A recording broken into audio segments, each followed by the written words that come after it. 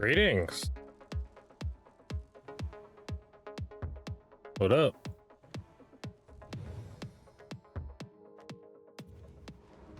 Oh, Pastor, how you doing?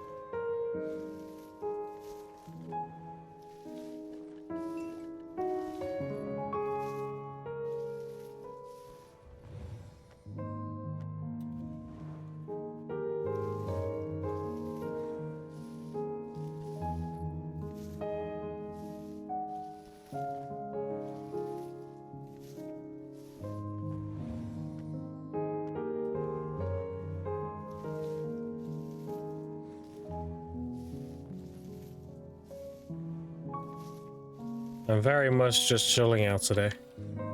But a pretty busy day, put it that way.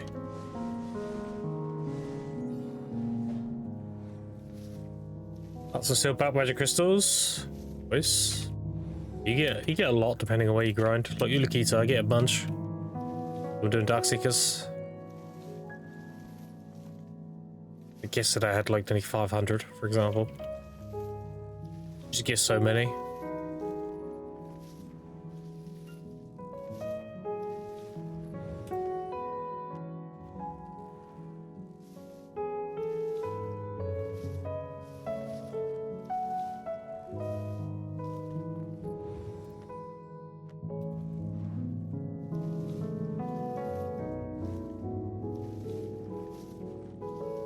Wait, I think I have some seats. I do, yeah. 3.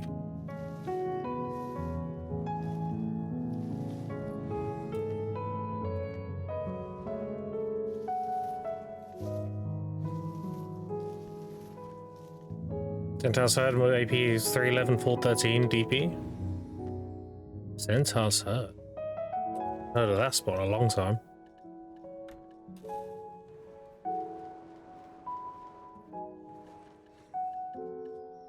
What's your total AP? You don't mind me asking. Like your not usually AP, your total.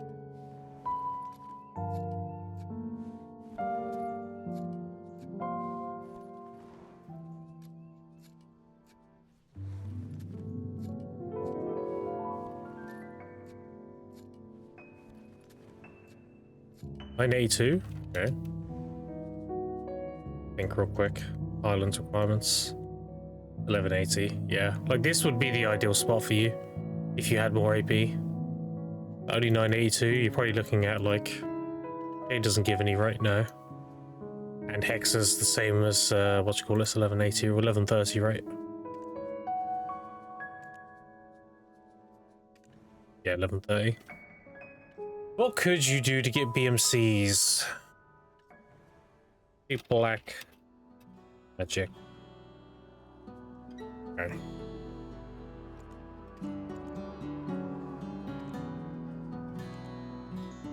$982. I wouldn't do centaurs. You could do primal giant. You're only a little bit short. It's 1,000. Centaurs is really outdated, so I'm trying to find you a better spot that also drops them. Hold on, let's do all. Magic. Other options do we have? Icky is 1390, no.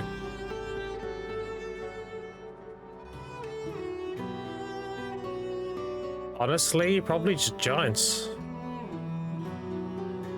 Yeah, I would recommend Primal Giants. Because these drop a lot of still BMCs as well, and they also give you the crystallized spares. These, and they're worth a lot. Sell them for like 40 mil each.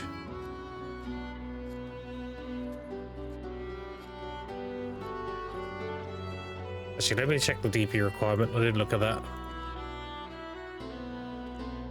410? Yeah, you're fine. There you go. Perfect. There'll be a Primal Giants.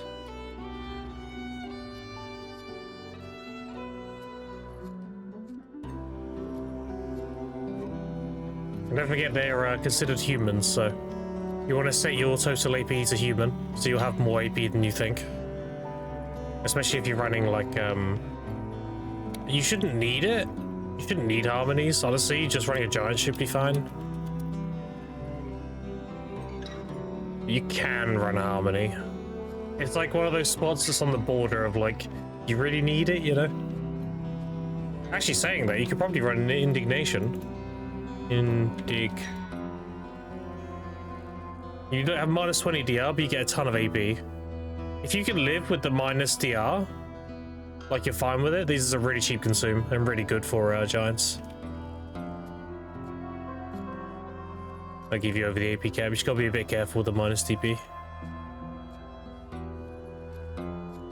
Up, John. How you doing?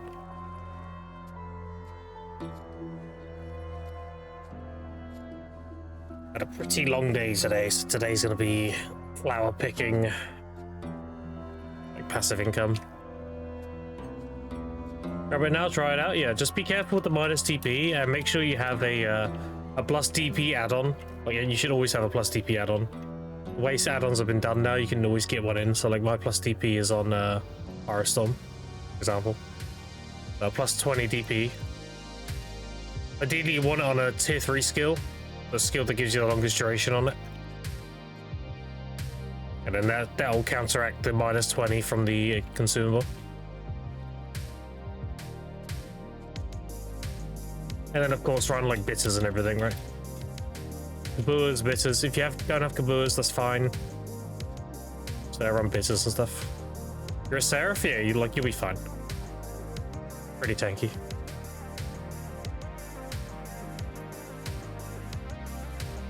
In terms of the crystal page, if you haven't done it already, most of your power comes from your crystal page, believe it or not. So I would get double corrupteds, double Ankarods, double Alucas. Don't forget you benefit from the AP on these, doing giants, because they're considered human. 2 decimations, 2 bitter, 2 rebel, and your Gearin. These 3 are optional. So you can run like what I'm running here, I'm running this just for the DR. Ultimately, this will be 2 Void Destructions, and this will be an Adana Crystal. But yeah, you can mix and match. The last 3 slots are really up to you. And obviously, if you're doing a spot that has resistances, then you want to slot 2 resistance crystals, and then the Adana Crystal. I think Giants is done stiffen, if I remember. So make sure you got 100% resistance as well. Let's have a look. Pretty sure it's just knockback floating, yeah. So make sure you're 100% resistant to knockback floating. You can do that using these gems here. This one. Knockback floating plus 25. If you have 2 of these, and you have the Villa buff, and you have your Rough-Hand, and I think you run one of the, I think it's docked. Docked? That's done stiffen. Which one is it again?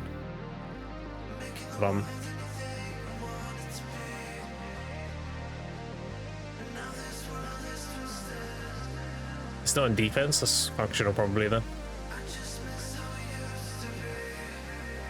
In here? Nope. Where would they put these things? Here they are. You want this one, Unyielding Spirit. That gives you 10% as well. It also gives you 5% monster DR, which is nice. Yeah, when you've done all that, check this. And look here.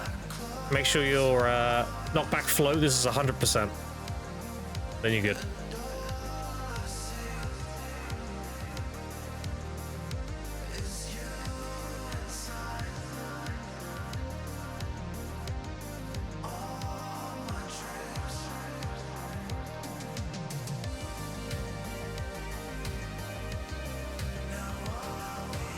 Yes, if I run 2 25% crystals and a 10%, actually no, I don't even need a 10%. No, I do. Wait, hold on. 32. No, I do. 42, yeah, 42 plus 50 plus 10, yeah. Because the Villa buff gives you 10% as well. This one here, wherever it is. Did I sell them or might I sold them? Of course selling them, but anyway. This one here gives you 10%. So 32 plus 10, 42 plus 20, 50, which is 225s. That's 92, and then you run a 10% crystal. You're good. You can also use a Calx elixir as well. I don't think they're very expensive. If you need the extra DR, a Calc is a really good option. Yeah, so like 12 million each, but they give you 10% resistance and they give you 15 DR. It's another option. But honestly, I would just run the 10% crystal. Should be fine. A lot cheaper too. The one-time purchase, so you don't have to keep consuming.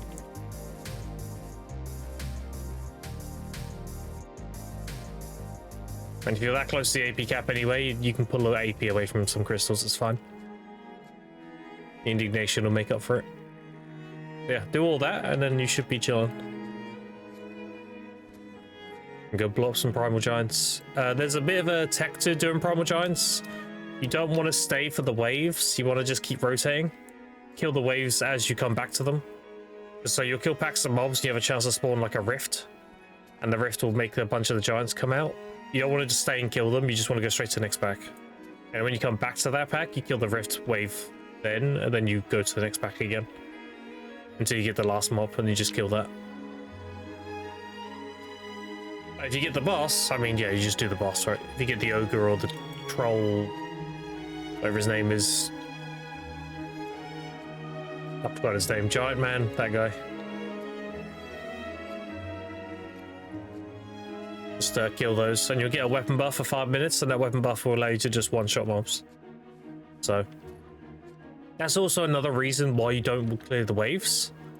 It's because if you get a weapon buff, you can just go one-shot everything and just double down on having the weapon buff. Yeah, that's pretty much it. There's nothing else to it. And you'll make a lot of money.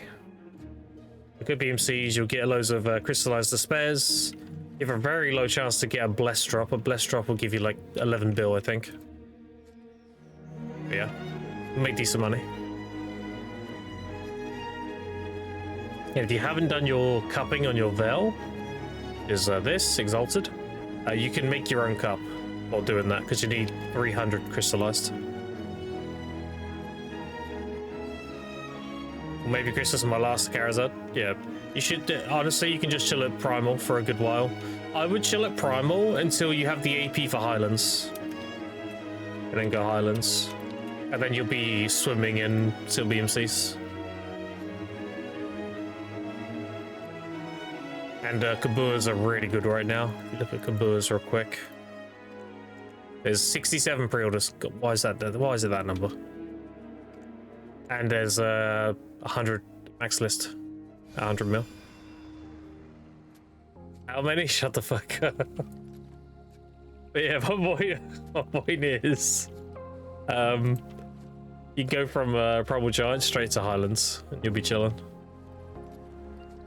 Do you like my emo for that, John?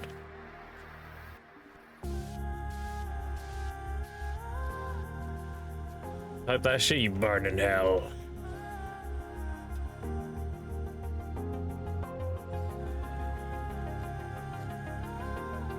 Oh, your Kabuas? Yeah. It's more so to sell them if you already have your Kabuas.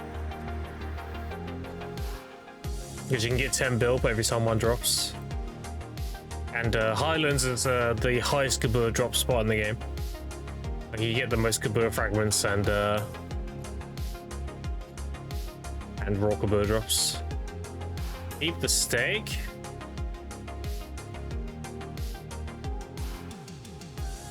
Nice. The streak. Why don't I read that steak? I'm hungry.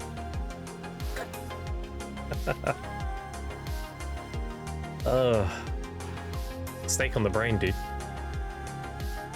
Yeah, that's a nice streak there, dude.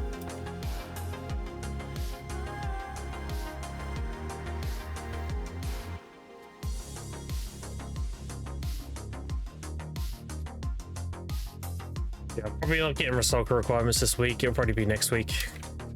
It was a bit of a stretch to get it this week anyway. I needed to hit 3 set armors, so wasn't expecting to get that.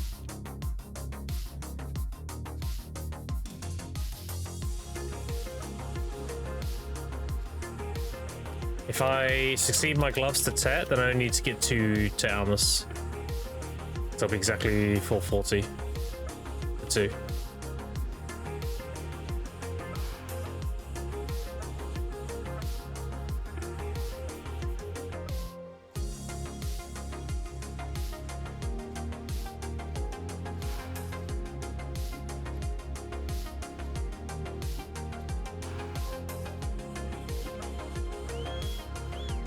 That was crazy making I had a 15 bill hour DSR the other day. Insane. Like 5 essence drops, a Kabua and a Limbo. And I did like 40 something K trash as well. Huge.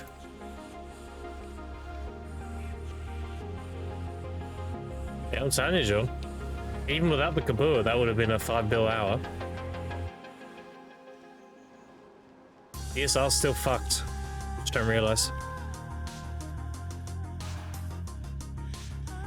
You got good clear speed, you make a lot of money DSR. How many sent out as a teleorbiter of only 2 debos? I'm cooked. Yep. That is pretty cooked. They didn't even buff them recently too. Passive Agris? It is with Agris, yes. But that Agris, it would have been closer to like 4, maybe 3.8 or something.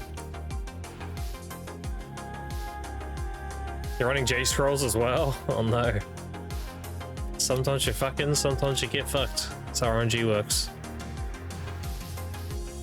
Like for example, these gloves, I was fucking. I got on tap 9. And then Tri was pretty free. But then getting fucked was these Tri boots. I pitied them. So. It is what it is. I did build a fail stack on them though. I was raw tapping them. I made a 300 stack with those boots. And I used that 300 stack on my gloves.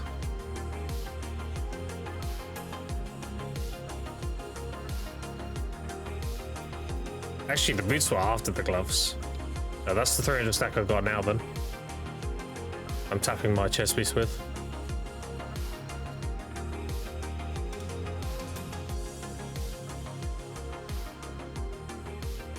Let's say everyone got it down with someone else's name. Do you get the name after yourself? You get your own name, yeah.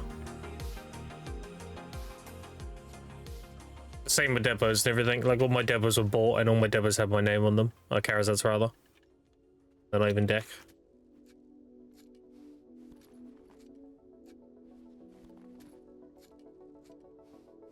Almost identical gear. Are you moving to Adania soon? I still got some DSR to do. I still need to get a bunch more fail stacks. And I need more Silk BMCs. Stuff like that. I will be going to Orbiter after, yeah. I'm currently leveling up the Orbiter node. It's level 8.5. So. What Thanatos say then? Yeah, my account is about 130 something days old now. Might be closer to 140 now.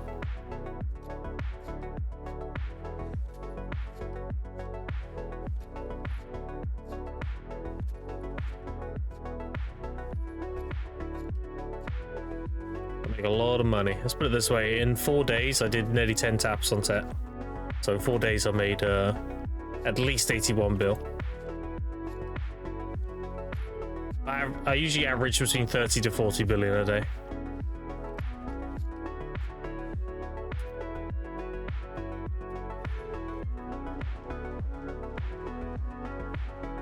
I'm definitely zooming.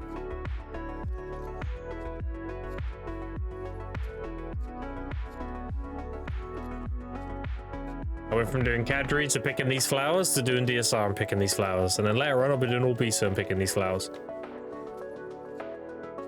And after that, it'll be Star's End and picking these flowers. Believe it or not, gathering is very good money.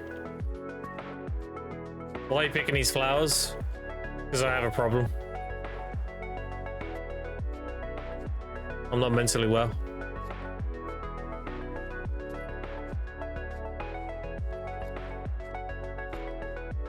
Memes aside, I make about $3.5 billion an hour doing this, and I can read chat the whole time and just do this in the background. Very, very laid back money.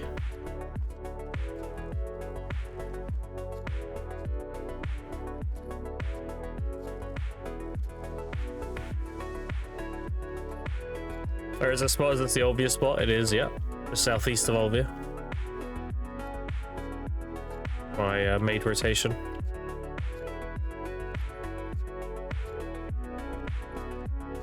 I'm losing my blue battlefield buff tonight. It was bad. I'll make sure I go back to blue battlefield today. I'm pretty sure we have blue battlefield tonight. 34 bill a day, yep. I make a lot of money. I've actually got to liquidate my harmonies soon. I can make about 6,000 harmonies.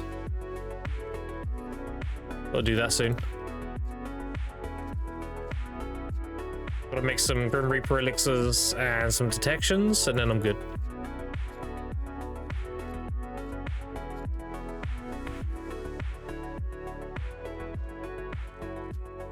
I'm also looking at this market.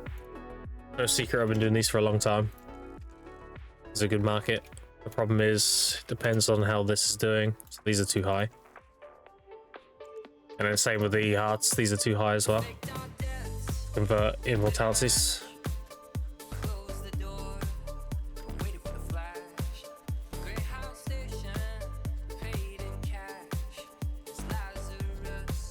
Yeah, my spot is here, look. There's the academy, there's Olvia, I'm right here. I do this like this rotation maybe once every other stream, so. When you grind for your traces of nature in front of the alchemy station. I wish I was joking. Best way to get traces is to proc the quest.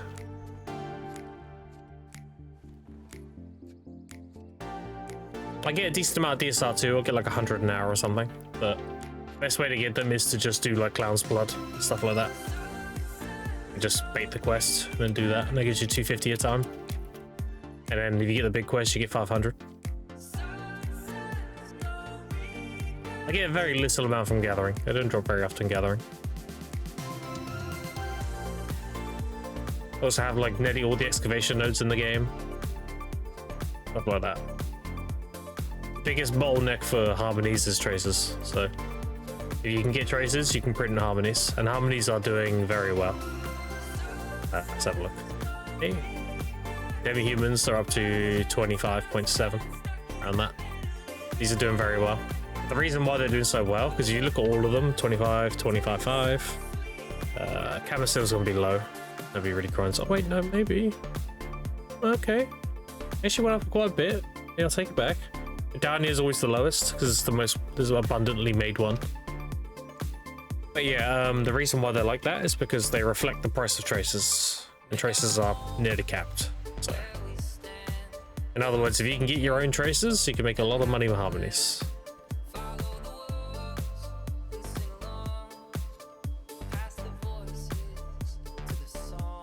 If I sit in front of an alchemy station for like 3 hours or something while watching stuff, I can get a few thousand traces.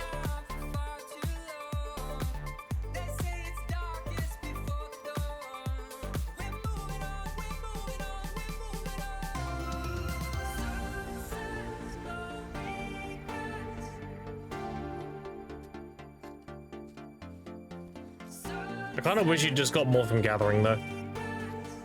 Or at least allow me to exchange like a fruit of nature for a trace. They're about the same price anyway. In fact, a fruit of nature is slightly more expensive. So if I can exchange my fruits for traces, I mean, that'd be pretty sick. Something like that, you know? Or better yet, let me exchange all the base herbs. Oh my god, it'd be up tremendous if you could do that. Like 100 of each base herb gives you 10 traces. I've got like millions. I have 4.3 million, 3.6, 3.9. Could you imagine? Holy. Change the origin of tenacious, whatever it is. Change that recipe to maybe make trace of nature. Yep, tremendous.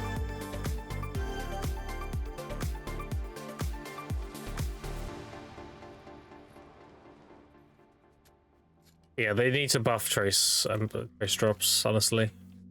The reason why they're so bottlenecked, it isn't because you can't really get them, because you can. It's more so that people grind in-game spots and the in-game spots don't give them. But like, let's look quickly.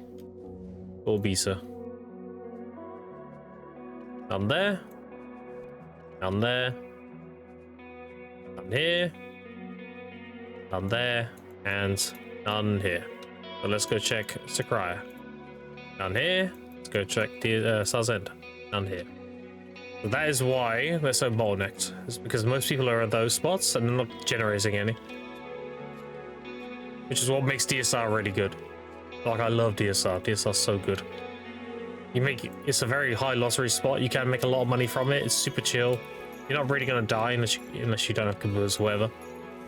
And you get like 100 traces an hour. You get like I get 120 seal PMCs an hour as well. Like doing this in DSR, like I can just print harmonies.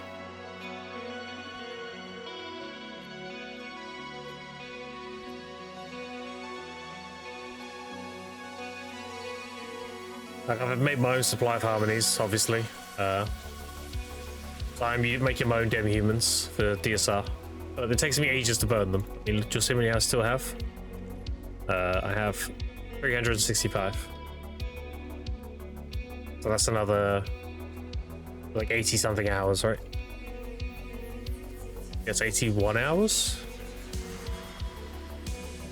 No, more than that. It's 80 something. 87 or something.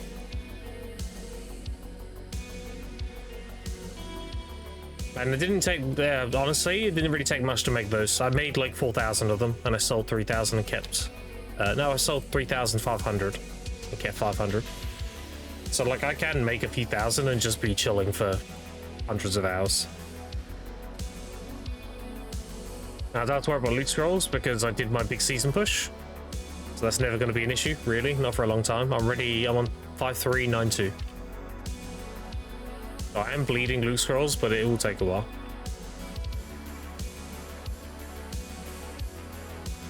So yeah, I just pick flowers and do DSR, and I just make loads of money.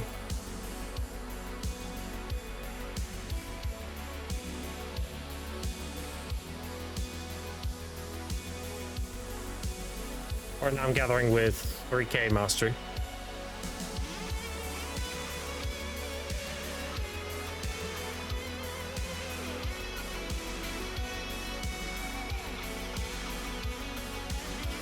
And I also have a tier 4 fuzzy llama. So I've got a tier 4 gathering pet. So yeah. That is my game plan. Yeah, unorthodox, but the numbers work, so I'll make the numbers, who cares? And then sometimes I'll do other projects as well, depending on if they're worth doing or not.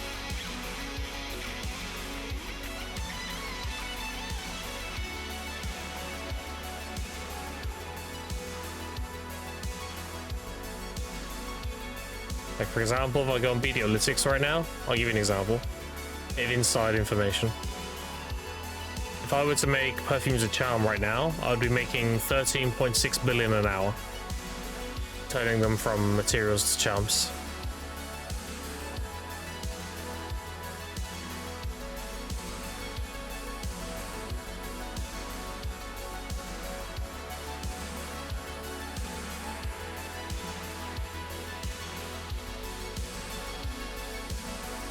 But obviously you got to factor in the gathering time too. The time it takes to get the essences. I'm crafting, I say 1,000, then it's going to take me about an hour to get around 400 or so. It's very volatile though, it's very RNG, because it depends on green thumbs.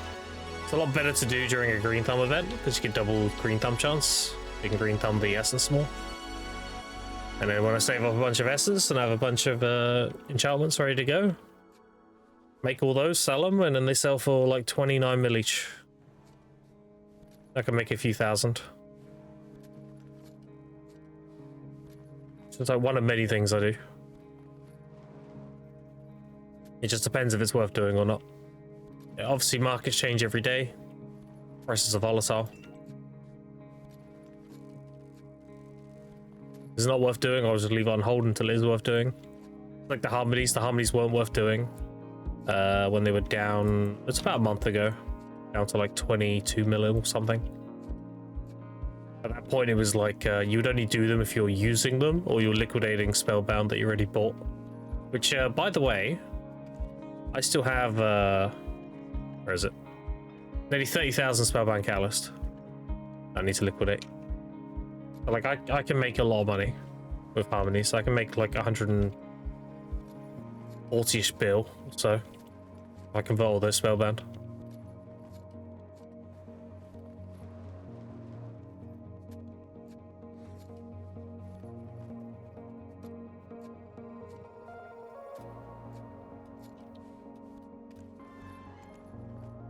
That 20 traces, so good.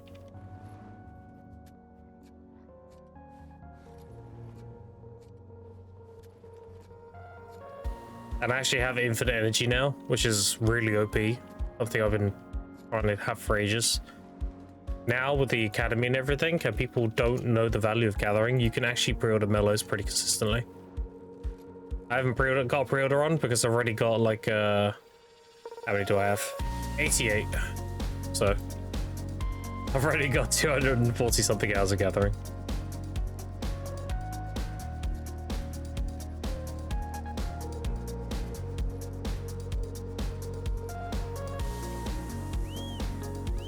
Getting the chest procs is really good money. Getting the one crystal procs is really good money. Obviously a ginseng is like an instant 6 bill. Ginseng's obviously a lot rarer though. I've only looted 3 so far. You know, you could use that and mellow together, yeah. You can.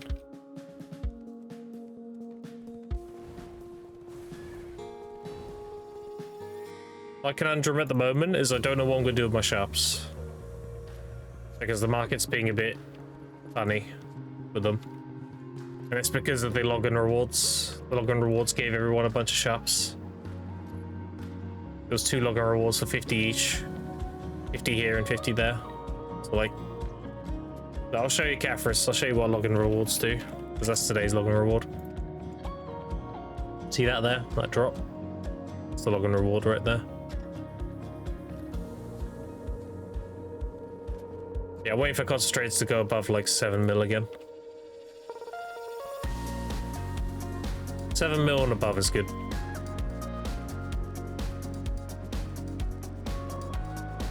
It's a great time when they're max pre-order, and there's actually a ton of pre-orders.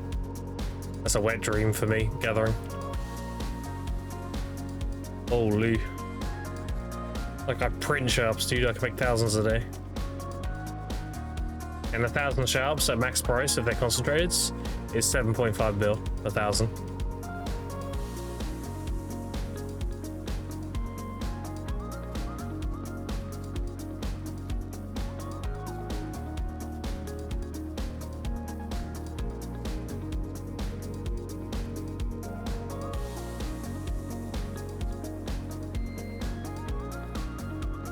I'm actually making more money gathering now than I ever have, because in season I didn't have the extra mastery or the Khan, but I was getting loot scrolls gathering. Now I'm no longer getting loot scrolls, but I'm getting more mastery tell. So that's why I'm 3k now. So I'm actually making more money nowadays.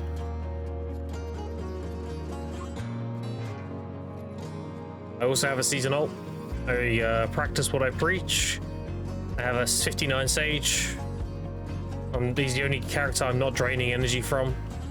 If I go on this node and do this, like his energy is 191. The rest I can just dump in here. I'm using his energy to gather with. And the reason I'm doing that is not for loot scrolls. I have tons of loot scrolls. Maybe eventually it'll be loot scrolls, but it's mainly for the Valks. I did a little bit and I got like 100 and something. I need 13 of those per 300 stacks, so getting a few hundred. Just to be good.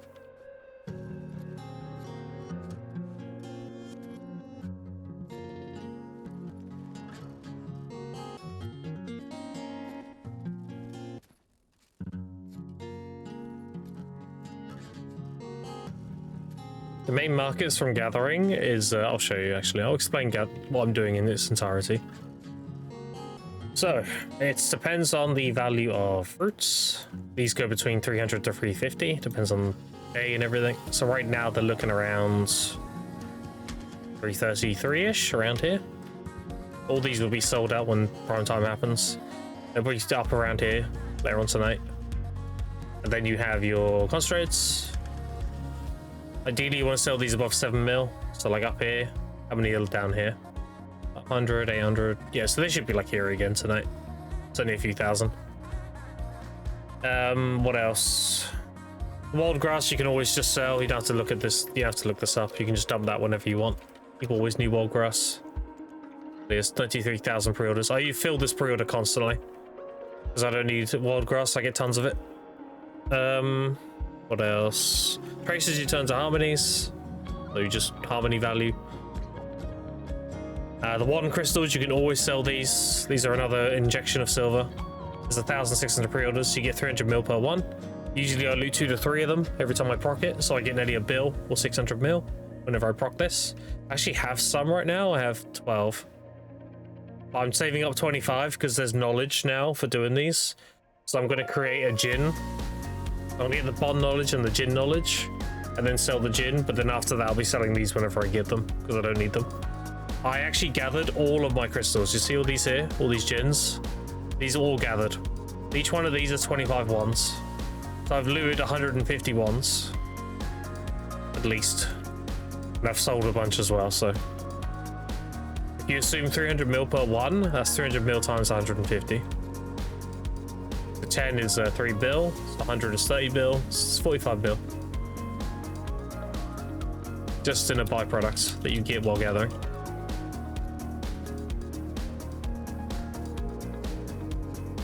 I'm telling you, gathering makes a lot of money. People sleep on it. What's my gathering level? I am 43, nearly 44.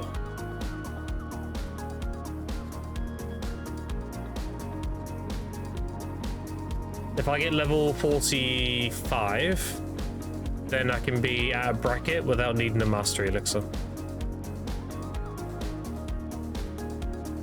And then 50 will put me at 25 towards the next one. Yeah, I have 10 preons, 2 pen preons, pen clothes, pen gathering tool. Base Khan, I don't have a Splendid yet. That's something I'll be investing into later. I think Splendid lifestones are expensive. Last I looked. Yeah, these are a lot more expensive than the other ones. 240. Maybe get one down here. Last price is 222, so yeah, I could buy one down here. And then put that in the Khan. That would give me 8% drop rate. A little bit, yeah. Just 8% gathering item drop rate. That'll be. The rest of the stuff doesn't matter.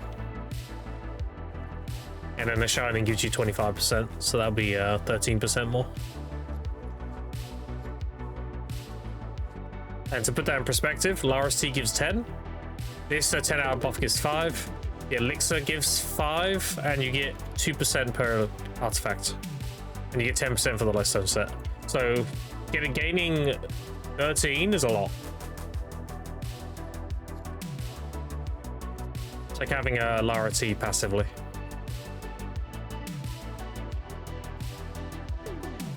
Also, speaking of buffs, 2 minutes.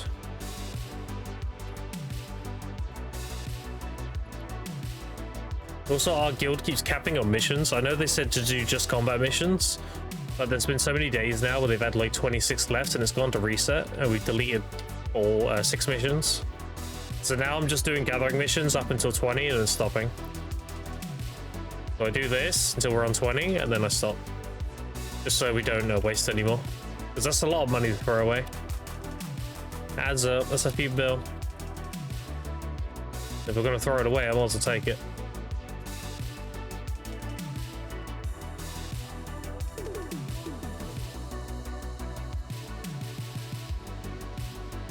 So I don't think Jimmy and all that will mind because we got all the guild skills now. We've got every skill now. It was more important when we were leveling up the guild.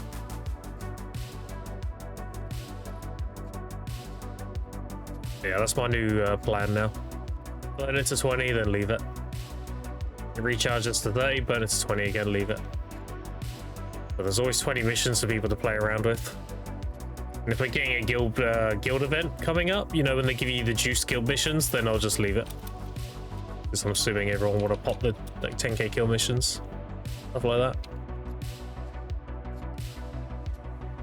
What I really need, chat, is I need a gathering event. I haven't had one in forever. Gathering event would go hard. It's been many months since we've had like double green thumb or anything like that, or whimsical shy, anything.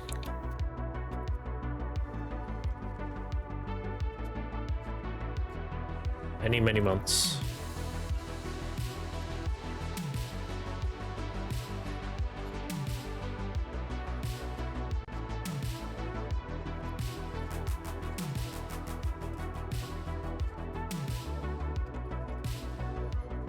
Oh, I need to check my workshop as well. I haven't done that yet.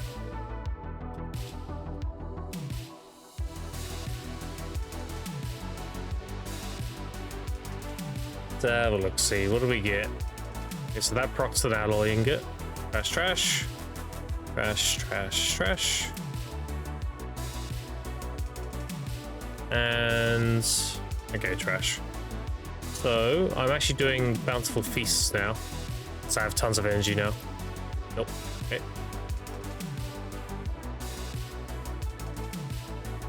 And guild buffs up.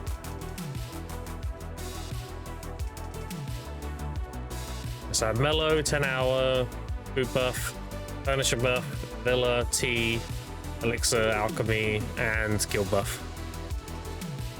I have everything running now. The only thing I don't have running is the Ellie's elixir, but I don't have any, so. Fugas. And unfortunately we don't have the scrolls anymore. It was a bad man. Pretty sure the scrolls have been removed. Yeah, they were in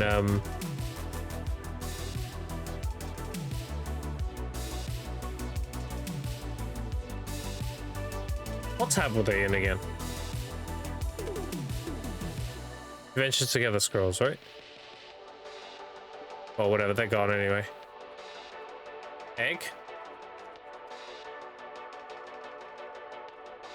You sure? Because they're not here.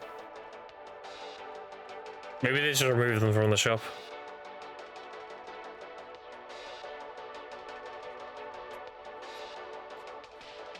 Yeah, the life scroll was really good. Gave XP, life mastery, and it gave +3 NG regen also for 3 hours.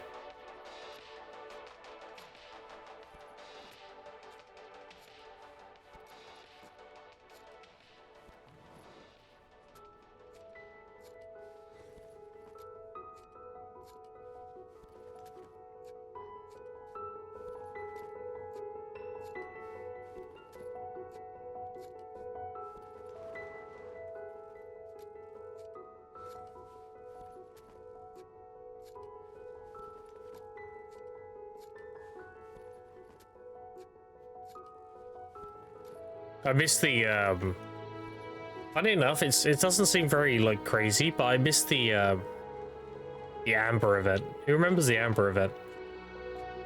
You get the 10 mil vendor home drop when you're gathering. Yeah, I missed that one. That was a fun one.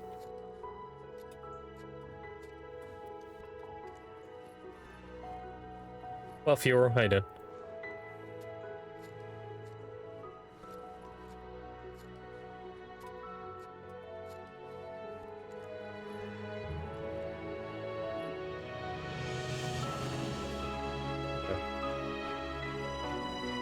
Need to unload my seed.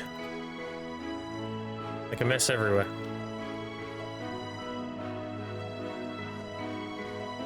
And Baldur's Gate 3, nice.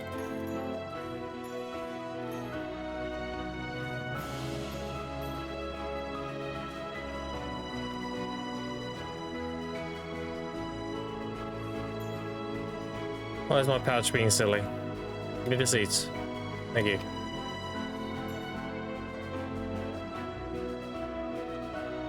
Do all those plants give seeds? Most of them. The only one that doesn't is that one there. This one here doesn't give any. It's a fern node. The rest do. That's why bear's terrible, because bear's covered in fern nodes. So you're not going to get any seed procs.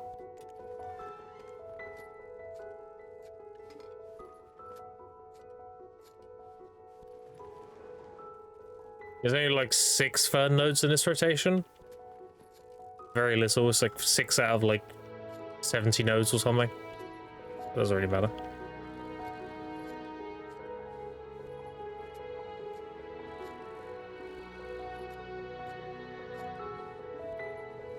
Yeah.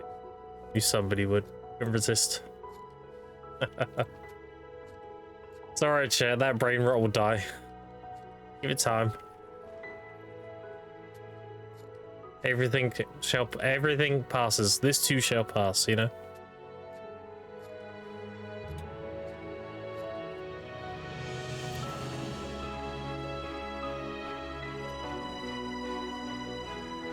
Does Apollo kill a clown? Appreciate it. Thank you, mate.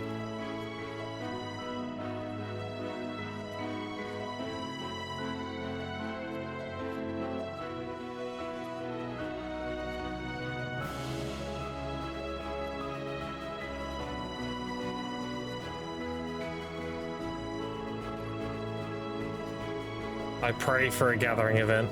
This maintenance. Been too long. Anything, dude. And to follow yesterday, no, you're good. Appreciate it. Anything. You good, you good.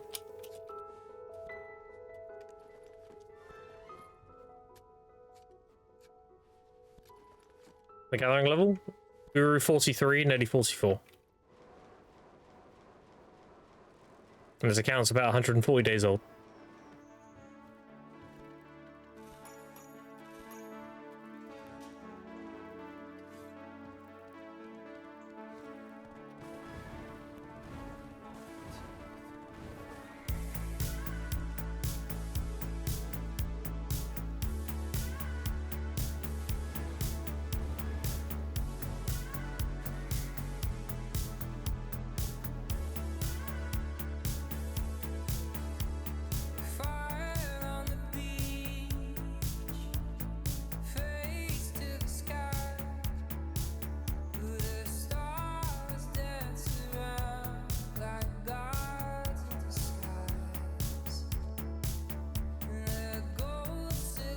I'm gonna try and make a 50 build today.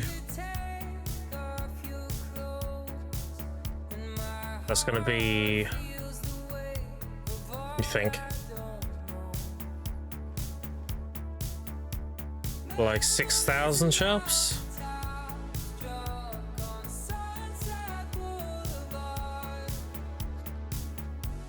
Is that right? It's 15 per 2,000, so yeah, 45, yeah. That's 6,000 shops. And the other 5 bill will come from everything else.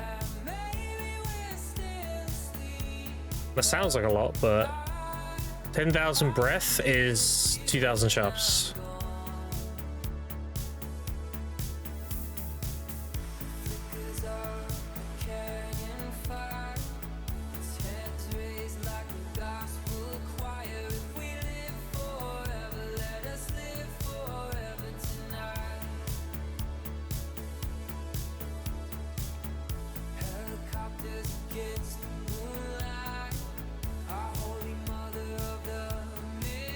Right now I'm on breath. I'm on now. Yeah, I'm nearly on 5,000 already. So 10,000 is 2,000 shops. So I need 30,000, 6k.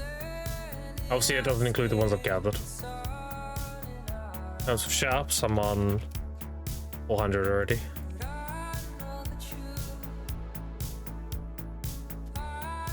So that with the breath I have, I'm nearly on 1,000. But you get a lot of shops very quickly.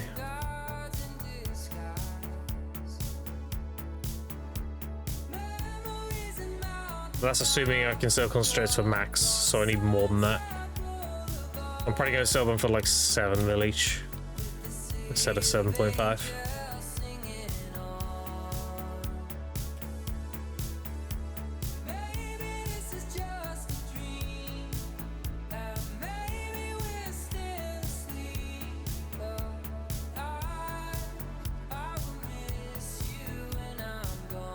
If anyone has any gathering buffs or anything like that, like I'm taking all donations.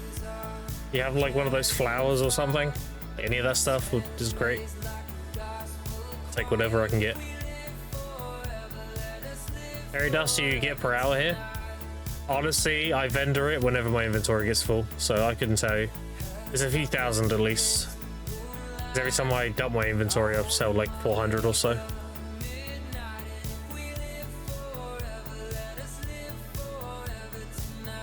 They said they're gonna buff gathering, buff life skilling. They said that last Calcium Ball. They want to make it so it's money that is not tied to the marketplace. So more than likely they'll buff the value of Fairy's powder. They'll make it like 100,000 each or something. If they do that, then that will definitely inject a lot of silver into what I'm doing. Because I get a lot of Fairy powder and Fairy breath.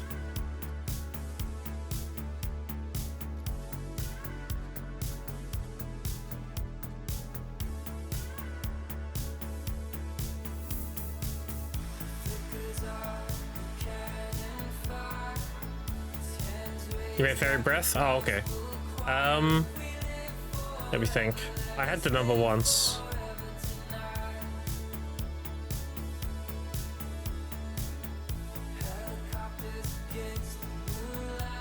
I don't remember. I tracked it a while ago. People were asking a lot. I had a number, but I don't remember what it was now. I would just say a lot, because Fairy's breath is tied directly to how often you gather, and the rotation I do, I have very little downtime. So I have the highest like percentage chance of getting the most, you know. Like downtime here doing this, and then I'm gathering in. A little bit here, gathering again. But the downtime is very small, especially with Musa. I can get node to node really quickly.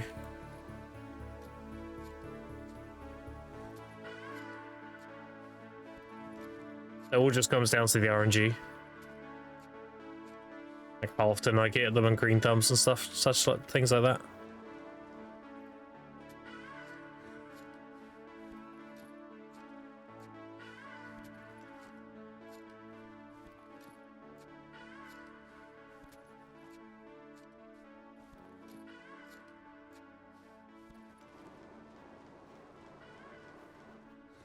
That's probably the biggest downtime I have in the rotation. But that takes like 2 seconds or something.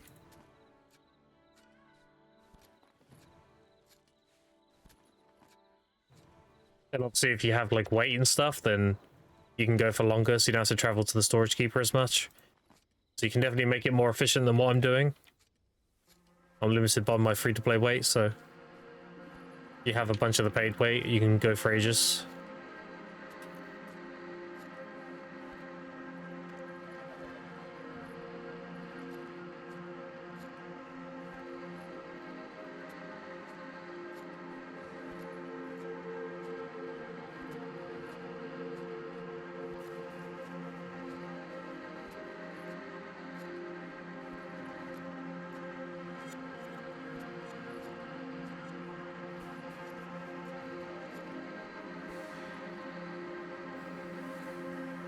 Damn, that guy got a primordial pigment.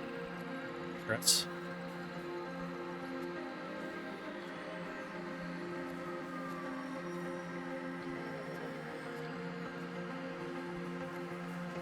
Yeah, weapon purple's still going for quite a lot, right?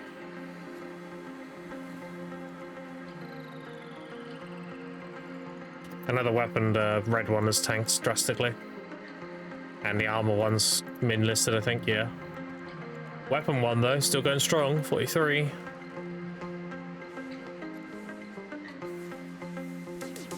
Dude, that's gonna suck, grinding.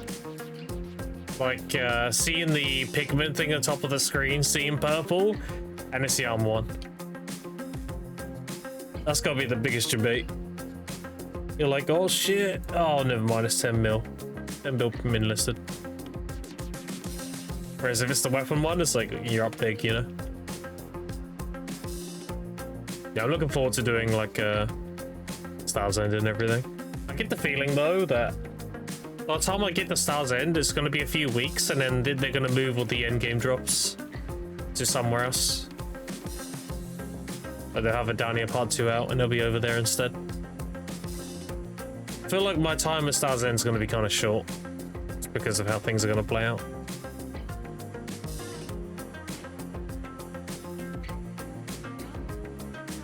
I'm also holding all my XP buffs. I'm going to wait for a Down Here Part 2. I have loads of bountiful feasts and 530 scrolls and 600s and everything. I'm going to wait and see what the testing is like. So like a lot of the XP poison growth will do the testing. See what the best spots are and everything. And when they're adamant like this is the best XP in the game, then I'll do that and pop on my buffs and everything.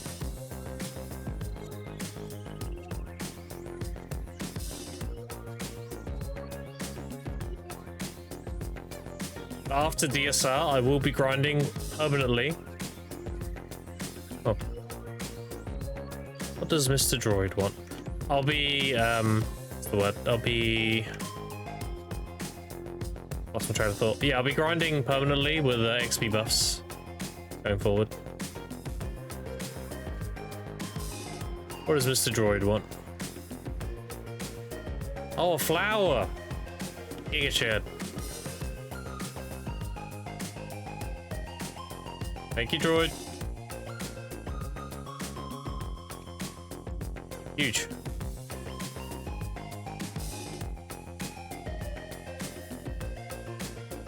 Upgrade your car, start. I will.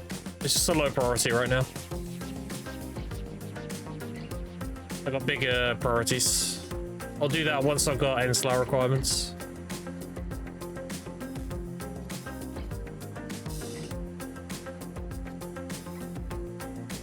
I'm very close to having Rusalka requirements, and then Enslar's like a tippy toe away, because I already have the AP requirements.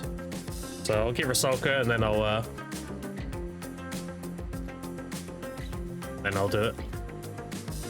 And I'll buy one. The tap ups, yeah. Like I want to get more stones a week for sure. That's number one priority. Alright, it's 20 missions. Now we chill.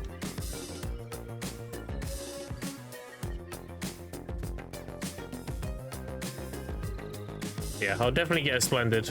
So I'm at Enslar requirements.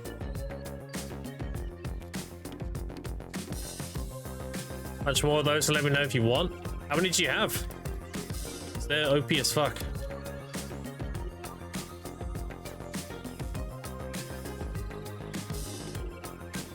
10% gathering item drop rate is huge.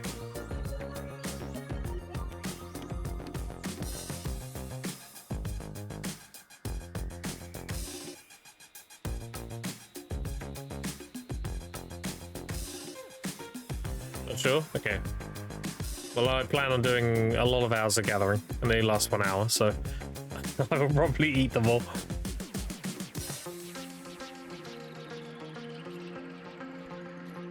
I have 240 hours of gathering to do. At least. 10 maybe? Okay. Add classic. I think 10 hours of gathering then, that's decent. I saw you grinding Tungrad yesterday, Droid, by the way. I saw the pop-ups. Have you getting essences when I was doing DSR?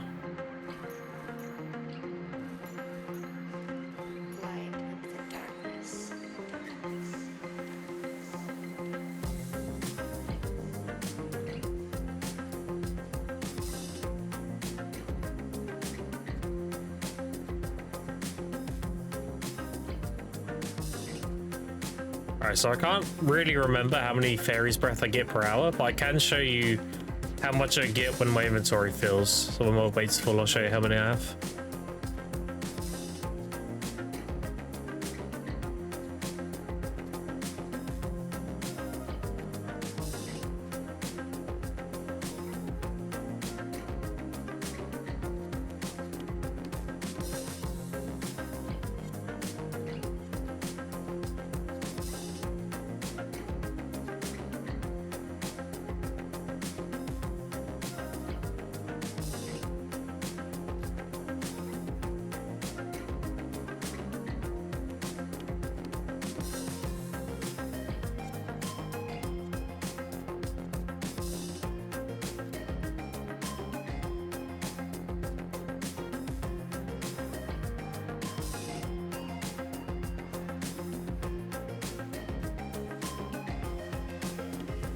Yes, I'm overweight now. I have 300.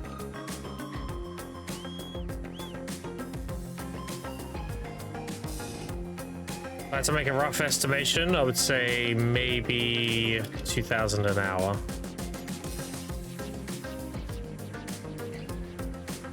Maybe.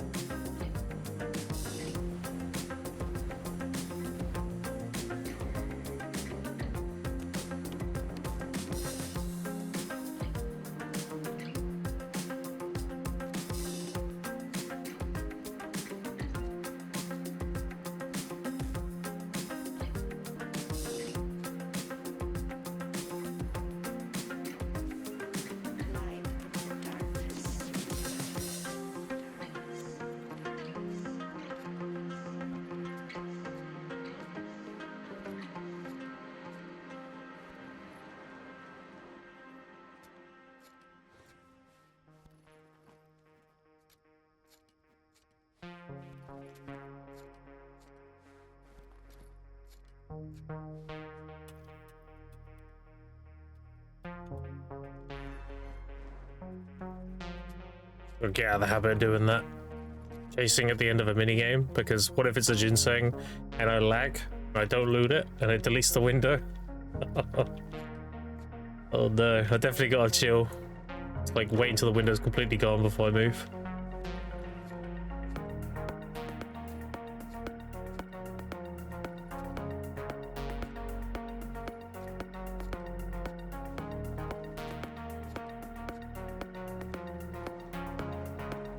Any ginsengs we get, we just sell.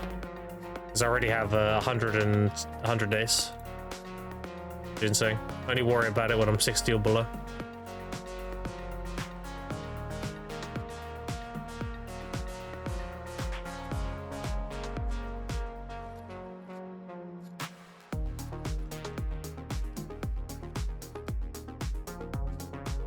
Eric lost out on ginseng because his entire phone he drowned or something like that. Yeah, it was underwater gathering, yeah. Underwater gathering. Yeah, famous clip. Where he green dumps and his inventory's full and he runs out of breath, so it drags him away from the loot. Yeah, that's very feels bad, man. I don't understand underwater gathering, dude. I'm gonna be honest. I would never do that shit over this. Why would I ever do that? Who wants to sit there and do this all day? Bro, nah. No. Just go to a vendor and I'll just delete 100 and something slots in seconds. I'm good. Can you proc life crystals from minigame? No. If you could proc 1 crystals on a green thumb, that'd be OP as fuck. However, fun fact, you could, when it first came out, people were getting like tons of 1 crystals. And that was obviously not intended, so they patched it. And they reimbursed people like a bit of money per 1. That was funny.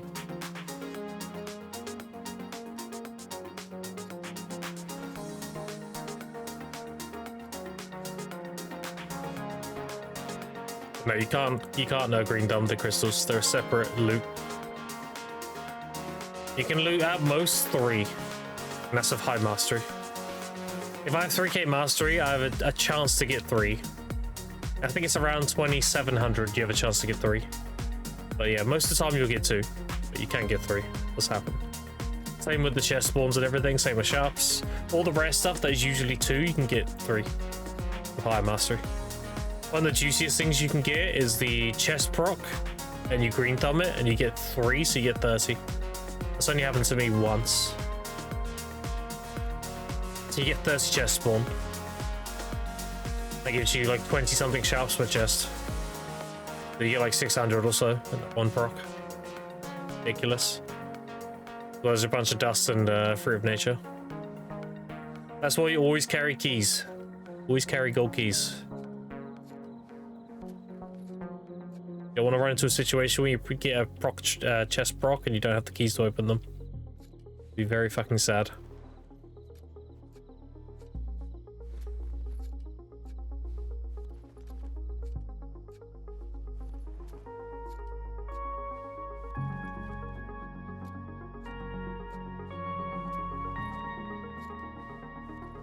That's why I have AC 3 gold keys. I usually buy like 300 and then I burn through them.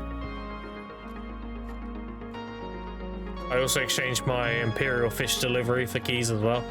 If I get a bunch of shitty fish, it's not worth going and trading and making the distance to sell them. It's better to just turn them into keys. Because the extra money I make, I'll be buying keys with that money anyway, so it doesn't really matter. It's assuming you have a bunch of shitty blue fish, you know. Obviously the yellows and stuff, you want to do the trade distance and everything. Yellow and above.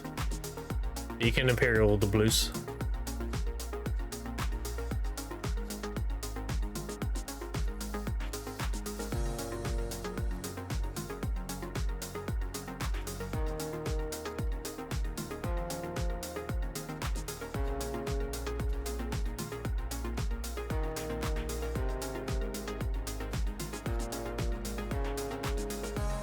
Yeah, we'll be doing at least one set attempt today.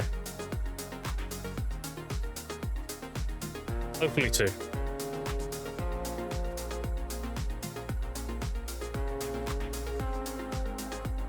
And don't forget, chat, we're getting our boss reward bundles this maintenance coming, and more than likely we'll have some compensation as well. So this maintenance coming, you should have a nice little paycheck waiting for you. I'm praying we get a gathering event, dude. It's been months.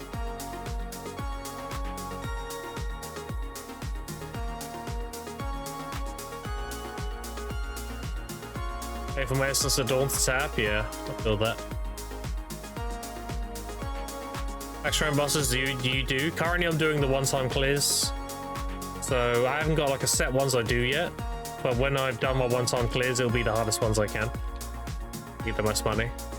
Right now, like last week, I did, oh no, I can show you actually, because it still says 0. Yeah, so I did Sangoon 910, and I did Gelmiho 8, 9, 10. But then next week, I'm going to be doing Odusini, you know, Changui, all the ones I haven't done, basically. Because you get that, like, bundle, one-time clear.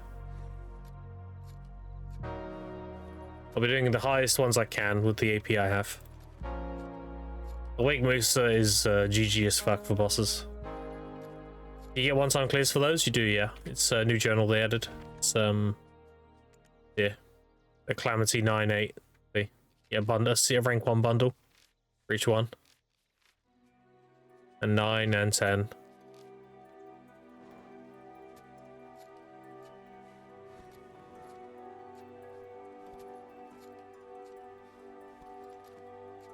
Retroactive? I don't think so. Maybe, I don't know. Maybe, I would say if this is torn, then maybe that's how they track it. So if you have all these like done once, you probably can claim them all.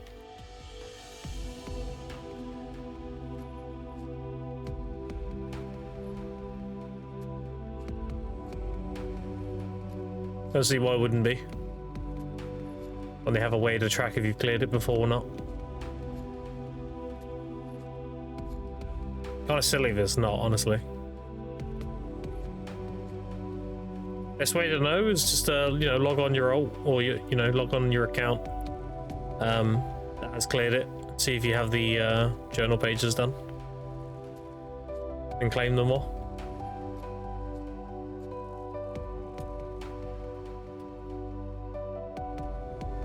Yeah, Wake Musa doing the bosses. So long as you're not trying to push past times, which I don't care. I just want to clear it. They're super easy. You have very good, like, instant bursts, and you have a perma iframe. So you're only dying if you just get greedy. You just chase backwards, and you can just linger perma iframe. And because it's based on your stam, you can do it for ages. It's like a more OP evasion roll.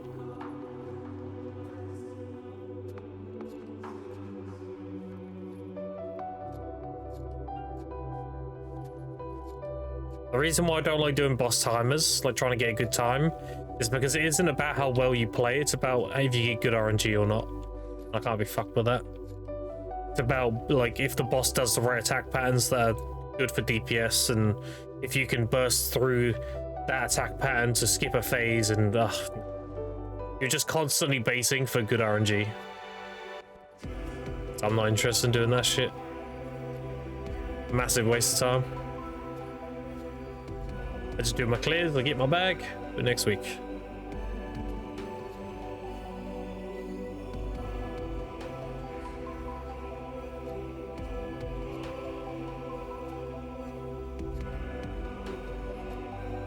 I would say it's, if nothing else, it's for the flexing rights. Because the amount of extra money you get from a rank 1 bundle, if you spend a long time baiting for bosses and everything, you could have just grinded for an hour, made that money. And more. So it's very, whatever.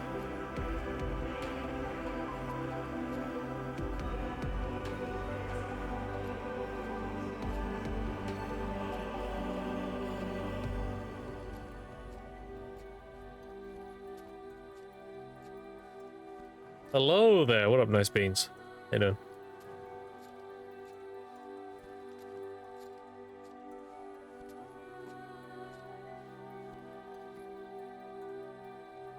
I've been busy all day. It's this morning, so I'm relaxing the fuck out today. Coming to follow me around. You gonna cheer me on while I pick flowers? What up, Jay? How you doing?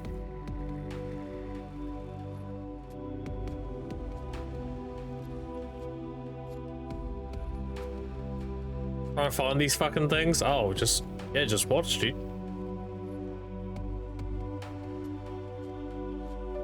I'm gonna be doing it a bunch today, so mimic what I'm doing.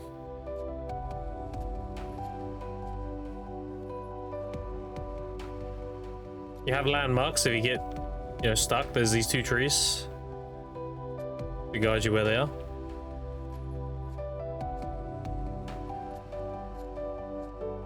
Maybe I'm getting too old. I mean, the elderly are nothing if not good at repeating the same thing over and over, and that's pretty much what this is. I don't think age is a problem. Gotta make it muscle memory. You know, make it routine. Gathering event when PA feels like it's forever. Yeah, dude, I'm waiting for months. I was just talking about that earlier. Like, when are we getting a Whimsical Shy event or something like that again? I would even take the, you know, the 10 mil item you loot gathering. Like, that would be sick. Like anything, you know?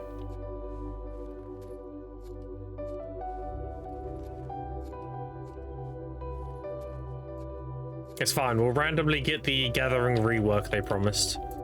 And then Fairy's powder will be like 100,000 each.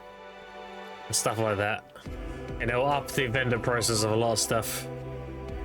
Because they said they want to increase the silver per hour from life skilling, but they don't want to do it in regards to the marketplace. They want to do it on the base yield, like vendor stuff. Big cope, I'm here for it. Yeah, dude.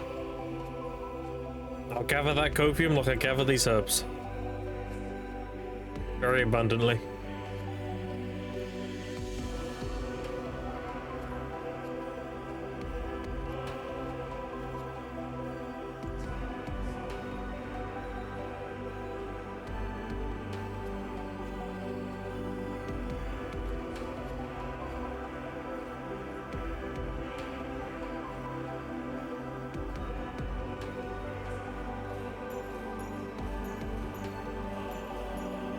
I just deleting all these. Yeah, I'm good.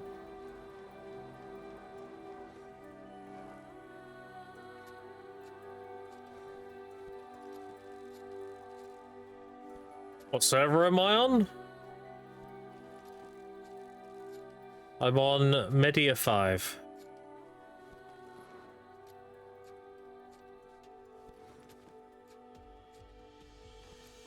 Like, you're not gonna see anything different in game versus watching me do on stream.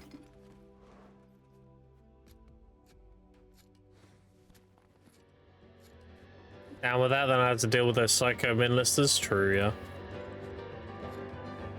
Far passport itself needs to be equal effort. Yeah.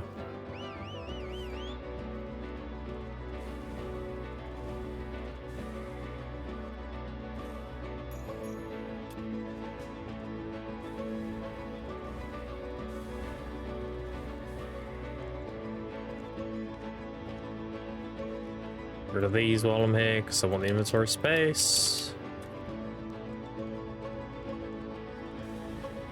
All my plans with guilds, I'm staying in growth until I'm geared enough to play with Digi again. Pretty much. Has always been the plan. And then all my community members can stay in growth if they want.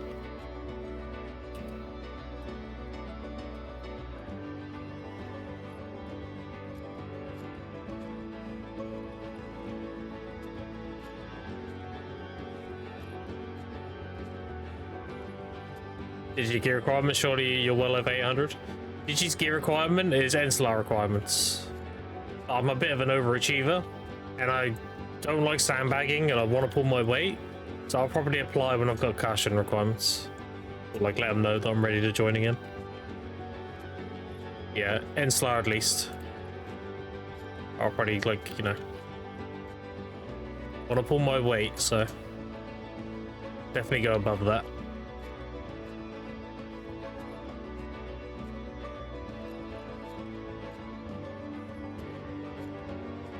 I don't want to sandbag or into my guildies, you know. I want to pull my weight and some.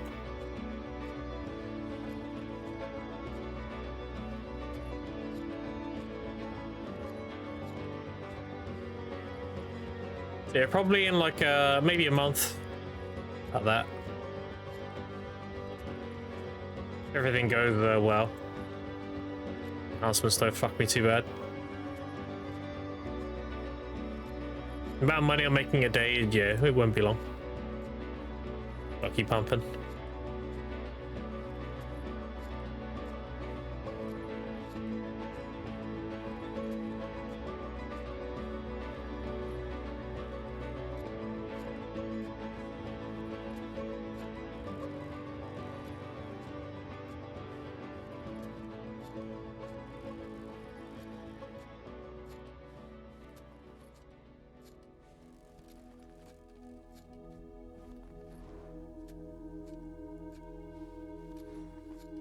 Imagine if these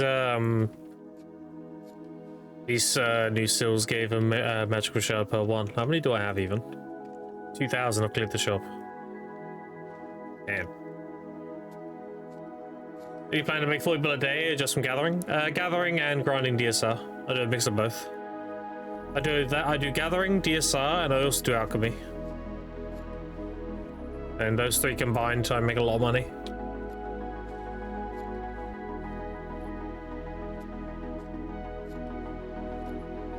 I mean, my alchemy storage right now is worth 114 bill.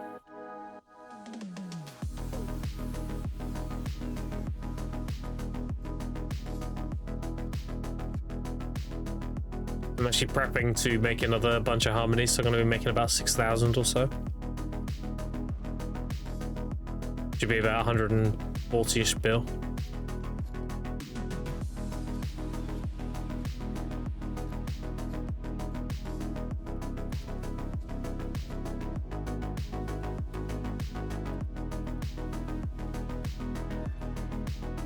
I'll be keeping it a little bit because I've got like 300 and something maybe human ones now. I'll probably top that up to like 600 or so.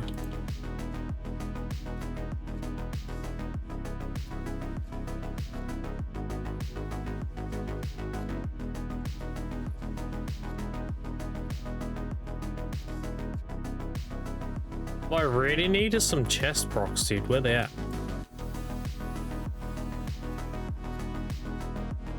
A 3K gathering mastery.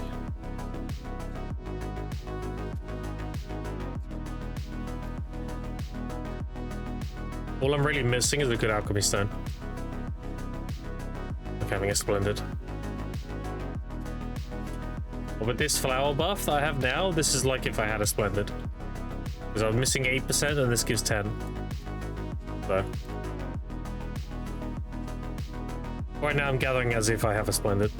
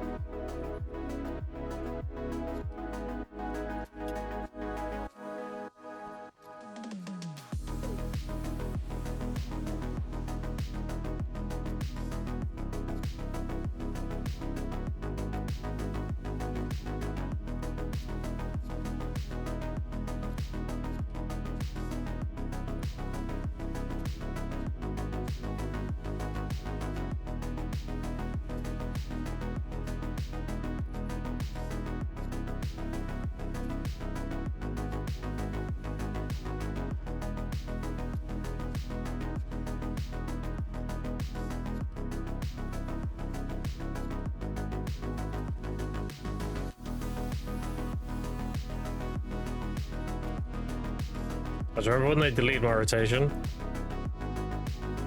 they randomly put it back again. And I was like doing that glitch rotation for a while.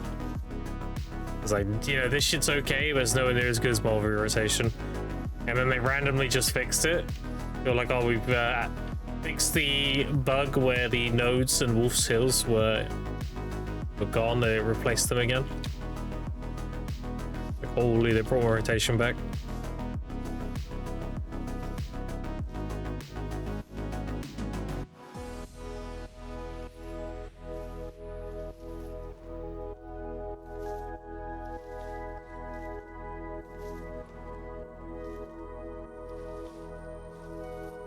Yeah, that's why my farms are here as well, because I can prune them while doing my rotation.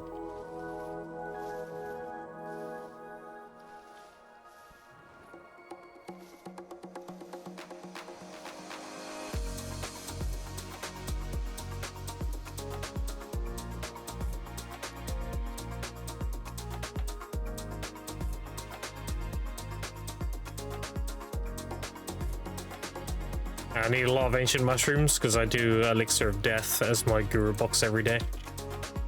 And I do that because I'm trying to get the crystal. Trying to get the Elixir of Darkness crystal. Otherwise you should just do like apprentice boxes every day. Just for the seals, so you get repair tools.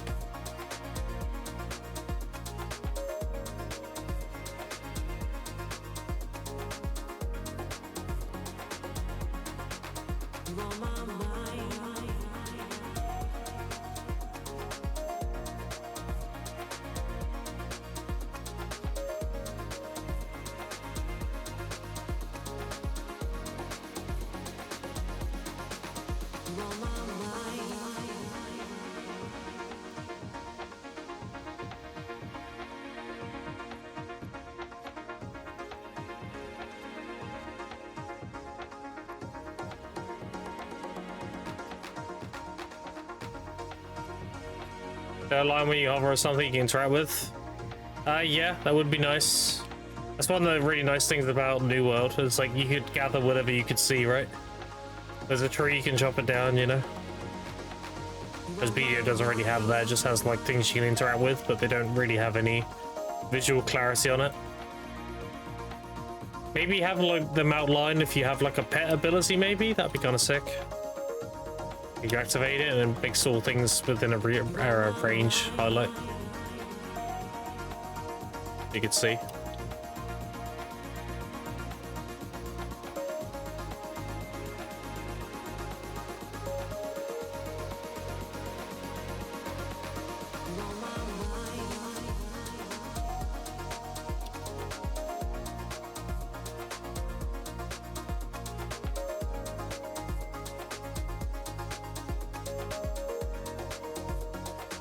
Pretty green thumbs.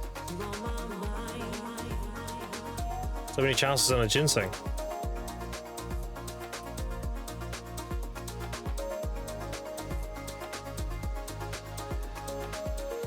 The worst thing is get a double green thumb though, I will admit. You delete another minigame. Ugh.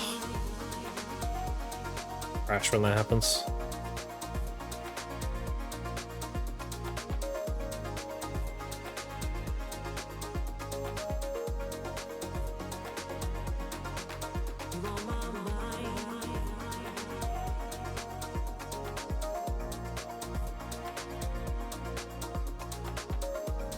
Over here, nice beans, that's where you start, look. This is the start of the rotation. There's the stable keeper. You stand up right here. You do these.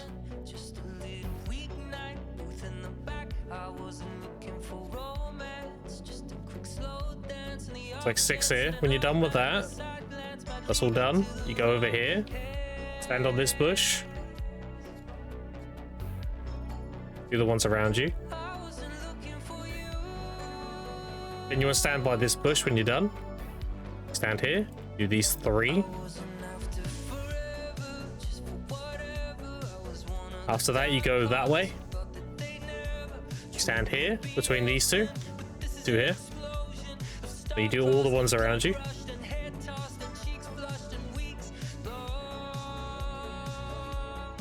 A lot of notes here.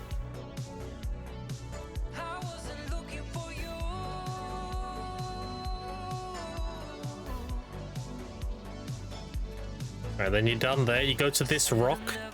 See this rock here? Go to that rock. You stand on these 2 plants here. You can do the tree too if you have a sap collector. You have a good mastery. The tree is recharged every other rotation, so you do all these around you. Then you go this way to these 2 here. You do these 4. These 2 on the outside, these 2 next to each other. Then you head towards this tree in front of you. You go right in the middle here, because there's 5 around you. And you can gather the tree as well if it's recharged. You have a good fluid collector.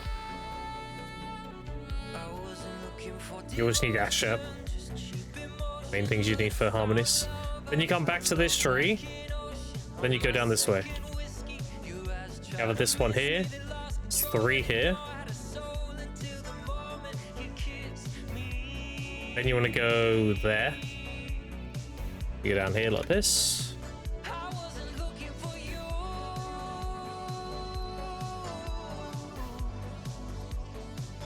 Just get all the ones in this like curved shape. And then the last one is right here. I need this barricade.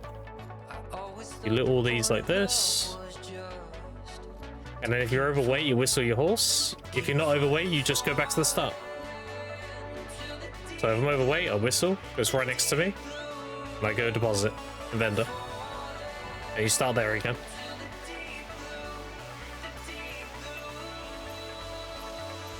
You want to know how I'm vendoring seeds so quickly? You want to check this box. So then you have to press F, you just right click, it does it in max instantly, you press space and then space. And space, space, space, space. Then you repair, you're good. If you need to deposit, you just come to storage keeper, you press 2, auto move, space. Then escape, escape. Then you ride back, you want to put your horse about here. Around here is good, around the stable keeper, and then you're at the rotation. Let's start again. It's right here. And you just rinse and repeat. If you want to prune your farms too, you can put your farms where mine are as well. If you want to like make sure they're growing well and stuff. I'm personally doing a bunch of ancient mushrooms because again I make a lot of elixirs of death. So even though I have like 88,000, I'm burning through them. Turn them into elixir of death. I am due to do a big alchemy session soon, so you'll see them go down drastically.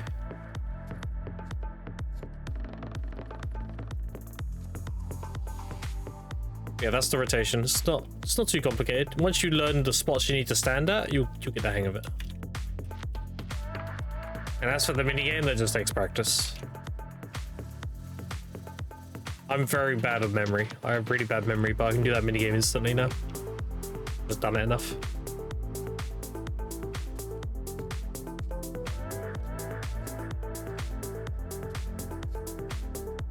And that's it. That's how I've got like nearly Guru 44 gathering now. In a short amount of time. You just get so much XP from this. A lot of money. Getting the green thumb on the seeds is what gives you all the XP. Like that there, that's a huge XP boost. And you want to make sure you loot the whole thing because there could be a ginseng at the end. And again, look, no C pro. I'm getting like nearly 1% XP every time I get one of those. And now I'm on 71%. When you're full inventory, you can come back whenever. Like I'm gonna come back early because my inventory is completely full. Vendor it all. Do a quick repair. Remember where you left off. Just go back. I was here. Was it here? Yeah. Wait, was it there? That was here. It was here. Finishing these.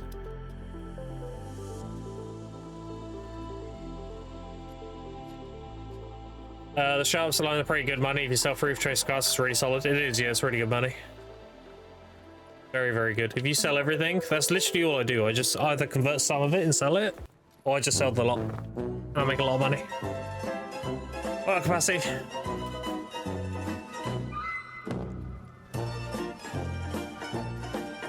Now imagine about a gathering event. Also, if you're gathering, so you'll be gathering while you get a green thumb most of the time. Make sure you loot the gathering window before you finish the green thumb of it, minigame. I'll show you what I mean next time it happens. That's something you need to be aware of as well. Otherwise you're throwing loot away.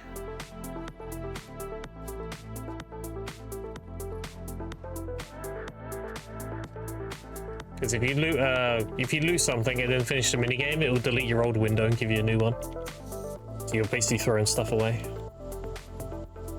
I'll show when it happens here again. I'll show it. You know what I'm talking about.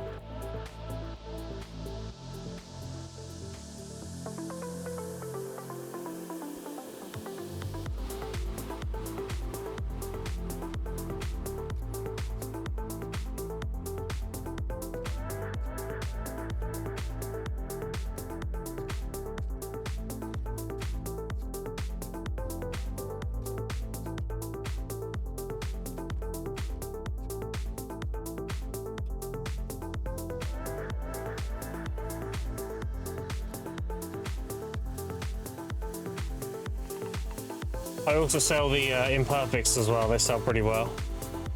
These, you can get like nearly 10 mil for those. I actually had like 10,000 or so and I sold them all, made a pretty nice amount of silver. 10 bill or something. Because you want to value them at 1 mil per magical shard. Lightstone fragment, whatever they're called. They only give you 6, but they sell for like 9 point something, so you're better off just selling them.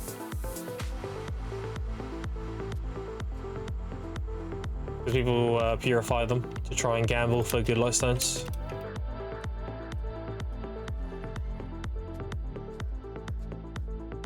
Well, buying them are very much gambling, so it's supplying the gambling addicts.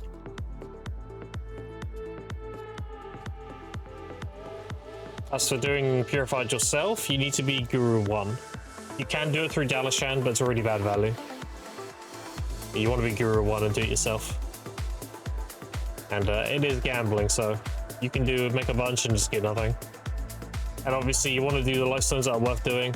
They're easy to check. You just go on here, go to artifact lightstone, you sort it by price. So with fire, you ignore the amplifiers obviously. Striking at 1.3, 700, 600, no wait, 700, 500, 200. So like fire is okay.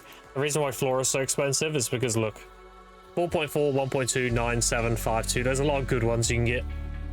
So that's why that's the popular one to purify. That's why the imperfects are like nearly 10 mil now. People are just gambling to try and pull patience and stuff. You can also you can get the lightstones as a byproduct as well. A lot of people don't know that. So if you're purifying flora lightstones, you have a chance to produce a lightstone as a byproduct. And usually it's a decent one. Like I produce strikes and patience and stuff doing that. Need the lightstone luck buff? I don't think I need to blood the flowers. This is sacred ground, I think. Blood doesn't do anything here. It works at DSR though. DSR loves blood.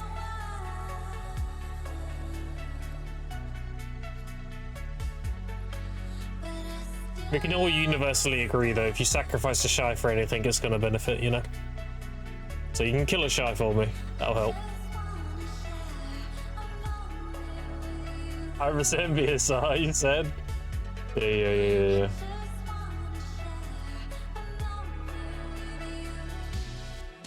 I said BSR right to your location. I mean, you're more than welcome to one-shot me. I will say though, Ryu, in this gear, you better have the karma. I don't even know how much you're gonna lose. It'll be a lot though. I don't even know how the karma system is nowadays.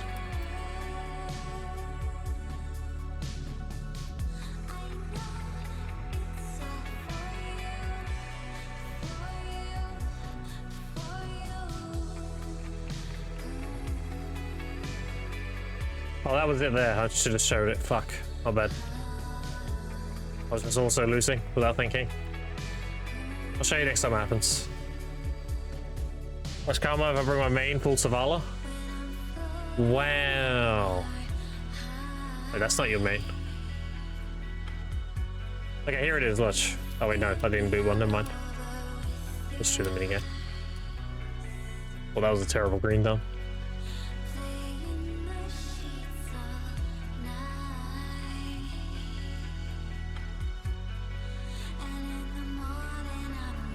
What's up, losers? Well, Blacker. Can't karma already at minus 10, 1 mil. Isn't the cap minus 10 mil? Or is it 1 mil? I don't know. If you do a fairy breath, you always turn it into shafts. Turning it into gathering XP and contribution is trolling.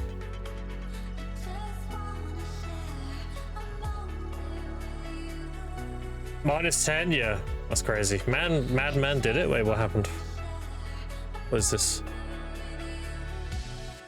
Wait, did you get your last deck? You get the deck? Not your last deck, you got the deck? How many taps?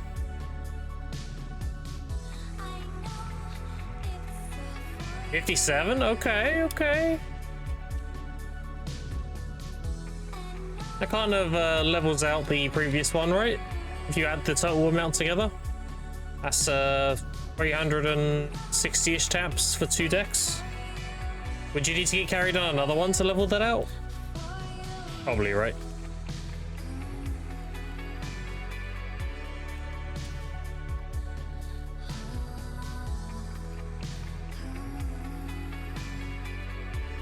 I'm % below average anyway, but it's fine. Okay.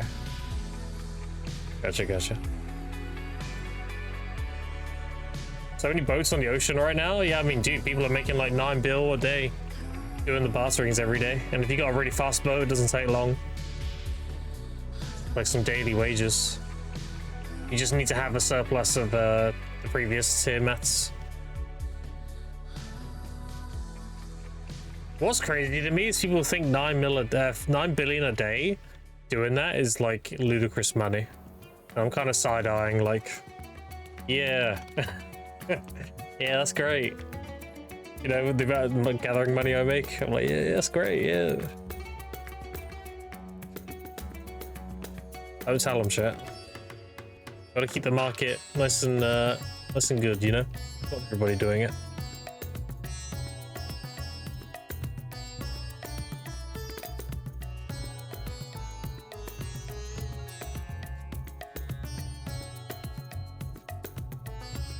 Only fruits on now.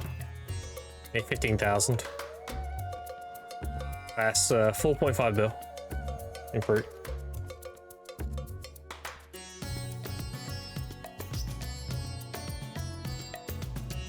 Casual 4.5 bill.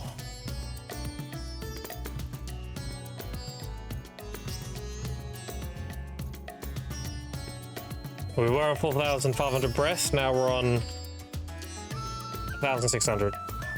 So yeah, like it very quickly piles up. Every 10k is 2,000 sharps.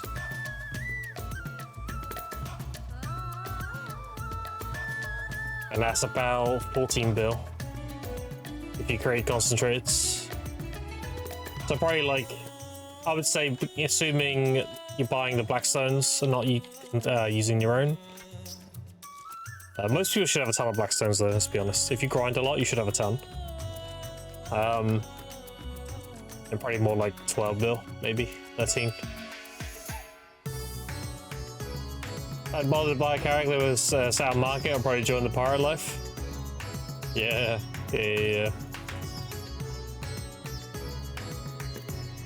So this is one of the big things that can happen. You want this on a green thumb, because I'll show you real quick. I'll unlock this and show you. Look. I'll loot them. Look. 17 sharps, 21 sharps, 23 fruits, 24 fruits, 18 powder, 8 powder, 6 powder. So like if you get that times 20, that's a lot. That's what you're trying to bait. You're trying to get the chests on a green thumb. You can get 20 of them.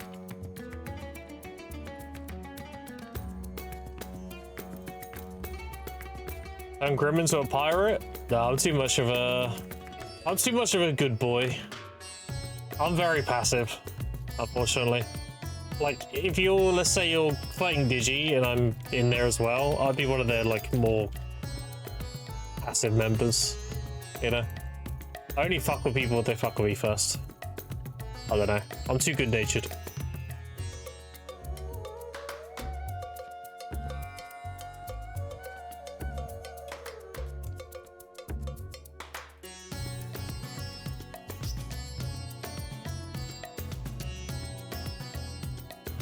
I have too much empathy. I feel bad all the time doing that kind of thing, you know? I've grown up very, very empathetic. Like, dude, I can't be the instigator. I can't. You just never really have more PvP from my experience. Yeah, that's true. They would do GVGs on occasion, but... yeah. Yes, I did have some fun GVGs when I was in Digi. But there weren't that many. We'll admit that.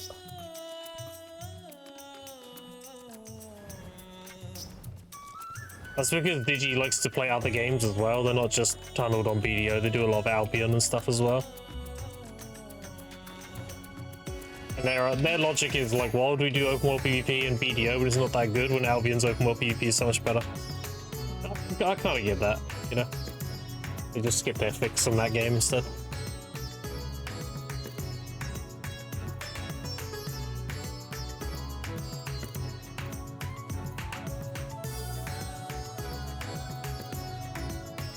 A lot more rewarding and such, you know. There's, unfortunately with BDO, there's no real purpose to open world PvP.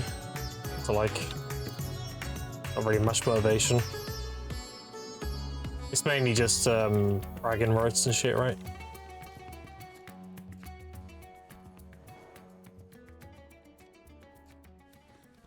It's always the main reason before, yeah. But you have to understand with like Cho falling apart and becoming like Vagger and and all that, and obviously like you know they had a big power drop because of that. A lot of people splintered off and went elsewhere and everything. Like that holy war, I guess, would be the word for it. Like a lot of that fire's died down now. Whereas like when it was in full swing, yeah, like there was GVGs constantly. Yeah, ban shit talk now. Yeah, that's that too. The game's a lot more, unfortunately, policed. You say something that could offend somebody, you get banned, which is fucking stupid. Imagine getting offended by people typing words online. Oh no, my feelings. You called me dog shit. I took that personally. Dude, it's PvP. Everyone yaps. Not the fun. You have to treat PvP as just a bunch of the boys fucking with each other because it's funny. Literally what PvP is. Even if you don't know the guy, he's just fucking with you because he wants some fun in the video game. That's the whole point. That's why I don't get mad people kill me and shit. It doesn't matter. It's just fucking around, you know? Who gives a fuck? Some people take it way too personally. So did you think it felt like a holy war to me compared to be Black Rose versus Cho? Oh yeah, true. That was the that was the holy war. Yeah, you're not wrong. 100 4 dungeon thing would be cool. They walk the same as TNL with more dungeons. Oh, dude, I've been saying that for ages. Like, I'm coming back from TNL. I've been like, bro, why don't they do this shit? I thought Adania. Here was my idea for Adania. So rather than you have these castles and they have open world grind spots and everything, I would have liked to have seen Orbita Castle literally be this whole region. It's one giant castle. And then inside the castle had the grind spots. And then nighttime, the doors close and then you're locked in there. And it's free for all PvP. So the idea was there's a shared drop rate buff during nighttime. And the more people in the castle, the more diminished it is. Like, it spreads between the players. So you're incentivized to kill the other people in the castle during the night, so you get a bigger drop rate buff. And then you add like 3-man versions and 5-man versions of the grind spots. So you got 5-man stacks, kind of like, you know, it's nighttime, it's going to murder the other people. So we all get 100% drop rate each, you know? Like, that's what I would have thought they would have done. That would have been way more sick. And like, if you don't want to participate in that, or don't want to engage in any of that kind of thing, that's what Mining Realm's for, you know? Like, just go do Mining Realm during the night. Like, all the big PvPers and everything can get their big drop rate buff, group grind, kind of like Pirate Days. But you all can also attack and kill everybody. You get that fix, you know? Then you would have people fight over it. You make one 5-man spot per castle. And you make it like, just like the shit, you know? Like, they're so good during the night. Then people will fight over it. People will make 5-man stacks ready for nighttime and they'll fight over it. Like, the problem BDO has, and I talked about this last time we talked about PvP, is most PvP comes from fighting over resources. If there's an abundance of resources, there's nothing to fight over. I mean, look at Orc Days. We didn't have Money Realm, we didn't have any of that stuff. We literally had Orc. There was like 8 rotations, some being better than others, and we only had so many servers. So if you wanted the best rotation, you had to fight for it. And that's why there was so much PvP, because people were constantly fighting over that resource. Like, I want to have Orc rotations 1 and 2 on the bridge. If someone else wants it, they gotta take it from you, you know? But we don't really have that in today's video. Today's video, there's just too many revenues, there's too much resources. Now it's like, well, why would I fight that guy for his rotation when I could just go to the one next to him that nobody's at, or I can use Mining Realm and just do that instead. Like, we don't have a reason to fight each other anymore. Tuning people to Orcs to get my rotation 1-2, exactly, dude. And PA's forgotten what made PvP thrive, why PvP was so fun. It was a mix of limited resources, as well as the ability to one-side deck, because karma bombing was a thing. Let's not pretend it wasn't. And one-side decking was a way to prevent karma bombing. Like, you're gonna get that one guildless guy do it, it is what it is, but he was few and far between. And you actually didn't lose that much karma killing people, so you could actually grind it back while he was running back and everything. Unless he was tearing on the spot, there's nothing you can do about that. At that point, you just grind on top of him. Yeah, if someone being toxic and they're in a guild, you just wait for the deck to go through, and then you can just foul them. But then they had to fuck off. Whereas now, that doesn't exist. Now it's grief off. The best way to PvP somebody, in terms of holding a rotation, is to simply grind faster than they do. Like, it's no longer PvP, we're just griefing each other. Who can grief the longest and tank it the longest? You know? It's still for smart at Orcs at least once an hour, man. Hello, dude, it was fun as fuck. And the thing is, it wasn't toxic, because there was so many rotations. There was like 9 rotations at Orcs. If you didn't want to participate in having duel for spot every hour or whatever, or you don't want people jumping into your rotation, you just do one of the lesser ones. You make less money, but you don't get bothered. You know? Like, it was healthy. Go do rotation 8 or something, and then nobody's there, and you can just do it.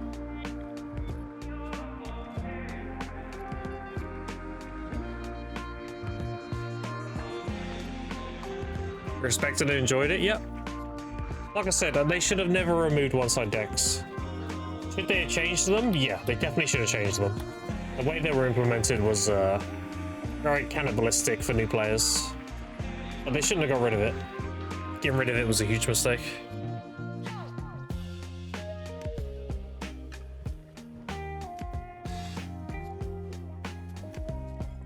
Just enforce these rules. They should have just made it so if you engage in any kind of PvP, you can be one-side decked. That's all they had to do.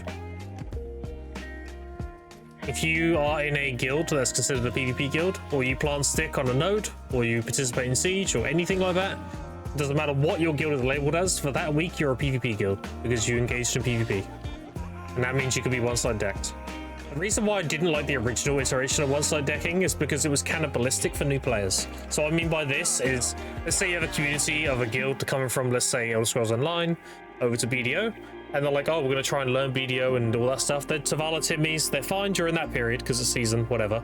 They come out of season, and then a big guild's like, oh, we can fuck with them because we can. And they start fucking with them, and then they're like, okay, this is trash. And then they get bored and they just stop playing, and they go back to ESO. That's cannibalizing new potential players.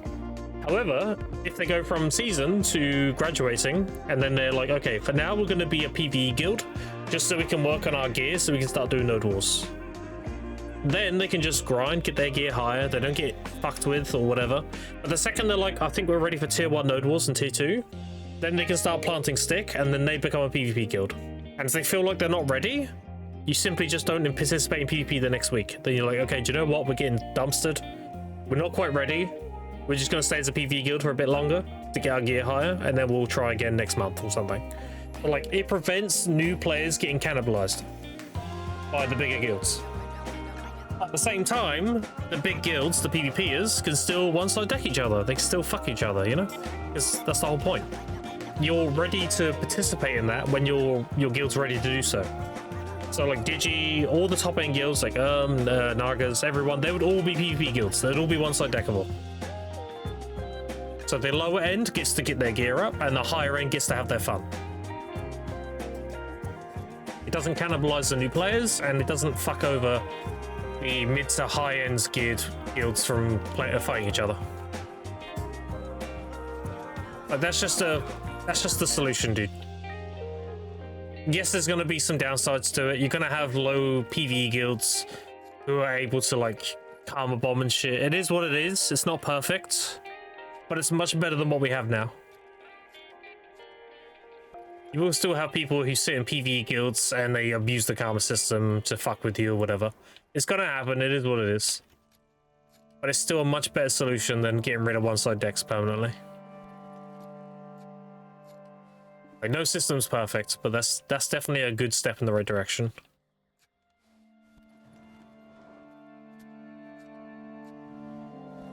Useful for everyone, it is, yeah. It prevents new players getting cannibalized by the veterans. Keeps the game like retaining its growth, but it also allows the mid to end game players to still have their PvP fun.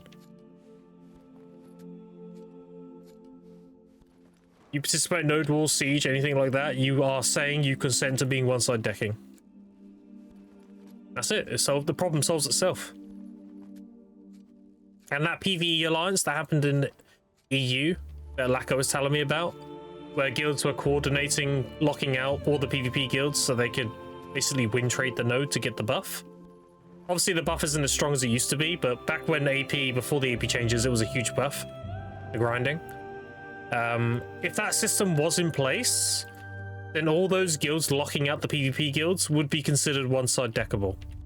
So even though they got the buff and they locked out the PvP guilds for having content on the Node War, those PvP guilds are now going to farm them in the open world. Because they can. Again, it's a solution and it solves itself. Is that buff worth having if you can't grind because people are just going to farm you all day? No? Then stop locking out the PvP guilds.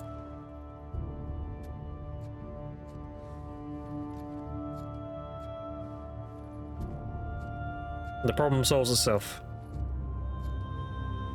That's fair to me? Yeah, exactly. I don't really see a downside to that system, other than like you're gonna have people sitting in PvE guilds and they're gonna do the karma bomb shit. I mean, that's just inevitable. That's just the karma system at that point. But it would solve everything else.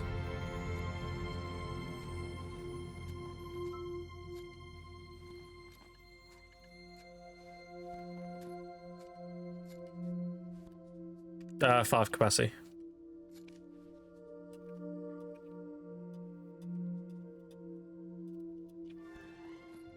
But yeah, that's what I would do to fix all the one-side deck stuff.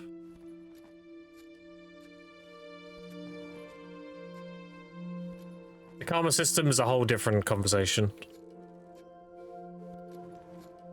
I think the karma system should be done like Ultima Online, honestly. Ultima Online has a really good murder system. We have like murder counts. And then if you recently killed somebody, you're considered grey, which means you're free for all PvPable for 5 minutes or so. Stuff like that. Oh, capacity. That's horse.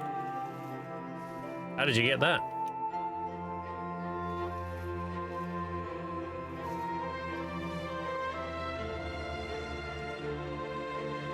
Fresh victim for Snoo Snoo. Got it because of you. Yeah. Gotta be honest, I haven't had one person contest my spot in any way, even on Asher, since I started playing again. Yeah, people just don't really fight over resources anymore, dude. There's no reason to. That's the sad thing. Like, there's no reason for PvP because there's no reason to fight over resources. You listening to ESO music? Yeah, it's part of my Love Skill playlist.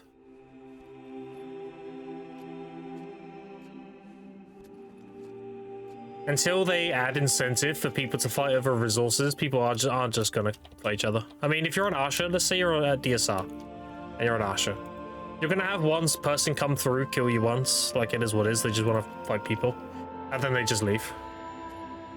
Unless if you're not interested, you're like, yeah, now I'm just grinding, they're like, okay, and they just move, they leave.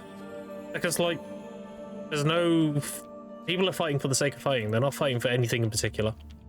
Now, again, we talk about the Orcs days. If you're on Arsha and you're doing 1-2 rotation, they want your rotation. That's why they're there. They're fighting you over the resource. They kill you, they take it, they go grind, and then you come back and they fight you again, you know? You have a reason why you're killing each other. But if you're just killing each other for the sake of killing each other, people get bored and just move on. Especially if you don't really... If you're not really... what's the word? Like, interacting with them. If you're not engaging with them, then they'll be like, yeah, I'll move on to the next guy. Maybe the next guy wants to do some fights, you know?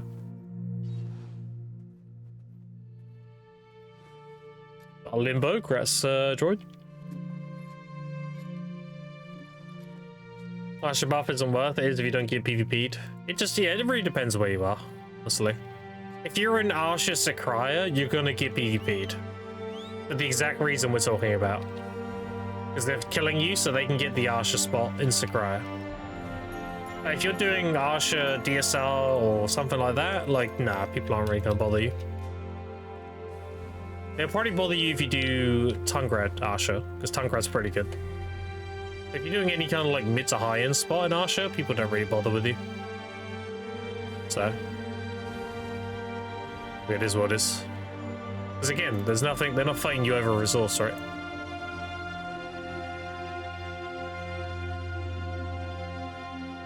Where did I leave off? Here? It's here.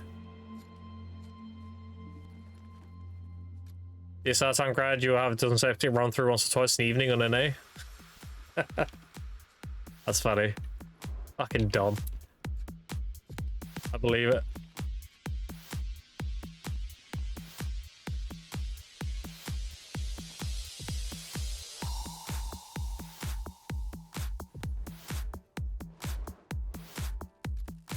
A lot of people don't like family. I'm gonna tell you now, I like family. Do you know why I like family? I don't even really know them. I like them because they bring content. They are the guild that is willing to like start shit and make shit happen. You gotta respect that. Great effort starting PvPs, keeping the PvP alive. Exactly. Like, you need an instigator, dude. You need somebody who's willing to rustle some feathers, you know? If you didn't have a guild like family, like there wouldn't be any open world PvP. It would just be completely dead.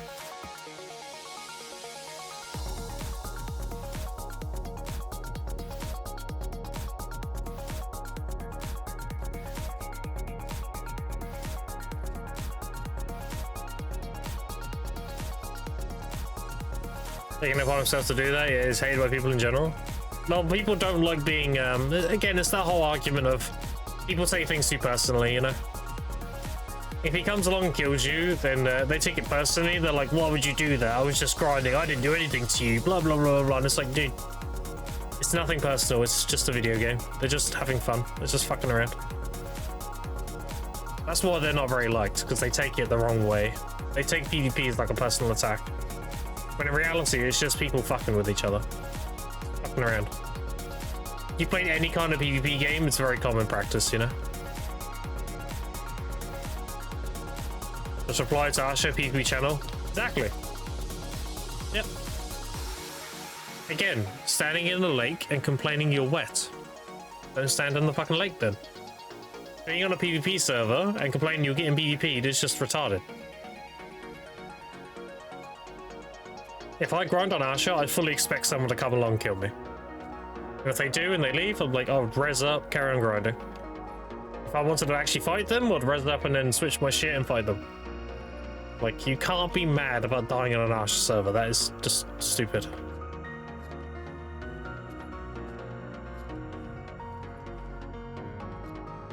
Again, people don't like family because they take things too personally. That's how I see it anyway. It's just a bunch of people who like PvP.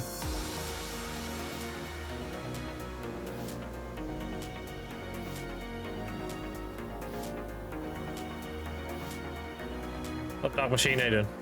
There's a PvE and PvP gear makes me more mad than the server itself. 100%, dude. There is something wrong with the game. That's a very good point and a very good statement. Before, we would just switch our offhand. It was like, okay, we're getting PvP, you switch your Kusum to Nuva.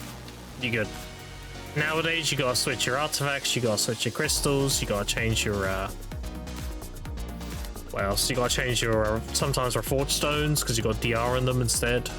It's just too many things you need to switch. Now, if you could grind in your PvP setup, and that was viable, then it wouldn't be a problem. Because then if someone jumps you, you're already fully equipped to fight them back. And that's what was really good about like Bloody Monastery, because you had all your human damage stuff on. If someone jumped you, and Giant's Post as well, you're already fully loaded to fight other players. Yeah, that is definitely a very good point. And I don't think they can solve it with swapping gear instantly, because that could be griefable. So let's say I jump somebody and they switch their loadout to PvP, and then I run away. And then they're like, oh, he's gone. Okay, I'll switch back to PvE, and then I come back and fuck with them again, and they switch and I leave again. Like, that's abusable, you know? The best solution is to make it so you can grind with the PvP setup on. So, like, for example, Rebellious also gives you damage to Adventurers. Like, you make the PvE page just as viable as a PvP page. Obviously, a PvP page would be optimal, but this should be like 80% viable.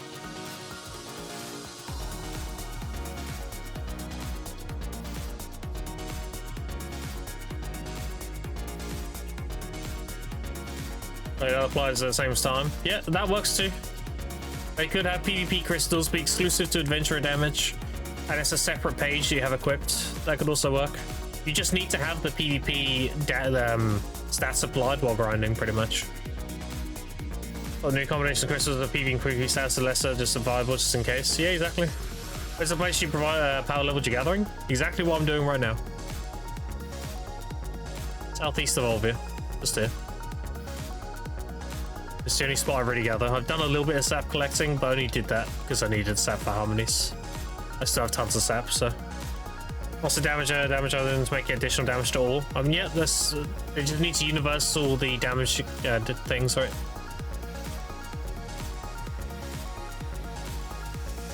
And then same could be said for the artifacts. Currently we have DR artifacts, evasion artifacts, and kabuas. They can very easily have it, so you have your kabuas, and then you can merge it with another artifact. So you have a kabua with a DR artifact, and the DR is like DR versus Adventurous on the DR artifact. So you don't gain more stats for PvE, you just have the appropriate stats for PvP. Like, they can do stuff like that.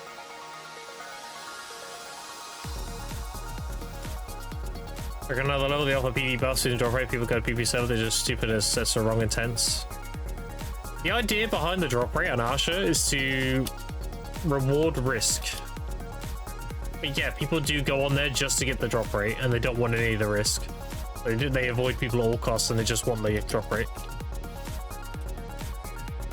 It's definitely a thing. Oh, Nate Aiden. Are you going to post more vids on YouTube of the stuff you've done free to play? I've been told I should. I have a lot of people wanting me to do YouTube. I'm just... Okay, so this is what I was talking about, chat. See this? Got a loot window here. You loot that, but then you finish the minigame. Otherwise, you delete the previous window. I do have a lot of people who want me to do YouTube stuff and everything. Even other streamers are like, bro, why don't you do YouTube? Like, you're inting. And I'm like, I know. I just don't like doing YouTube. If I did do YouTube, it wouldn't be like a free-to-play. What would be the word? It wouldn't be like a how my account's going or anything like that. If anything, it'd be guides. It'd be like, you know, how to power level gathering, how to power level this, how to make this, do this. Like, it'd be that kind of thing. It'd be guides. It'd be like how I did this as a free-to-play player, how I do that as a free-to-play player. It'd be that kind of thing.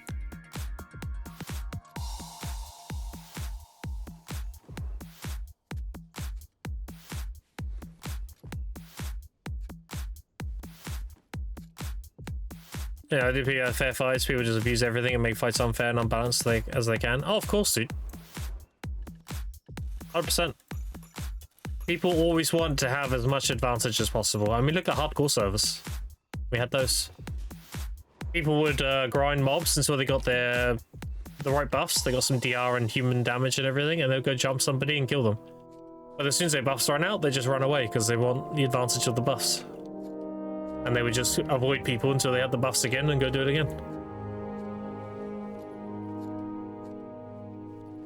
Very good. You should find much shit like, to be honest. Like the way you do it is min-max. Yeah. That's understandable if you don't like doing that and just want to play. Yeah, like I like streaming. The thing is, I don't like doing YouTube for two reasons. One, it takes away from my stream time. And two, I originally did a super successful YouTube channel and I had the rug pulled under me. And that's kind of left a sour taste in my mouth and burnt on YouTube. But yeah, I should at least do guides. I think guides would be pretty simple. I'll just start simple and small, you know. I actually started doing guides a few years ago. I started doing grind guides. I made a whole Elvius Serendia series. And that was actually pretty popular. Got like 10k views and stuff. Did it only the other? Hell yeah. What happened to the other YouTube channel? I made a YouTube channel with somebody who I'd known for like 13 years. And it got very popular. It got reacted to by Asmongold a lot and everything. It became like the #1 YouTube channel for Ashes of Creation. And then the popularity went to his head and he started like accusing me of loads of shit. And ultimately he just wanted me gone. I don't know why. I still don't know why. But, yeah. I put a lot of work into that YouTube channel. And now it's just the lead. So GG's. Is what is. That was the Narc channel. Watch the vid? Yeah, the Narc vid was good tech. Encourage more people to play and not think the game's unattainable without playing it. Exactly. I watched those through Asmon. Yeah, he reacted to a lot of our videos. Narc did the editing. I did the mainly got the footage and everything. I ran the Discord. I did all the like background stuff, and I gathered all the footage in game and everything.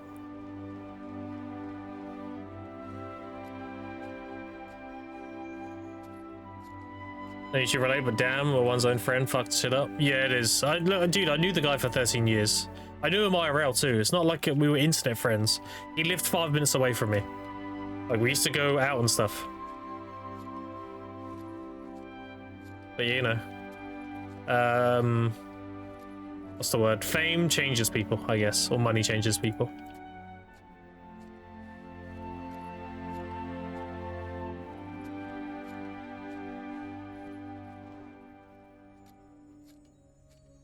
That's truly messed up. It is, yeah. I mean, is what it is, right? But yeah, that's why I've been pretty burnt on YouTube. Because, like, I already poured quite hard into a YouTube channel, got big success with it, and just had it pulled under me. But, like, I don't really like the idea of doing YouTube again. But, like, I can make some basic guides. I think that'll be fine.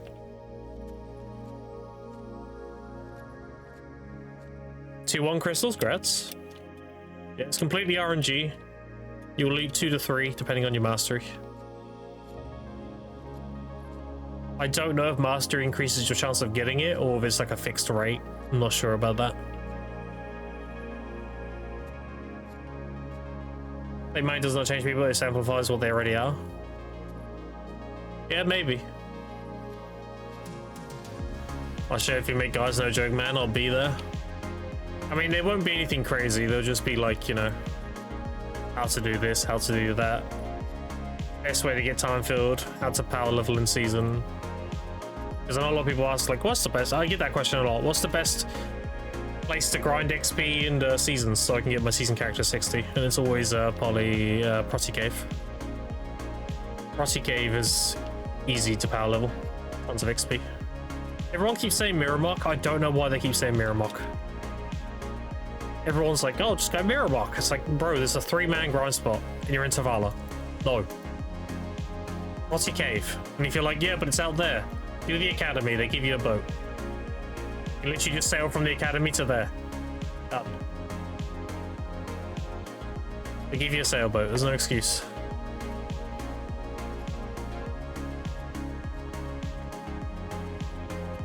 Then you can map back? Yep. You can just map back.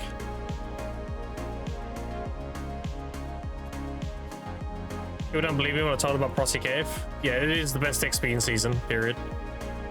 4 rings from that limbo? Holy.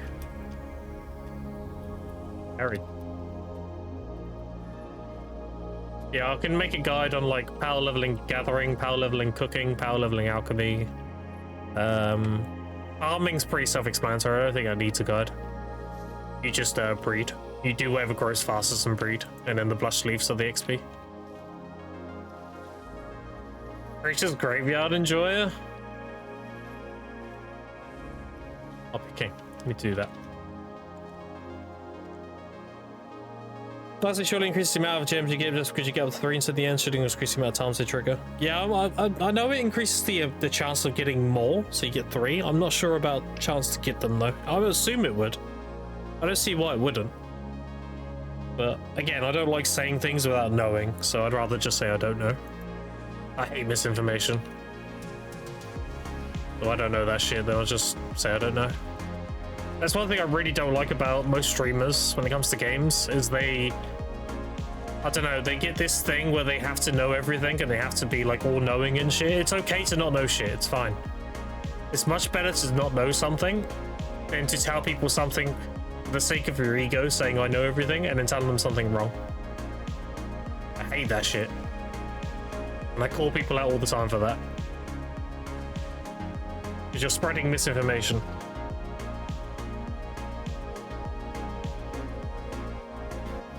Energy quickest, like 600. Discover all the nodes, talk to all the NPCs, get a C rank on every mob, or most mobs. Do the main stories. After that, there's a bunch of interactions you can do to get energy, and then lastly, you'll be able to minigames through academics. I haven't even done my academics yet, and I'm on 670, so I wouldn't do that until way later. Let's concentrate on getting easy energy. On 0 to Guru 1 guide with confirmed video on how it's done for sailing. Isn't that just like sea monster hunting mixed with like drifting and shit? Like, I've seen a Bayrog do that crap. It's like Salies mixed with CMOS dancing and then spam drifting or some shit like that.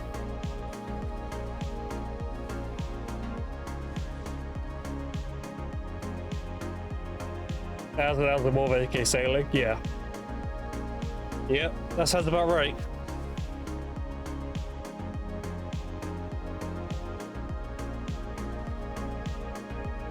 Like, how could they fix that? What would they do to make that better? They just need to up the amount of XP you get from CMOS dancing, or what?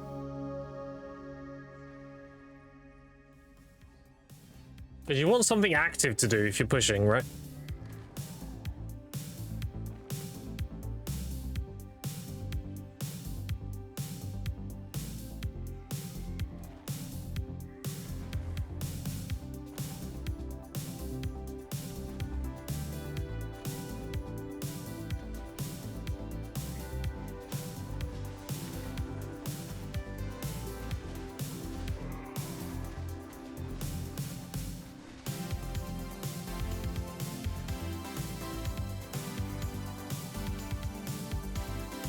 XP for sailing, Sea Monster needs to give 10,000 times the amount of XP. Most more training should get sailing XP for leveling your sailors. Yeah, I mean, that will make sense. Yeah. That will make sense. Maybe they could have like a way to recycle them too. So like you level up sailors, you get them max level, then you hand them in kind of like Imperial Delivery with horses. And then that gives you a large amount of sailing XP. And they can have a whole seal tied to that as well. Shit like that. Also, they nerfed this, right? We're only getting 2 of these per boss now? I swear I was getting 4 of these. Unless it always was 2 and I'm just tripping.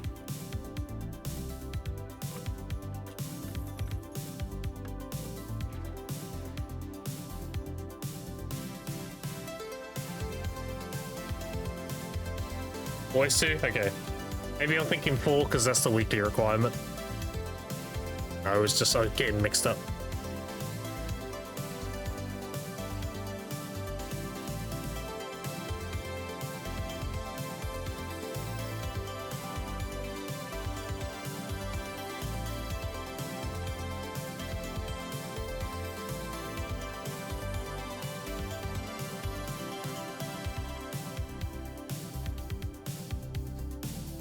Yeah, if I did do guides though, chat, they wouldn't be as well edited as my Serendia series. They would be pretty basic. I would probably just record an OBS and then go through it and then upload that. Be anything spectacular. I much prefer the idea of just making videos that are small and informative. They don't waste your time and shit.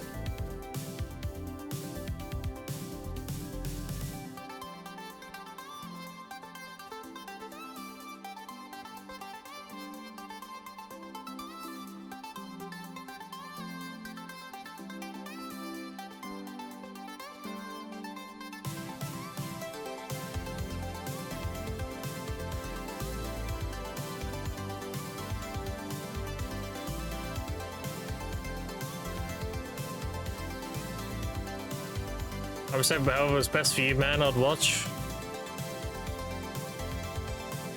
Yeah, I'd want to make it short and just to the point. I was gonna do it.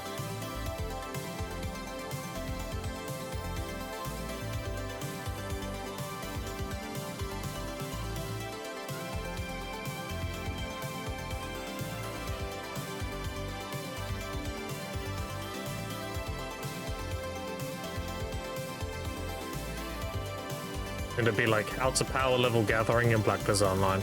How to power level cooking and Black Desert Online. Pretty basic. No bullshit, no nothing.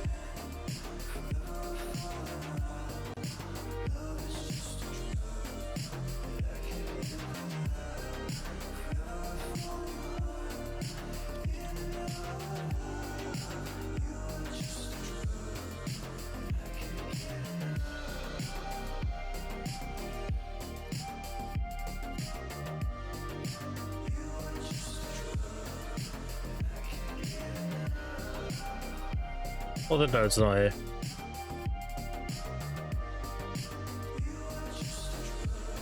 In the situation, this would DM me know which situation.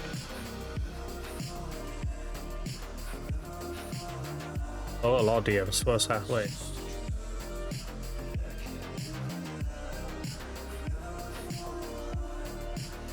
Fair enough. Fair enough.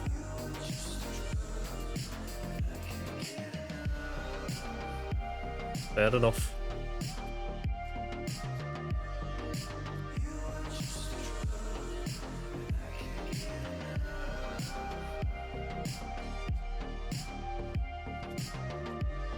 I do have a mellow and a miraculous running, so I am gonna cap energy if I don't go quick.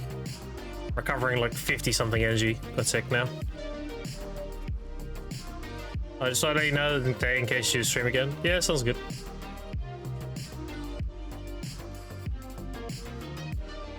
Hope all that stuff works out.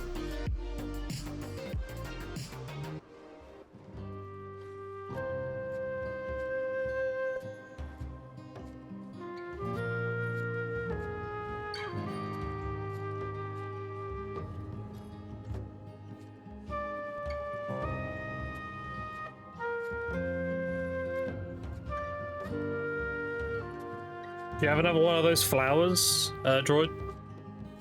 Like, whatever.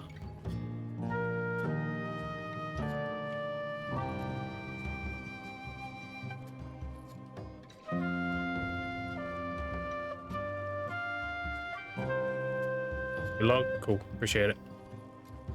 Thank you, thank you.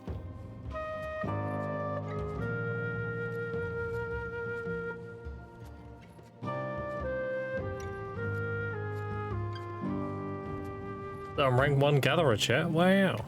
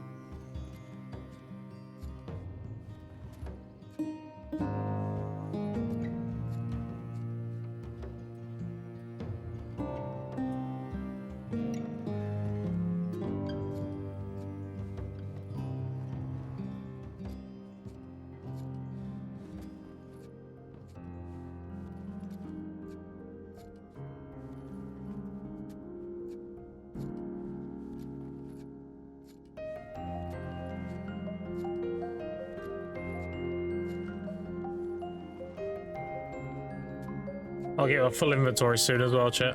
I'm missing 8 spots, and one of the login rewards gives a inventory. I'll be 192 once I have that.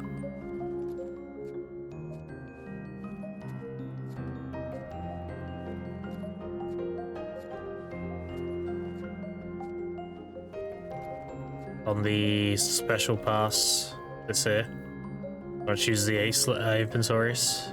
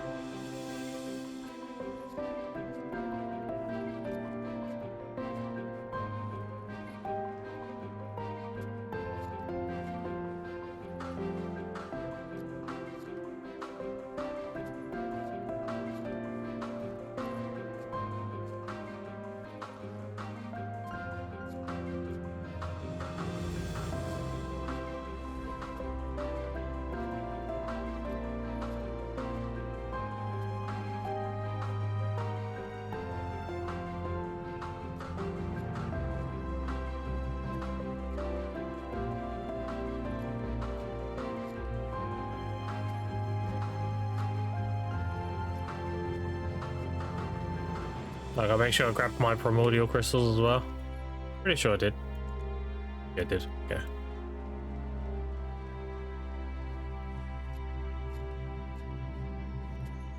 Maybe about 2 years and after life skill worth investing now. Life skilling is decent. You're always going to make more money grinding, of course, but life skilling is very consistent money with good mastery.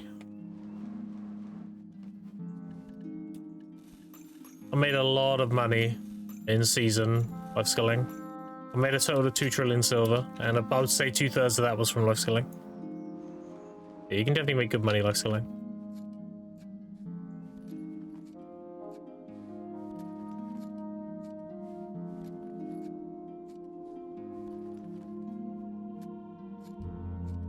Almost make me really not want to play.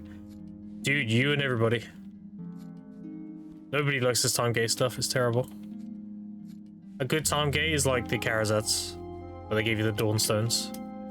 A bad time gate is like, oh, you can get it done in 2 years. That's ridiculous. That's why I'm going the obliterating armor route, because I'm skipping most of the time gate doing that.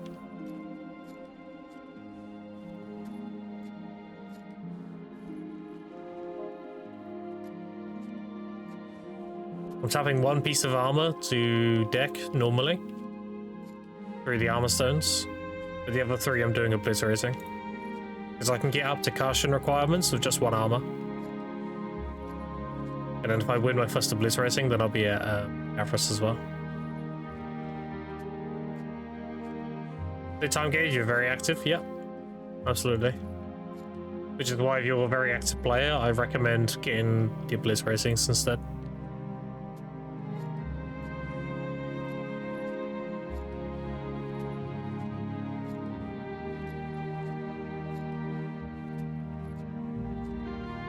That could all change with the Dania Part 2. They could just have it so the piece of Adana's drop from grinding. And if they do that, then obviously that's the play, right? Who knows? You make them yourself? I will be making 1 of them myself. 2 of them I'd like to buy. The chest I can definitely buy. Helmet is a big maybe, because only 3 are sold. But the boots I'm going to have to tap. So in an ideal world, I buy the chest and helmet, and I tap the boots.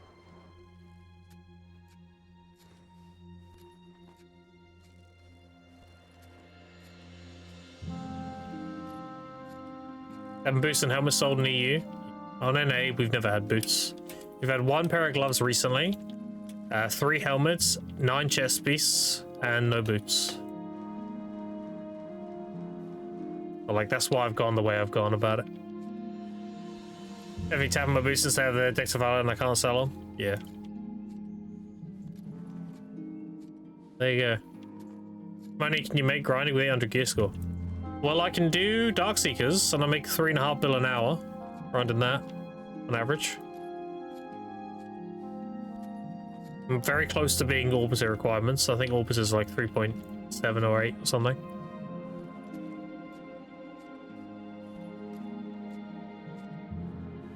Like, it really depends on the region you play and what you're grinding and everything. Because the money I make on this region could be drastically different from the money you make on EU.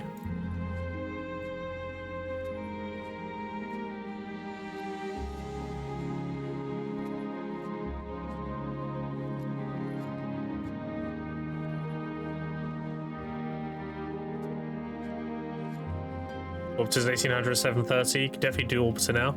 I could, but then it'll be counterintuitive to do so. Because I need fail stacks and I still need another Kabur. So it just makes sense that I do DSR. When I no longer need those things, then yeah, I'll be at Orbiter.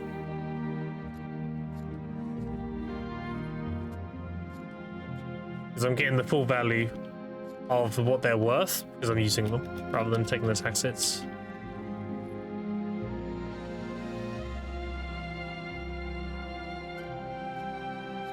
100 plus 100 loot scrolls. You get burning then, dude. 7 helmet, armor, 1 glove, 3 shield on EU. Yeah, definitely a lot more obliteratings than EU. That's to be expected though. EU has a larger player base, so they're going to have more people tapping. It's pretty standard.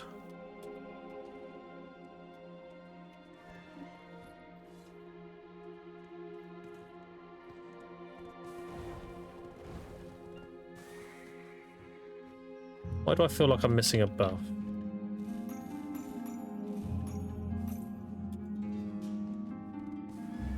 Oh, I don't have auto use on this. There we go. Did have Villa and Elixir running. That looks better. Because I relogged to do the picking, right? So.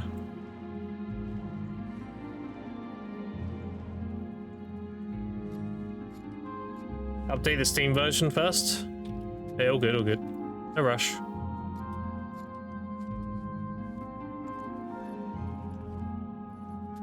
Just Garmouth wasn't pay to win, so I could actually see how much more money people make. I wouldn't go by Garmouth numbers, dude, honestly. Garmouth is a very bad representation of what people actually pull.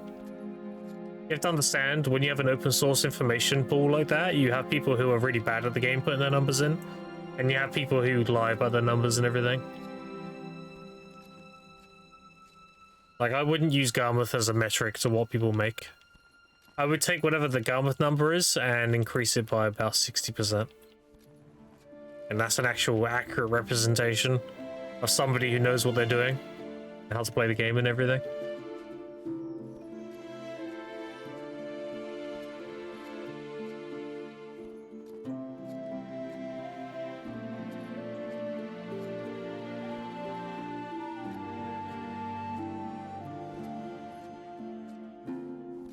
Garmouth is good for, however, for a lot of other things.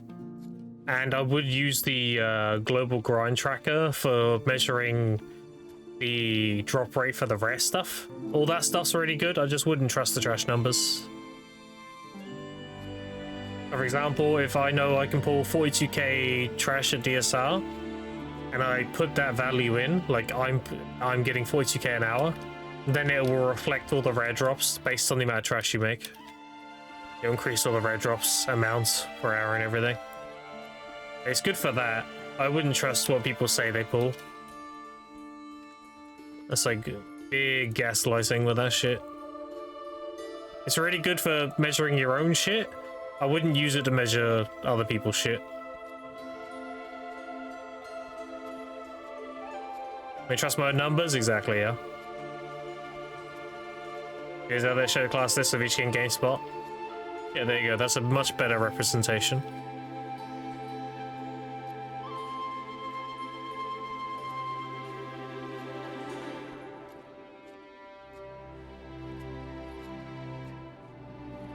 But I would do your own testing. Obviously, you can use advice from people who are pulling good numbers and they have YouTube videos on doing it and everything. You can just try and replicate what they're doing. And then when you're pulling X number, inject that number into Garmouth and it'll tell you realistically how much money you're making an hour. And then double check all the values of the items because it might undervalue things. So for example, a good example of this is still black magic crystals. It'll value them at 6 mil each because that's what they sell for. You're not going to sell them, right? You're going to melt them into magical shards. So a sealed BMC is actually worth 6.6. Just little things like that. Also, where's this last one? There, there, there, there. Oh, there we go.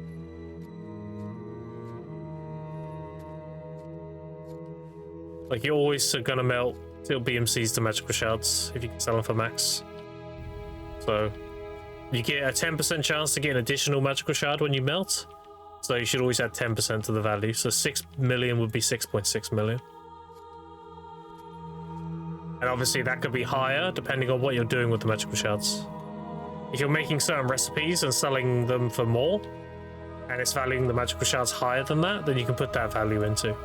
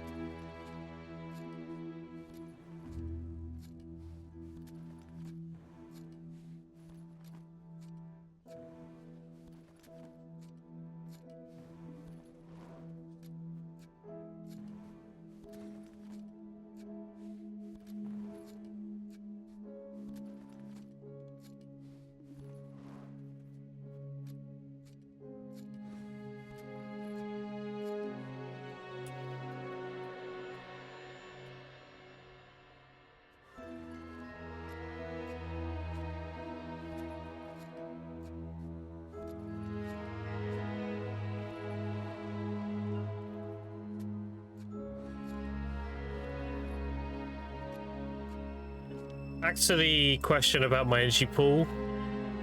In terms of energy, you want to have around 600 if you're serious about doing a lot of gathering and stuff.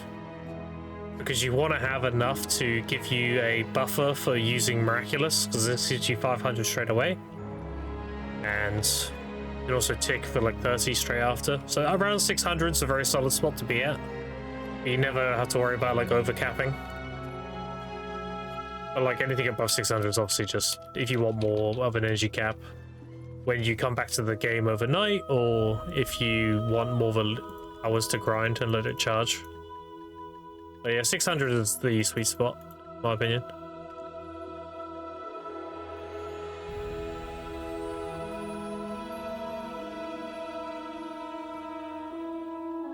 I didn't clear my seed bag, so I'm struggling now.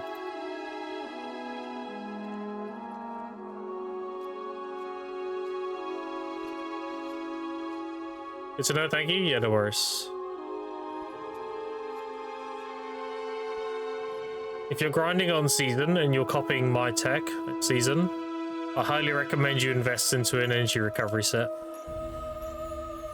Because then you get an extra 2 energy per tick while grinding Cadre. Because energy is going to be your big money maker if you invest into life skill gear. So you want as much energy as possible. That being said though, mellows are very accessible right now, so like season tech is up here tremendous right now. Anyone is copying what I was doing, you're going to have a lot easier of a time than I did. Because you have infinite energy and you also have an abundance of money for Cadre rings and stuff like that. Everything's super up right now.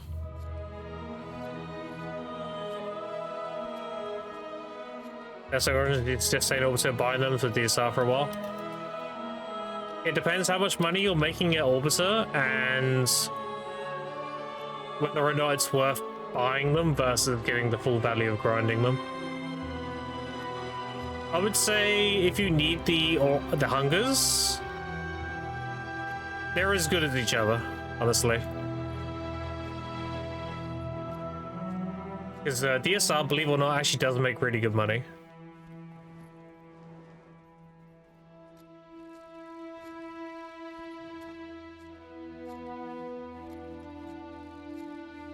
Give me a second, I need to ask my phone.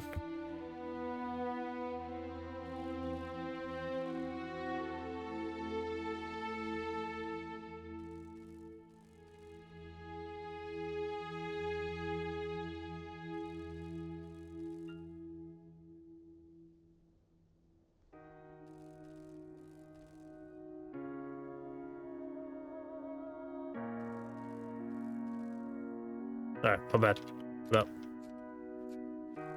Rather wanted to know if he could be picked up.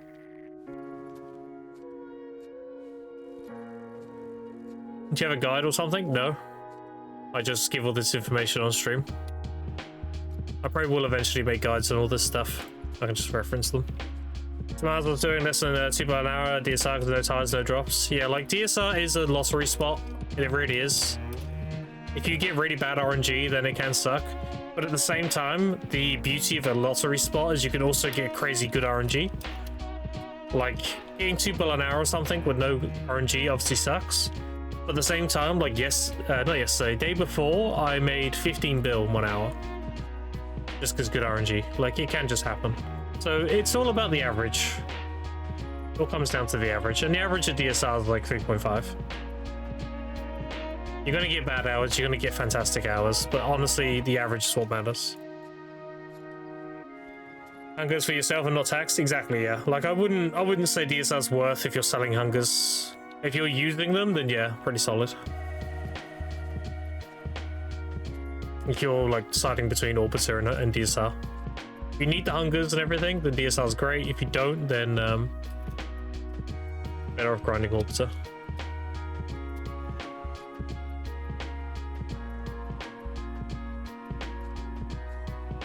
3.5 average? Yeah, depending on what you do with the drops, yeah. If you're converting the magical shards properly, you get a decent amount of essences per hour.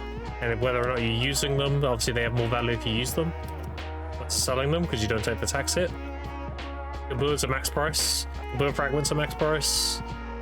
And the trash is decent. Yeah, you can make like 3.5 bill an hour, for sure. Assuming 1 tide per hour. Nice to have a bunch of hungers for personal use. Yeah, absolutely. I mean, I've actually got some on me now. Got 6 ready for my next fail stack. Once I succeed my chest. I need 8 hungers, I think, per fail stack. Because I'm converting 250s to 300s. So I use 5 dim and 8 hungers. Using the fail stack optimizer. I tried to get 500 mil value from my dims if I can.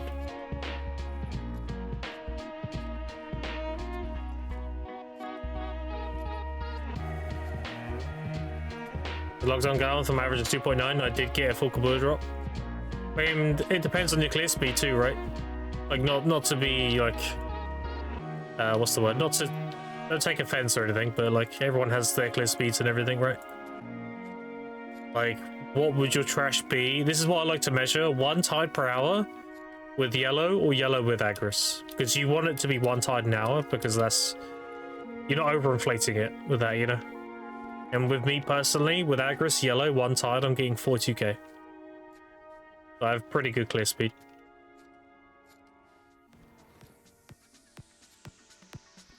What's the youngest? Well, let's see South down him all out. Hit up DSR up again for a bit. Yeah, DSR's solid, dude.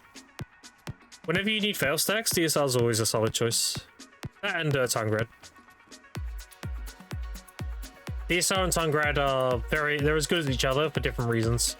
Tungrad is really good if you just want fail stacks, and that's it, because it drops essences more often.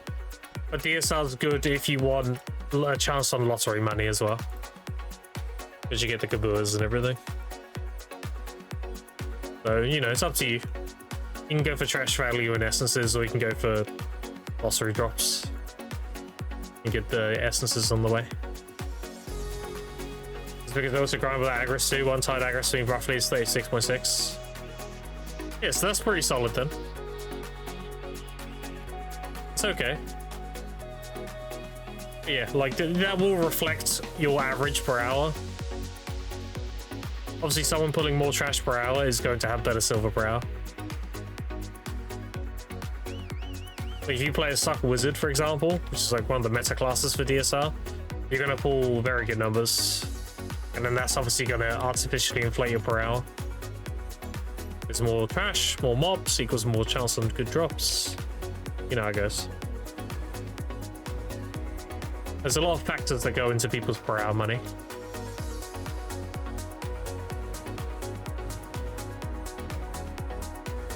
You do main story in BDO with like 300 AP, 415 DP. You can do the whole game in Zavala gear.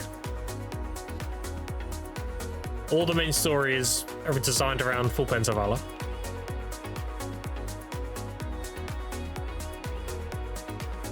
You can even do the academy in full pen Zavala, because I did it. You just need to use the consumables. You need to use the harmonies they give you if you're doing the academy quests in season gear. Yeah, it's all very doable. I did all the main stories and everything, academy included, all in season, and didn't have any troubles.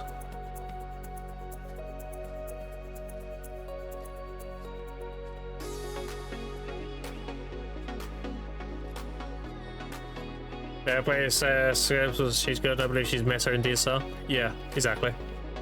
But it is what it is. It's a matter of like the class you play versus you know, how well you can play it. Like you can have the best Kuno in the world, but if Kuno's trash at that grind spot, somebody who's average at like a class that's really good at it is just going to outperform. Multiple factors that go into it. But that's why I'm able to get like 3.5 bill average at DSR. It's a mix of me playing a Wake Musa, which is considered one of the better classes for DSR. Also have really good clear speed, all that good stuff.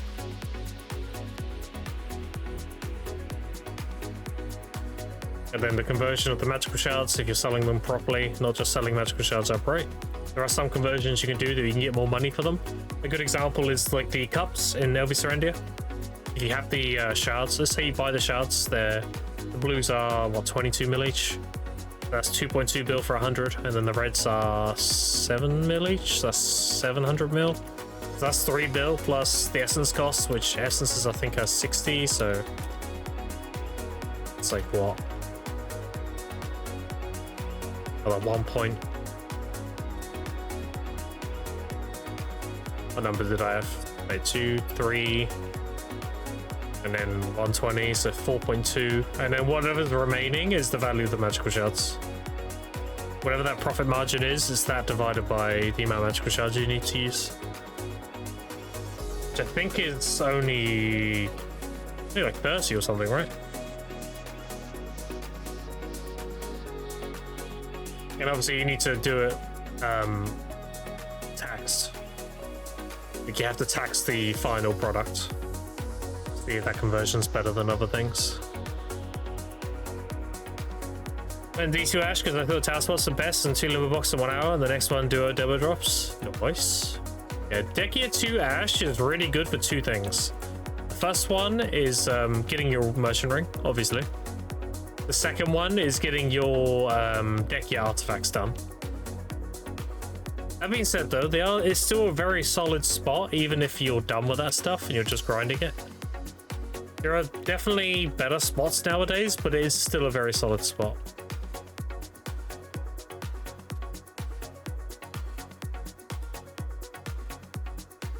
Like a 1 point Deck Year Ash 2 was like the shit before Adani and everything.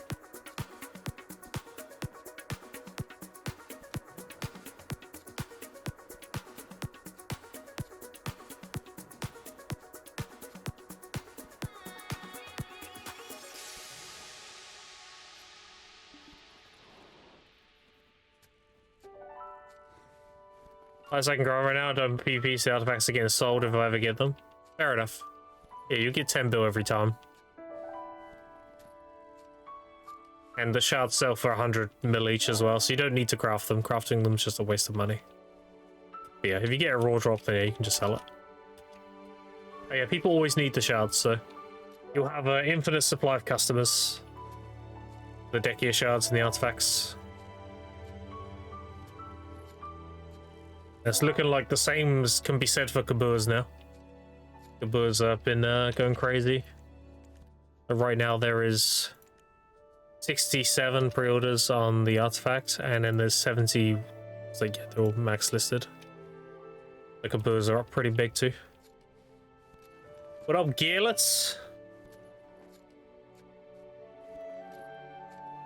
What up, Lacquer? Lacquer, when are you gonna roll your light? Like, you're so close to being perfect. You have this cringe skill down here. Like, when are we rolling the 6%? When's that happening?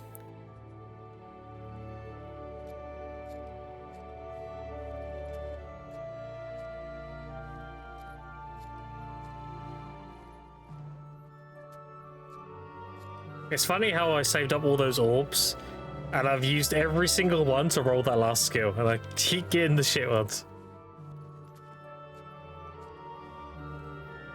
Underwater breath if you get it, by the way, just cause. Why? Why do you want breath? Because it's max level spell? Yeah, but it's trash. Because I'm taking your breath away? That's crazy.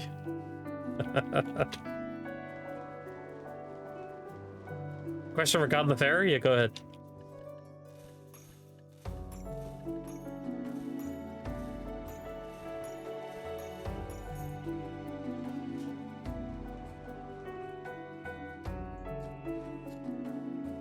Good money too, but I've got to get pretty sweaty to get the most out of it. Yeah, well, Zekka's really good.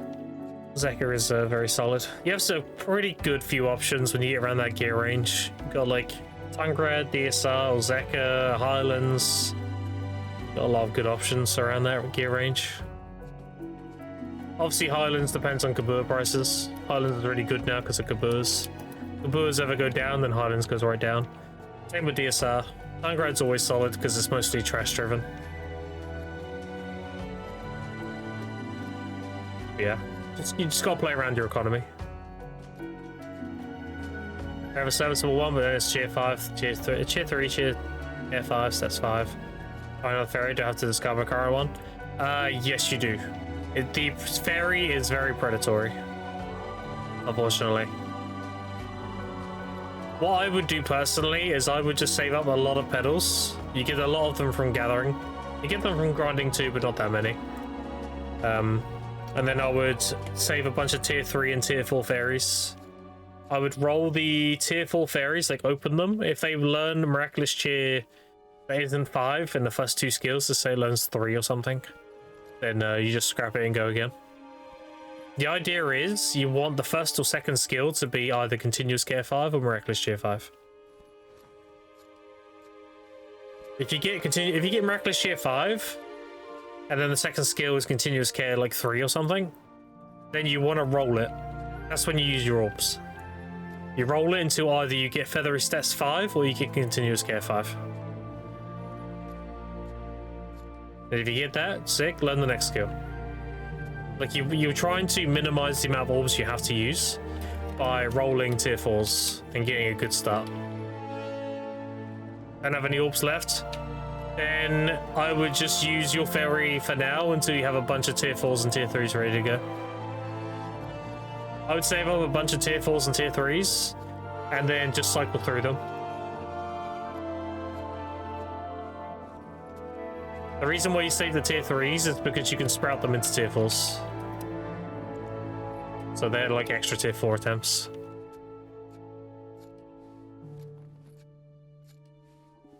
And then honestly, if you have no orbs, you're just at the mercy of RNG. 613 petals currently. Yes, you'll get like 1, maybe 2 radiance from that.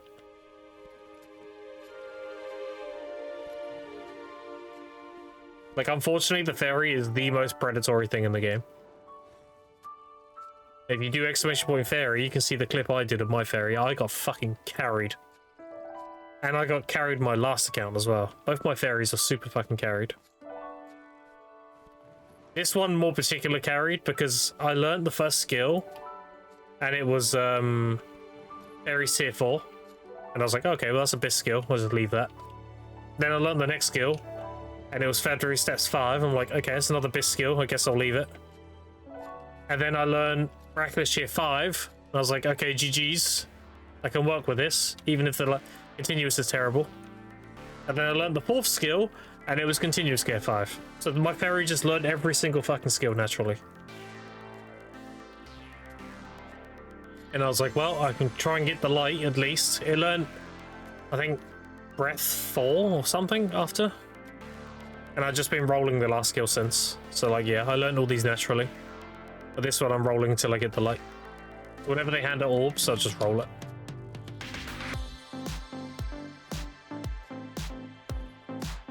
But the best way to go about it is to just have more tier 4 fairies. You just want as many as you can. And just try your luck constantly. There's no other way about it. You only ever use your orbs if you're rolling 1 skill, 2 skills. Don't waste them on like 4 or 5 or whatever. Because you use 1 orb per skill learned. So if you roll the first skill, you're only using 1 orb. If you roll the second skill, you're only rolling 2 orbs. So you want to be like meticulous about trying to get Miraculous Cheer 5 and Continuous Care 5. They're the 2 that matter. Miraculous being the big one.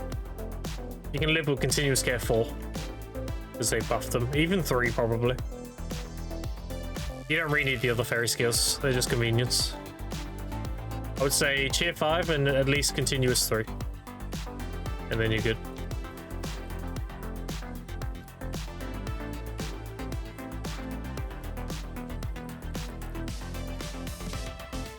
Like if you open up a tier 4 Radiant and the first skill it learns is Miraculous Cheer like 3 or 2 or 1 or whatever, like you just scrap it. Because it's not going to learn 5 now unless you orb it.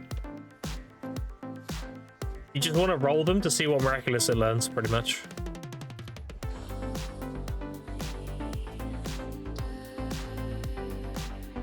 Because again, that's the one major skill that really matters.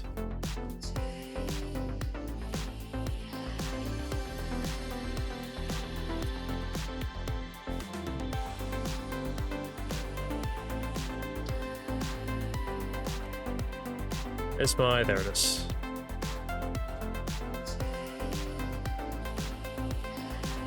You sell the pedal on the marketplace? Yeah. Honestly, how they fix the fairy is they do one of two things. They either allow you to use wine or pedals or whatever to manually reroll a skill, kind of like you do with Theta Orbs, or they allow you to reseal a fairy.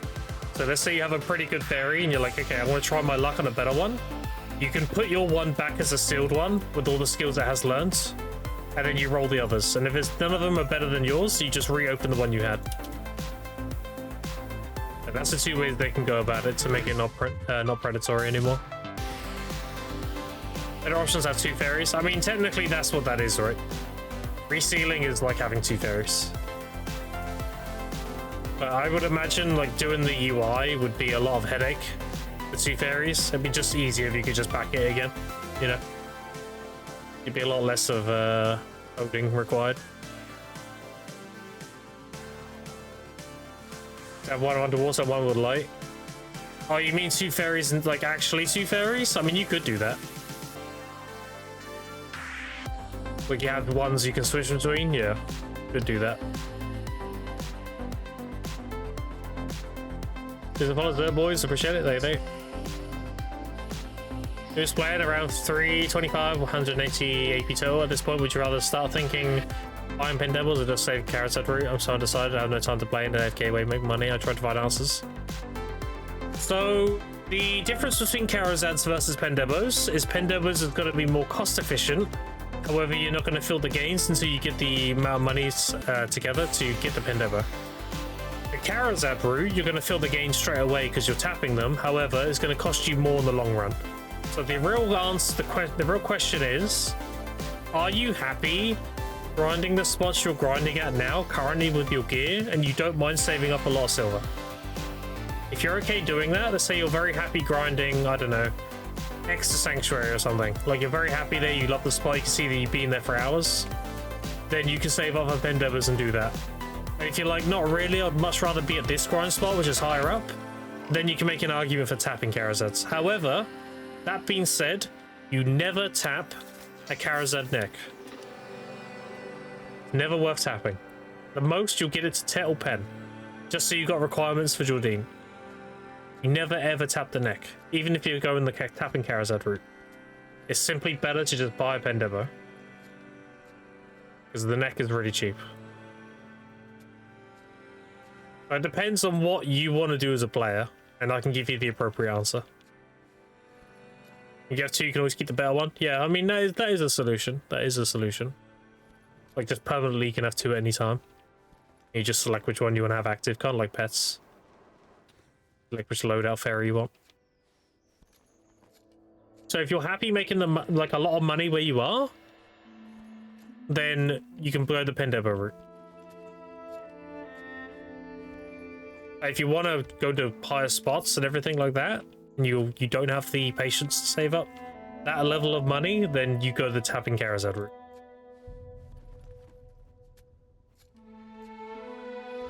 Buying up Pendebos is such a slog. It just depends. I mean, depends what you're doing.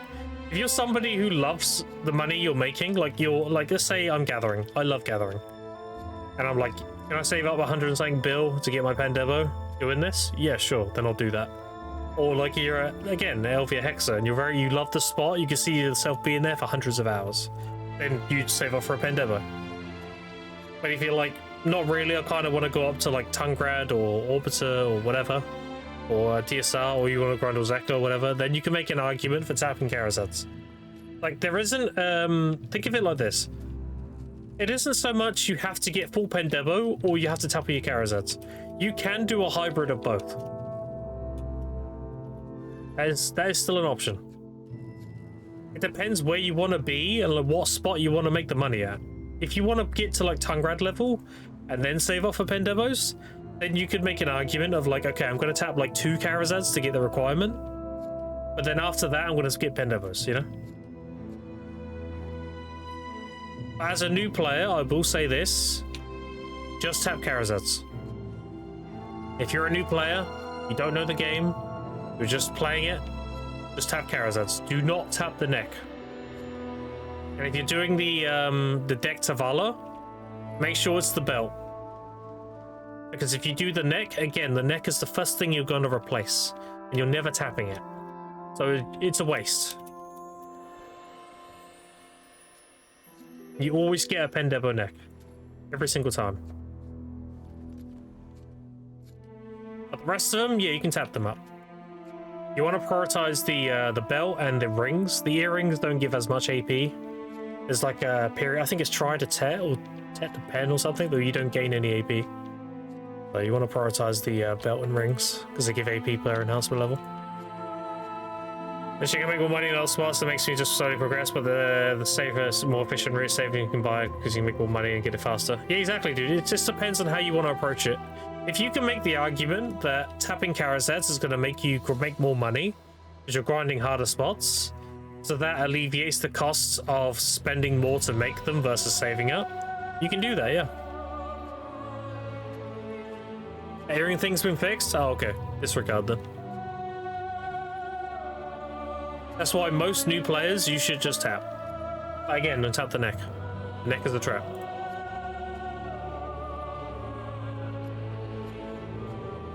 And to also not get burned, so I do a little bit of everything. I have all Karazats in pen. Yeah, so like, now you're at the perfect point. You can decide how you're going to progress now.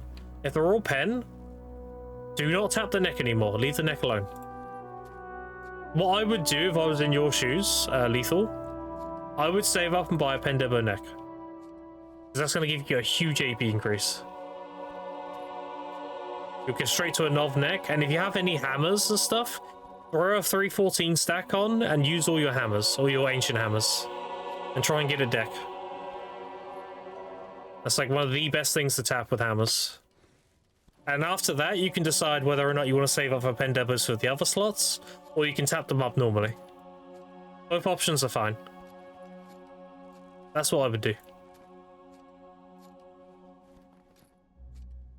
Fix on the lower levels, it still gives no AP from try to tet. Okay.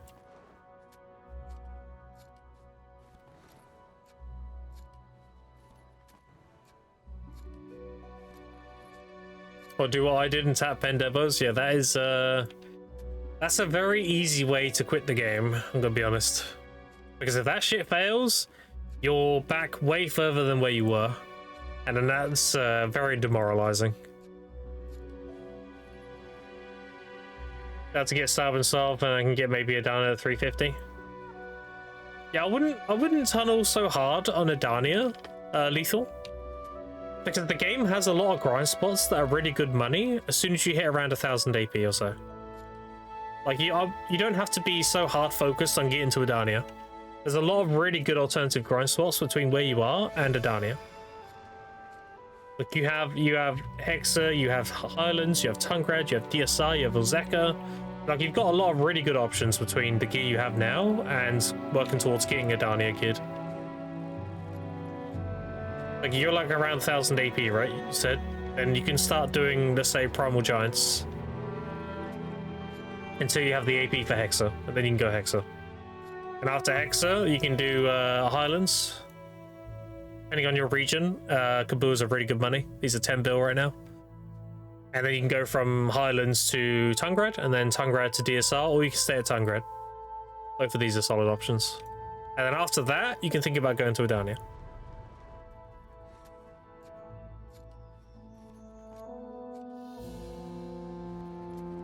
Go for Tavala, buy the Pendebo neck, then you can tap one item on the belt and choose what you want to do with the rings and earrings. Exactly, yeah. That's what I'm saying. Like, it isn't one or the other with this kind of thing. You can do a hybrid of both. You can, like, tap some Karazets, but also buy Pendebos.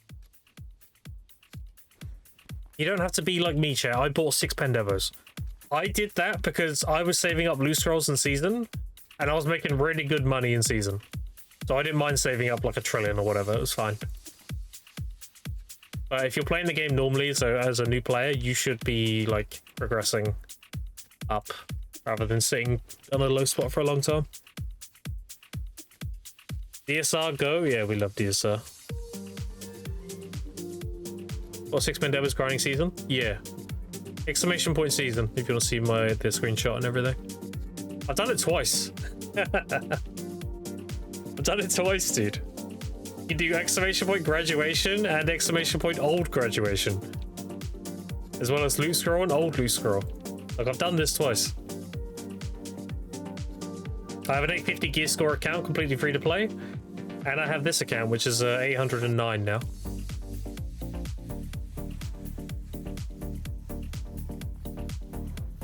Is Vod lethal? Appreciate it. Love that spot so much, I still grind DSR and approaching 1600. Yeah, DSR's sick. I made complete cinema, look. What did you do? Where? Oh, that. Hey, this clip and combine it with this. Hey, wait.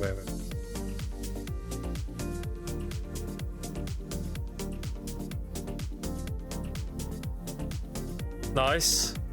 And then...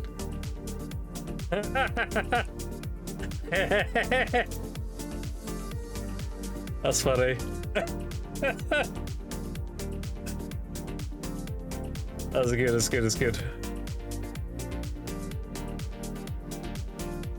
You heard the man. Come mouth, and then we'll get some noise.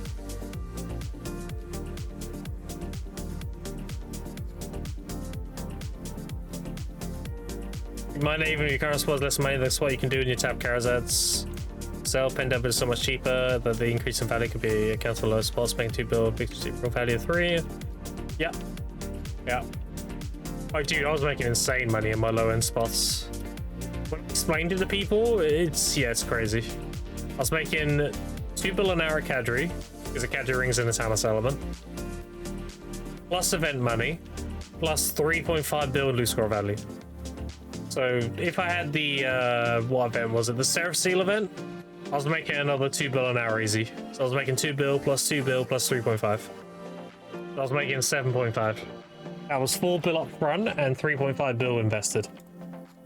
Like 3.5 bill I can liquidate later with loose girls. Yeah, it's pretty crazy.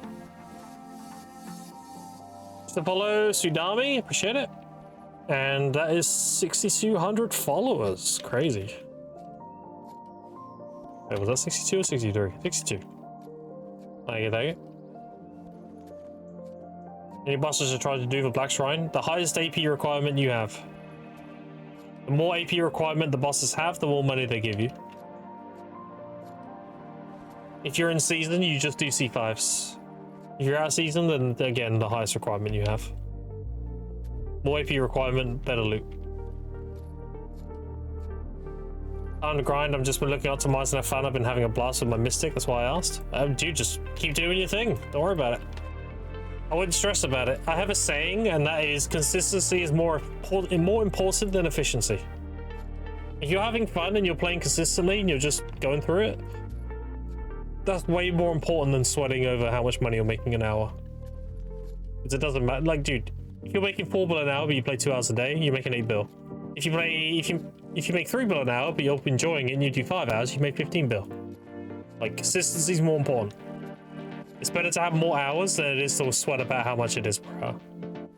Don't worry about your per hour so much, worry about how much you're actually playing the game.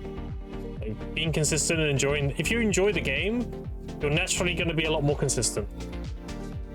You'll make more money in a day. Grind till I don't feel like it, what I make, exactly, yeah. And then that's what's good about life skilling. Life skilling is optimizing your downtime. So if you don't feel like grinding anymore, like this happens to me when I'm like, you know, I'm done with grinding today, I got life skill. Like right now, I've made a lot of money just picking these flowers. Is it better than grinding? Probably not. But it's optimizing downtime. I'm spending today just talking to chat and picking flowers. And then at the end of it, I'm just going to, oh, where'd this 10 mil come from? Oh, there's 10 billion, you know? Feel like I'll do something else? Yeah. That's why I say, no, the rich man life skills, the richer man grinds, but the richest man does both.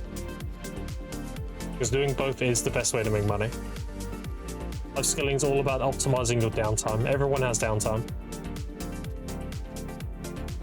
What's making money here? Pretty much everything, apart from the base herbs. I sell everything. Everything is very much in abundance of need. It's the fruits, the everlastings, the wild grass, the black gems, the sharps. everything. The one crystals, the you name it. You should make a lot of money from just selling pretty much everything. The sharps you can convert into primordial crystals or concentrates if they're good. And the black gems, I mean, it's not really worth converting them into black gems. You just sell them as fragments. Until they add 100 recipe, they're not. It's a waste of time converting them. It just takes too long. If they add 100 recipe, then maybe. Sucker corals to get envies.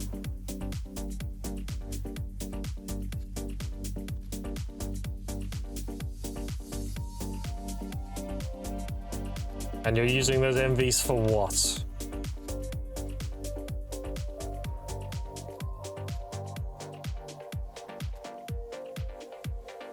The worth gathering parts to pass 2k mastery. You want at least 2k. 2k is the sweet spot. 2k is like, you know, you make a lot of money. Between 2 to 3k, you get about 50% efficiency. But you definitely want to hit 2k or as close to 2k as possible. Those brackets are really good. You want to try to Rome's knowledge, Trials of Tones, sounds to me really independent in your gears, perfect stuff to do it early on. Exactly, yeah. Like, there's one thing people don't talk about in this game, or general, when it comes to money making, and that is opportunity cost. Opportunity cost is something you always need to factor in. Opportunity cost, to explain it simply, is if you did one thing, if you did another thing, you could have made more money. So, like, you can make the argument of, I do this analogy all the time. If you, let's say you need rough stone, or you need logs, for whatever reason, you can go gather the logs, and let's say you need 1,000. Okay, you got your 1,000, good. But the opportunity cost is there's like, you could have gathered rough stone, and it sells for 25k each, whereas logs are 10k each. You could have sold all the rough stone and then just bought the logs. Now, obviously, in this example, you can't buy logs, but that's the point. That's the point I'm trying to make. It's opportunity cost. You don't necessarily go for the thing you need. You go for the best way to make money to buy the thing you need. Assuming it's available. What's your first buff on the list? That is my furniture buff. It gives mastery, XP, and injury recovery. That was from the recent event, the Emperor Egg event. He has a chance to give you furniture when you kill him. I got a bunch of life skill furniture. I've got like 3 more. They last 5 hours, and they have 5 durability, so you get 25 hours of buff per one. So I still have 3 more, I think. I've got a few more hours. And that puts me at 65. Without guild buff, I'm just over 3k. It's mainly for the XP and the injury recovery. Mastery is just kind of an afterthought. Running Sakurai? Okay. 41k at DSR Val? Yeah, that's solid. Assuming that's yellow Agris, yeah. It's good. How many tides though? That's the thing. Because if it's 1 tide, then good. If it's 2 tides or more, then that could be inflated. 3? Yeah, that's a little inflated. Unfortunately, DSR trash tracking is easily inflated due to the events that happen there. Like, you can do 2 hours, one with 1 tide, one with 5, and you're doing the exact same efficiency, but one's going to have a lot more trash compared to the other. So I usually try to measure things with 1 tide, because 1 tide now is pretty reasonable. Maybe everybody gets 1 tide now. If you get the 300 mastery food, it's worth to buy. You just use it because you got it for free. I bought it when it was cheap, and I used the ones I got. Is it worth me using or buying them when they're max? Probably not. I'll probably just use scrolls at that point. I got these super cheap. I bought them when they were like around 100 or 200 mil each. And obviously I got a bunch from the academy as well. I'm burning them, and then after that I'll probably start using scrolls. I wouldn't pay full price for them, no.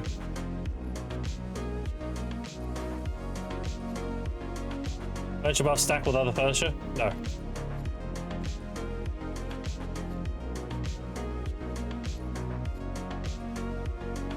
There are some unique cases where it does, but usually it's event items.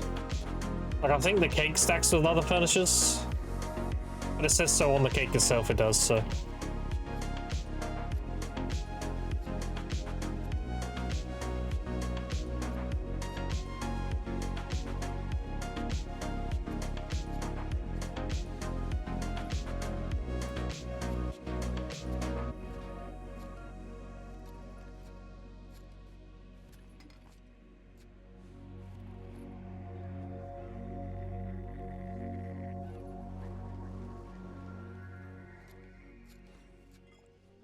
Am I missing any buffs? I don't think so.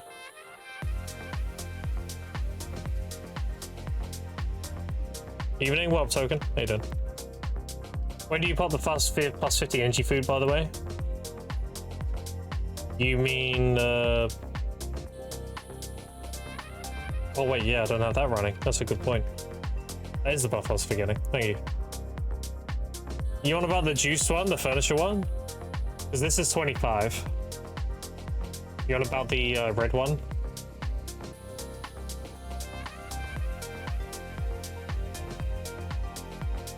I mean, I would only pop the red one whenever I have it, pretty much. If you're referring to this thing, I just forgot what that is. I was looking at my buff bar like, wait, there's something missing. How much DSRs are actually pulling? I've only measured 2 hours, and they've both been 42k with yellow Agris with 1 tide per hour. I usually measure my trash to measure like if what I'm doing is efficient, and if I get good results, then I'm like, okay, that's solid, like my combos and everything. So I don't measure anymore. I just do the same thing I've always been doing. How about no Agris? I mean, whatever that would be without Agris, right? You just do the math.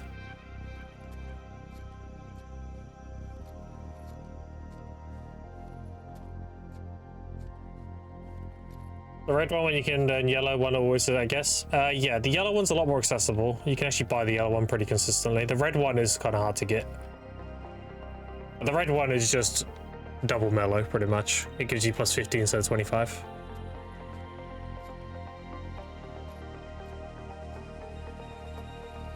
If I need energy for whatever reason, I can always pre-order mellows. They fill pretty often.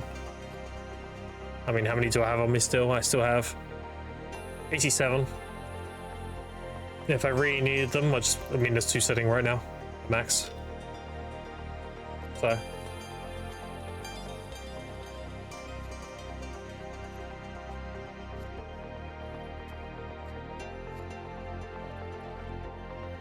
Honestly,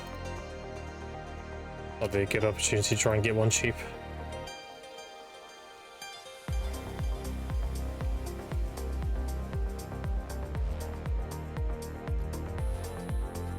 EU they're setting? Yeah, it's because the thing is with EU and NA, EU it makes sense they're setting because gathering money is lower, so you're not going to make as much of a turnover conversing that mellow over to earning energy.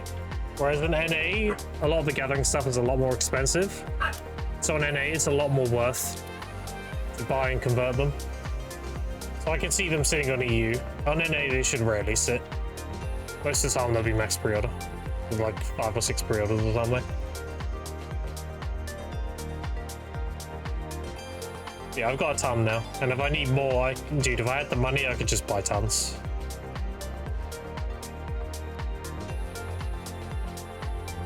That's why I popped a 10-hour buff and everything. Like, I've got a lot of gathering to catch up on.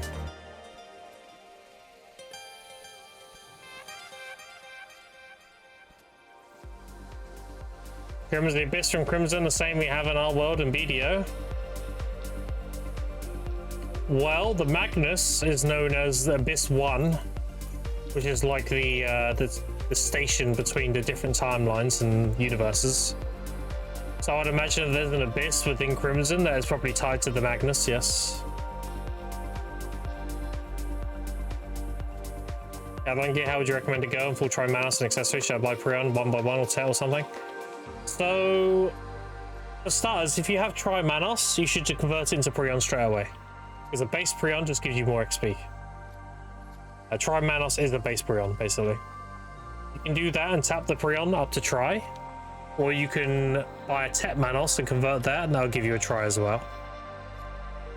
For base gear, I mean, if you're just starting in life skilling, and it depends, it really depends how many crons and stuff you have. I would at least get Tri-Prion. I think full Tri-Prion is very solid. Full Tri-Prion, a Pental and Tech Gathering Close, and then a full Vital Crystal Page. And then you can slowly convert the Vitals into the combined ones. Then you think about at some point penning your armor. And then you want the Yawning Hedgehog set with 2 Gathering Item drop rate artifacts.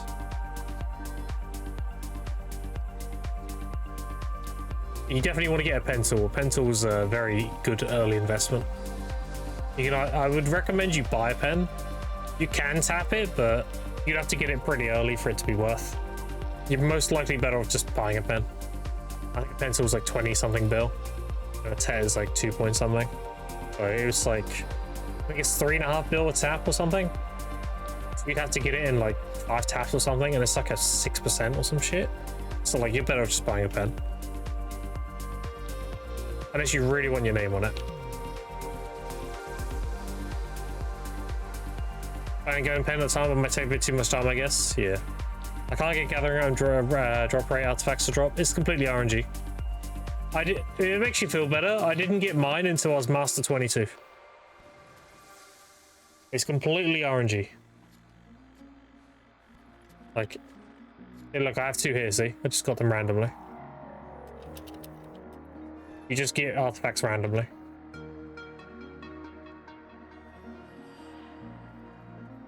Why can't I gather this bush? What the fuck? That's weird.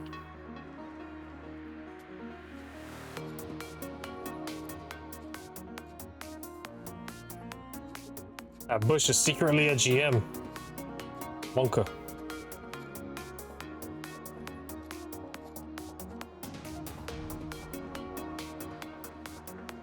Can actually get them at the academy? Oh, maybe. That's a good point.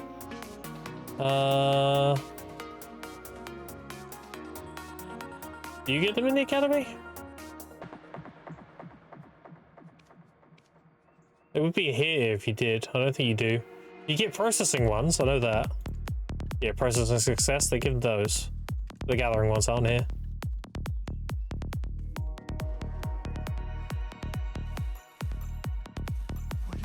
Unless it's a quest reward or something.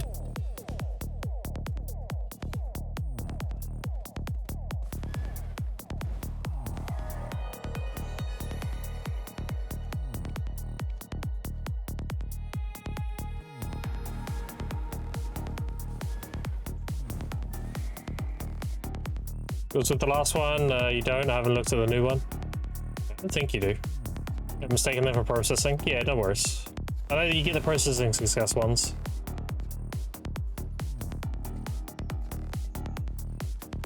No worries, no worries. Yeah, when you, good thing is though, when you do gather them, like randomly, you will get 2, most likely. So, you do get it, you get both straight away.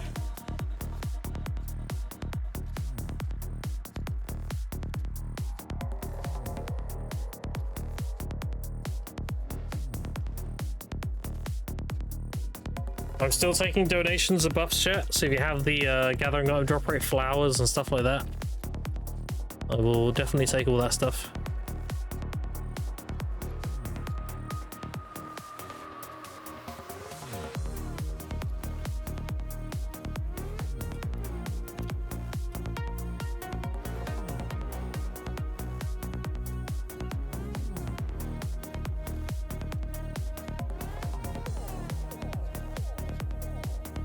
I think your boss gonna fall off soon. 5 minutes, yeah.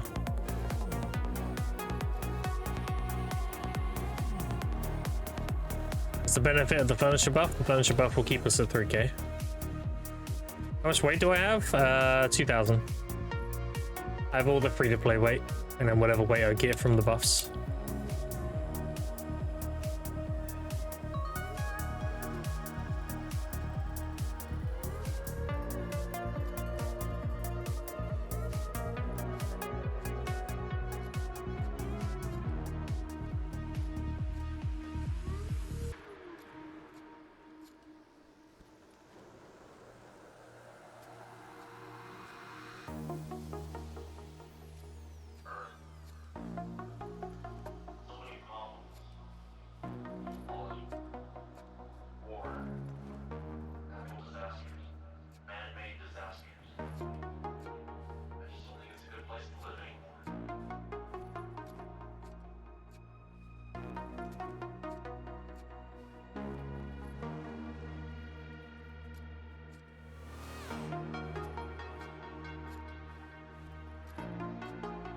I smell food, chat.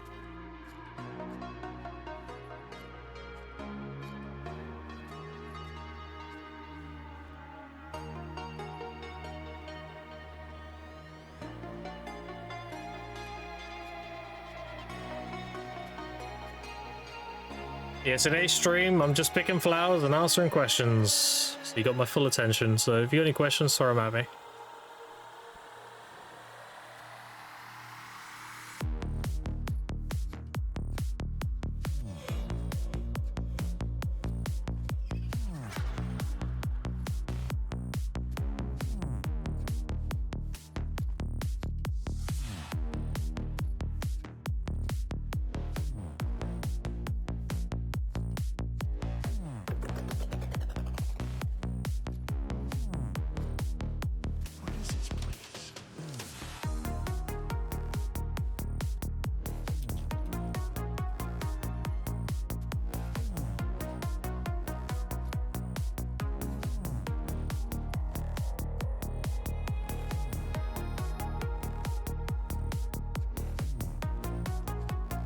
What did I pick with the choice event? Ambitious on everything.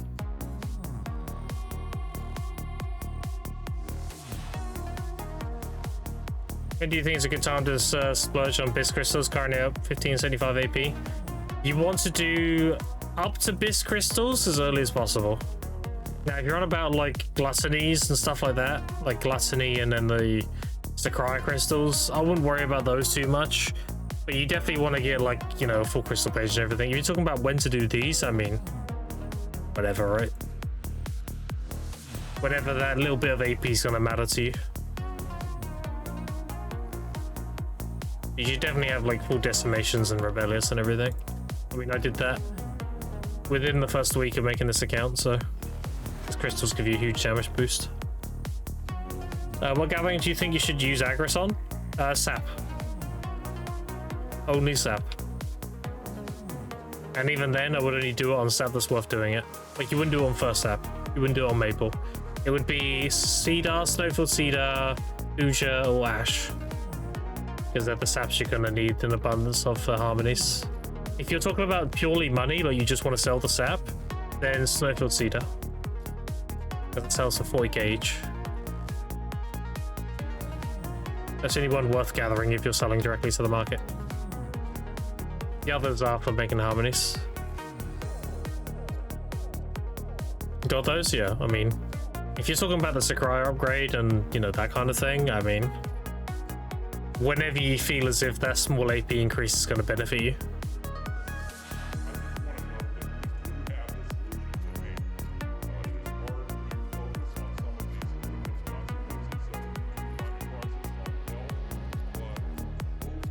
What about Delosia?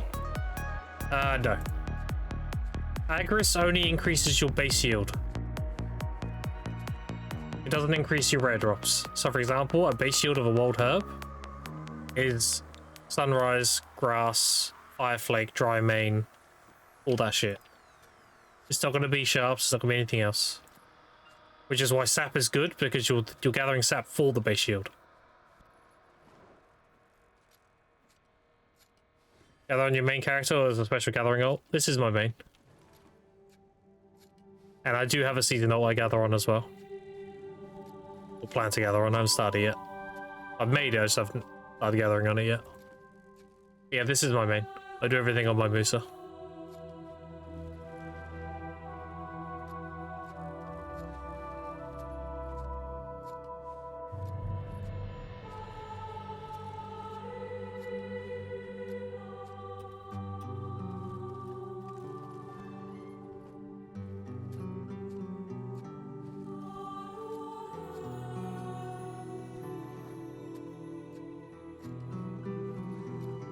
Worth for you to gather on all your ults? I mean, if you can, if you want.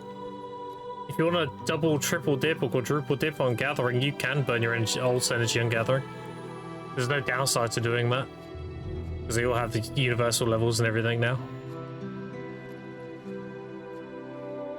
What I tend to do is I will gather when I have energy on my main. And then I will grind when I don't. And then when I get fully charged, I go gather again. Yeah, you can definitely gather on all your ults, that's fine. Right now, my ult's energy is being used to level up the Orbiter node. And then I'm going to start leveling up the treasure spot nodes. But when I'm done leveling up nodes, then yeah, sure. That is an option.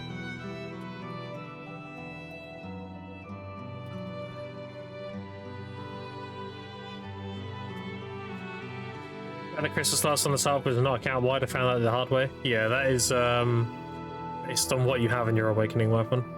So if you're a season character, that is one of the downsides of being in season life skilling, is you don't have those 2 crystal slots. With season gathering versus regular gathering, season gathering you don't have 2 crystal slots and you're limited to treants tier, but you get loot scrolls, you get time filled while gathering. The benefit of being outside of season is you have those 2 crystal slots and you can use whatever alchemy stone you wish. You can use like a splendid, shining, whatever. So you make more money out of season, but in season you get loot scrolls or valks or whatever. Whatever you want to convert the stones into.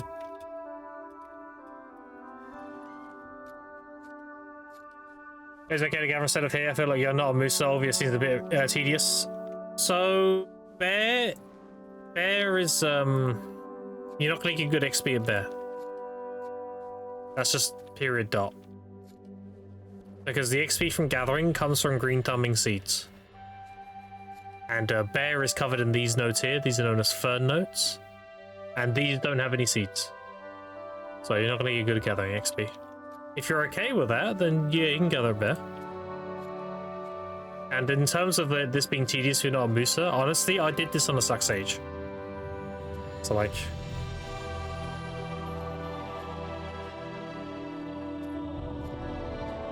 Can you put a Garmathar into Zavala? No. It says on the Garmathar what you can put it in. Zavala's not listed.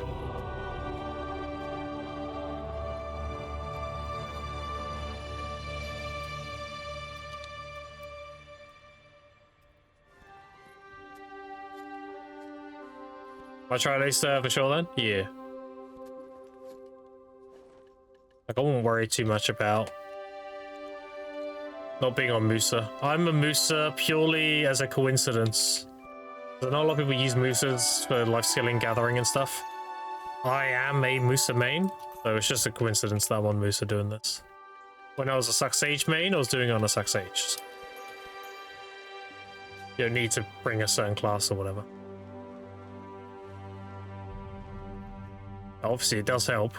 Chase is very good for doing this, but not mandatory.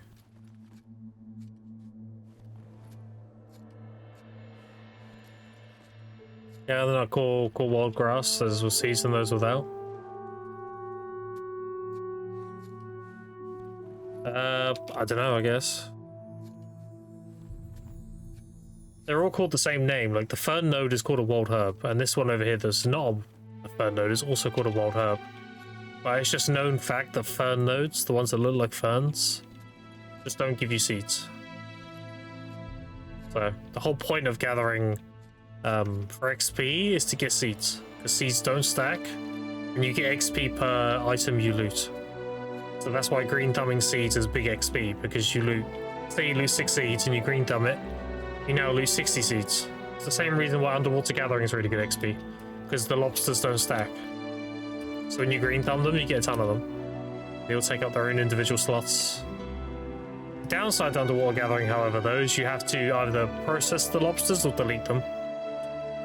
Whereas doing this, you can just vendor all the seeds, so you don't have to worry about that. That being said, though, underwater gathering is better gathering XP. It's the best gathering XP in the game. This is a very close second, though.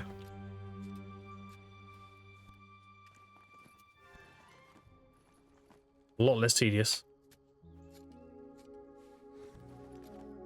You can't mass process the lobsters, unfortunately. Yeah, you gotta do them individually. You have to heat them individually, right? That is what it is. Eventually they'll make seeds stackable, and then maybe they'll make lobster stackable and everything. And if they do that, then you can probably mass produce them, mass process them, you know. Whenever that update goes through, yeah. Until then, yeah. Eventually seeds will be stackable, it will happen eventually. So I am trying to get as much XP as I can before that.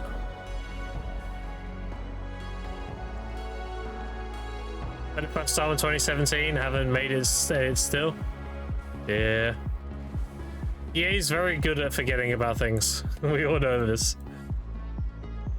They're very good at announcing they're going to do this, that, and then they just forget about it.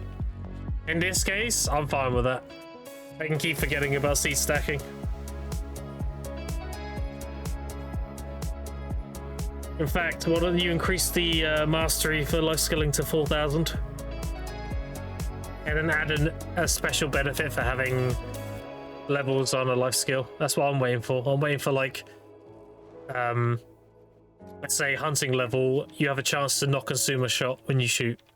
Or gathering level is chance to not consume energy on green thumb, or higher chance to get green thumb procs. You know, that kind of thing. They do something like that, and I'm like Guru 50 something? Oh, dude. Be big.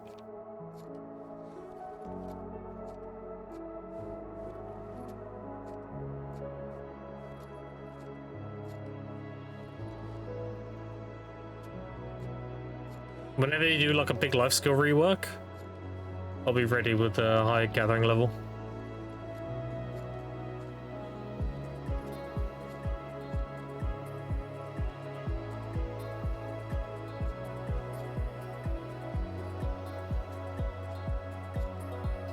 I'm not even number 1 right now. Someone else is higher than me on the server. It's the guy's 45. Yep. So we'll be there soon. How's it hanging? It's doing good. It's hanging pretty low, about 7 inches.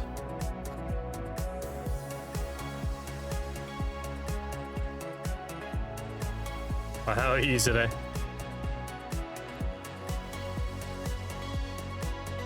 I'll be there. There you go. If we ever get a minigame event, ever get a new life skill tool armors, ever get their gathering treasure item. Hopefully. That's my copium, Vanessa. My copium is when we get the gathering treasure item, we'll get a bunch of like events and stuff tied around it and reworks and stuff. So all that stuff will happen when we get the gathering treasure item. That's my cope.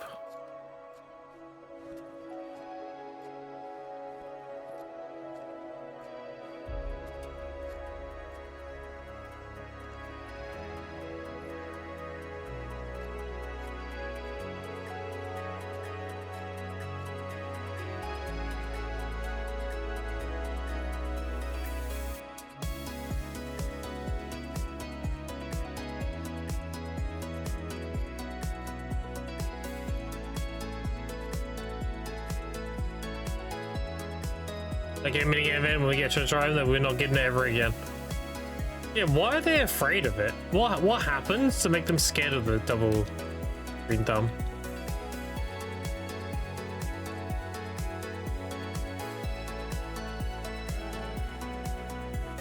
What will be gathering treasure and be like? It's gonna be something you use and it allows you to teleport to your residence. That's what they said. It's gonna be like a half-stone sort of thing. Fairy breath? Yeah, maybe. Maybe. They did buff fairy breath, you are right.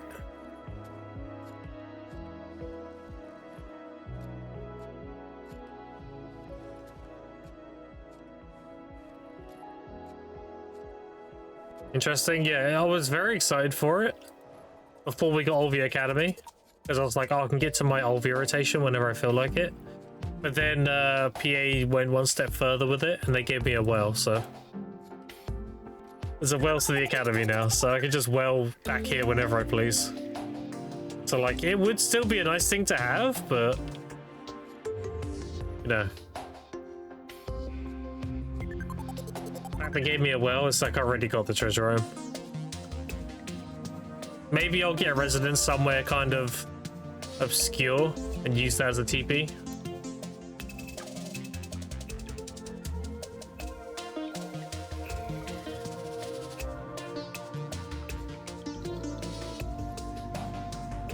You know, you still put down the rotation may take some time and you still get lost. Yeah, a lot of people do. Practice. Why would you come to the academy so often? Because it's right next to my gathering rotation. What I'm doing right now is next to the academy. This is my, this has always been my life skilling home base.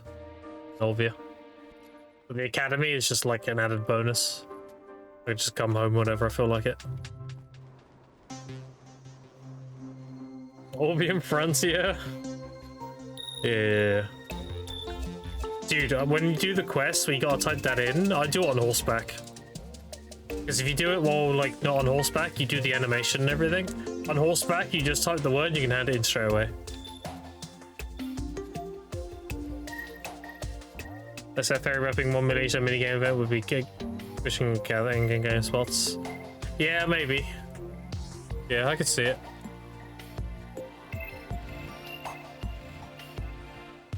Apparently we get an Arena Solare next week, right? You're saying? Weapon out, you also don't do animation? Oh, really? Okay. It's good to know. AOS, yeah. Which means, chat, if you're somebody who grinds, that is the best time to stock up on your courages and your deep seas.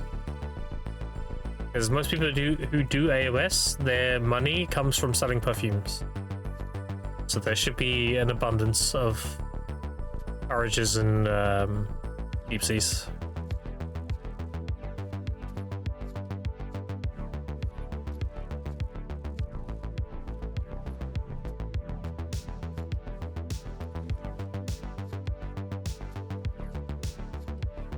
Yeah, I'll close the windows. Oh, yeah.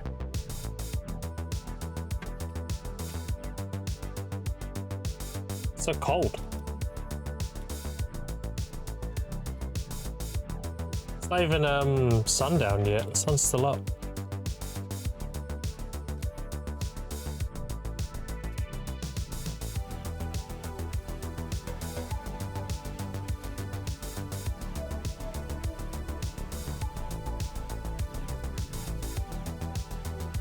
Your buff's gone now. The cooldown for 53 minutes. But we're still 3k though, because we've got the furniture running, see?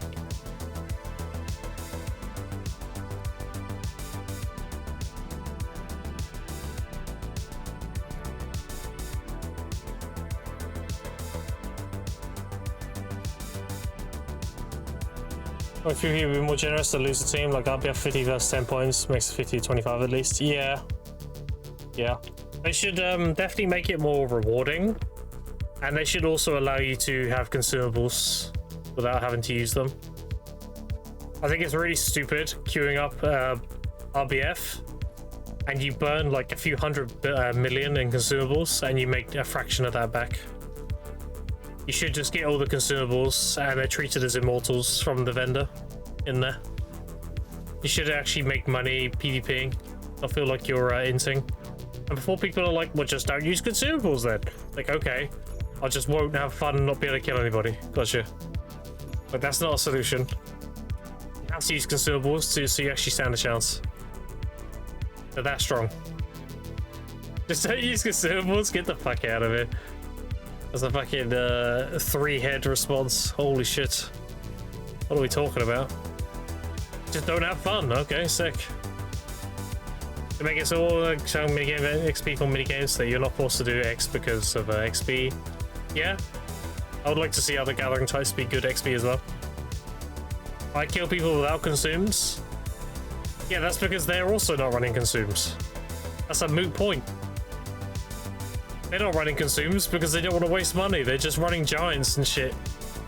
They don't want to lose money PvPing. We shouldn't be penalized for trying to make money PvPing. It doesn't make sense. You should be able to just go in there and just have fun and make some decent money while you do it.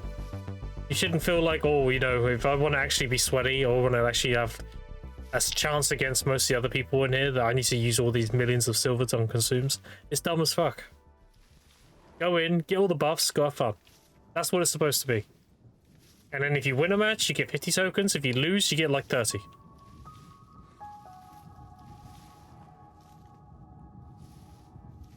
One favor your character power, you cry your class is weak. Yeah. But there's a reason why, look. I don't even have to explain it. Giant strap. Look. Why did that happen, chat? What made these suddenly spike? It's almost like people don't want to pay stupid money for consumables. These things are cheap and they give you 10% special attack and some HP and stuff. So they're just using them instead. RBF, exactly. People don't want to waste loads of money on actual consumables. So they just run with giants. Now that's a problem.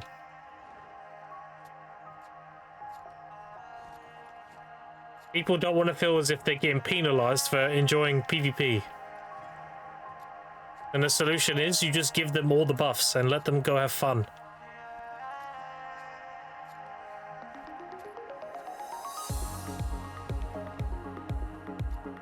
Why is it you want to enjoy PvP, you have to lose money to do it? That doesn't make any sense.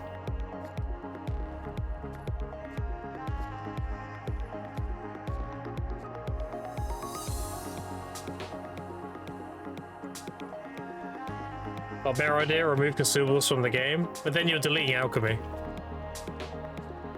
At that point, you might as well just open this up and just delete this. That's the whole point of alchemy, is consumables. That's in 2016, or when you were fighting with resources. Yeah, exactly. Giga chat, okay.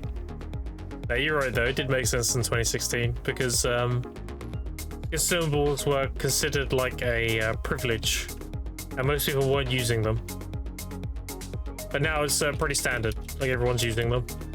So essentially you'll be getting penalized for enjoying PvP now. Doesn't make any sense. You go in, you talk to the NPC, he should give you full of immortal elixirs, like buffs and everything.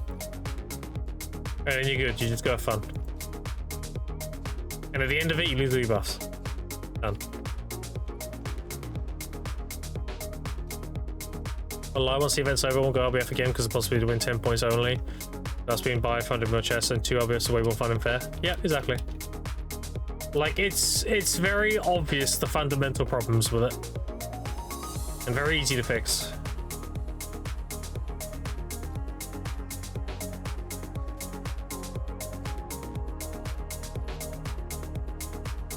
But yeah.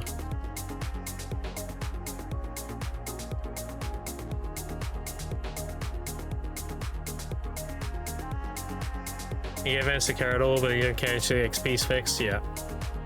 He only wins because he has pods. They cried. Crazy.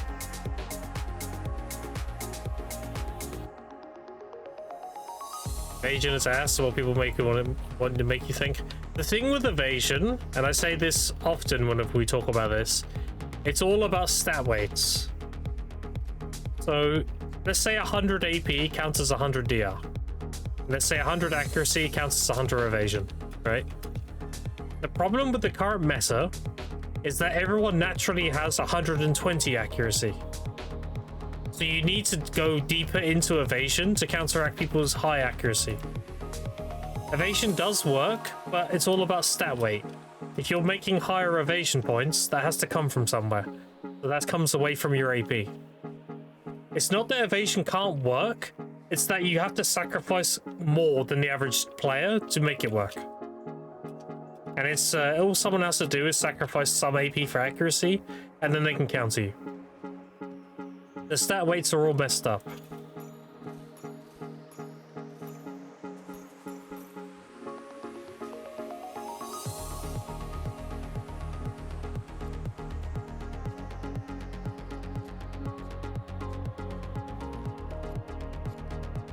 Oh, so the bad nobody runs accuracy. You can make 1600 accuracy to counter evasion, but you can't counter 1500. Yeah, that's 100% right, Bizu.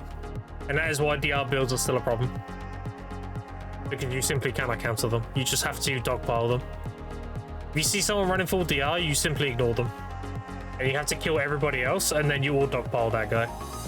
And that is obviously very broken. The formula should always be accuracy counts as evasion, AP counts as DR. Someone builds full glass, they should be able to blow up somebody running full DR. Someone runs full evasion, someone who runs full accuracy should be able to blow them up. The stat weights are just all messed up right now. There you go. And that's why there's problems.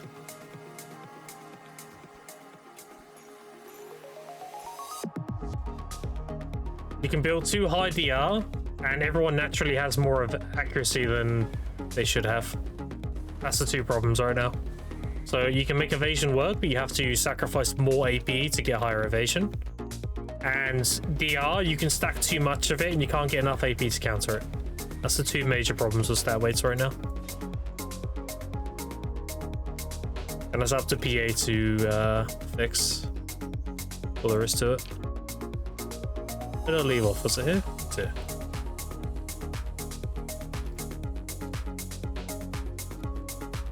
Choose other spam. And has it been 2 years now? Yeah, something like that. The DR builds have been pretty crazy. I mean, dude, it was so bad that guilds were opting into playing occupation rather than construction, because the meta for construction was just to send in DP beams to destroy structures. So what can you, how do you counter DP memes diving on your recuffs and killing them? You don't need a lot of AP to kill structures. You CC them with flame towers, okay, you can't kill them. They're still hitting your recuffs. And if we're talking about like after 20 minutes of a node warp, you got long respawns and shit. I mean, you just lose. You lose simply by your member dies and you have a long respawn. So people just play occupation instead. Because there's no structures. I mean, there's the stick and some FTs, but you don't have to worry about DP beams killing recuffs and shit. Yeah, once get a man, we had meta where you weren't full blast, you could kill anyone. I've said it many times, and it's a bit of a hot take, but I'd much rather have a one-shot meta over a DR meta. Because at least in a one-shot meta, there's outplay potential. Now, that does mean some classes are stronger. Like Sork is going to thrive in that environment, because any high iframe class is going to be cracked.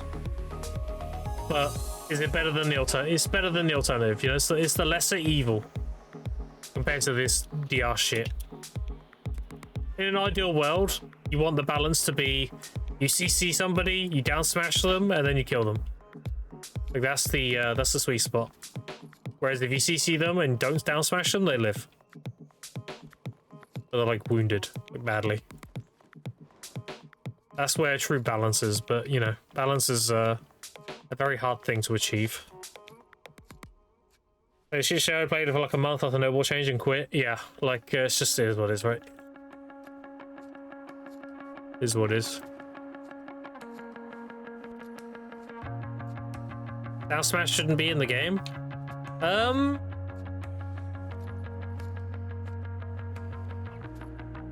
don't know.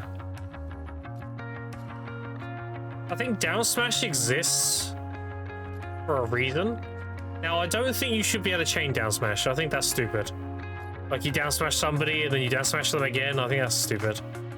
But you also don't want people dying in a single combo. You shouldn't need down smash to kill people. Yeah, this is what I'm explaining now. You don't want to CC somebody and then they just die. Because an environment where you make a mistake and you die for it is not fun. Dying should be a result of making two mistakes.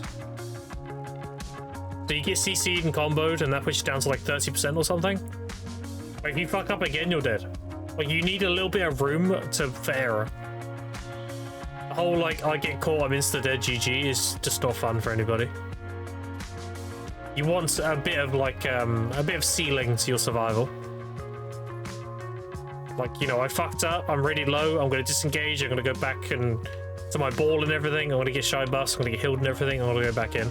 Whereas if you commit after being comboed and you die, that's your fault. You know, you didn't respect the damage.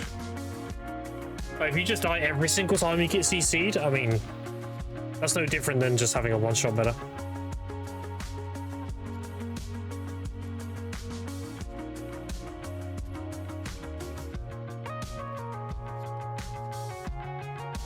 I like the ability to have reactive gameplay.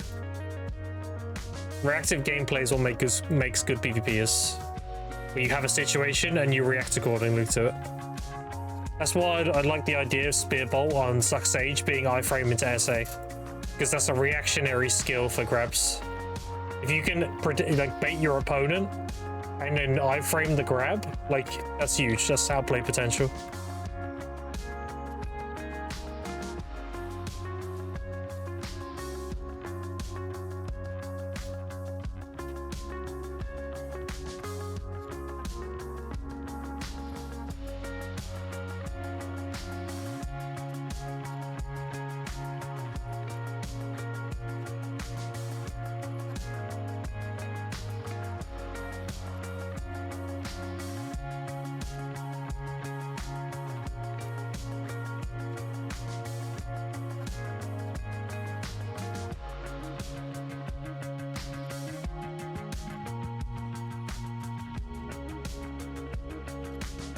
All invisible movements should be unprotected fully, or they should have clear indication where the target is, so not invisible. Yeah, that's fair. Like that's the case with Suck Sage, for example. If you rift chain a Suck Sage, you can tell if it's an iframe rift chain or not, and you can track them the whole time. Like that kind of thing is okay.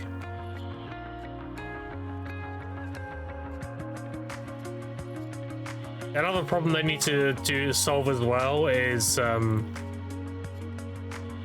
through frontal guards, like spiral cannon, stuff like that. You do it through them, and then technically you back attack them with it, and you CC them. That's kind of dumb as well.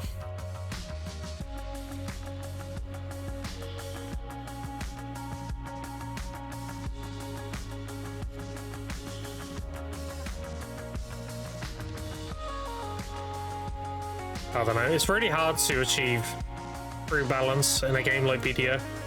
It has so many different like factors and variations, and then you add the fact that it has so many classes as well. Like you're looking at a bit of a mess of balance to get everything to work properly, you know.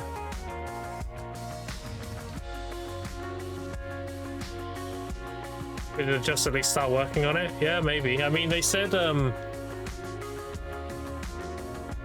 for this season of AOS, they're actually going to make changes to classes while the AOS season is happening, so at least we won't be stuck with another, like, Awake Sage season, where it was busted for the whole thing, you know?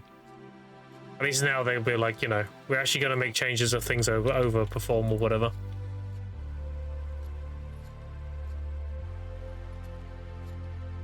It's 2 week season? They're doing AOS for 2 weeks? Didn't they do 2 weeks of Guild League as well? I wonder what their strategy is for doing 2 weeks now. You reckon they're gonna rotate them as a 2 weekly thing now? Like that's how it's gonna be going forward? 2 weeks seems so short though.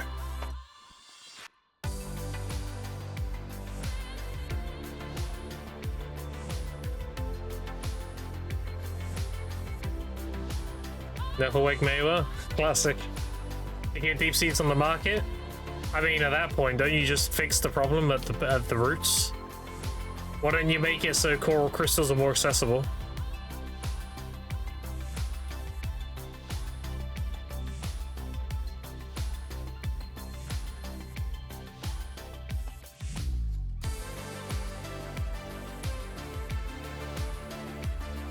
I think there's a day and ending for AOS. Oh, okay. Fix the problem like that, or you'll be out of a job. Oh, I see. So create the problem and then spend many months and weeks to fix it, because then you always have something to do. I see. Corpa.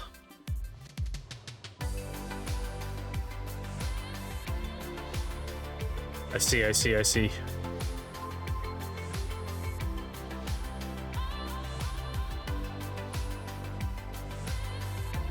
Crazy.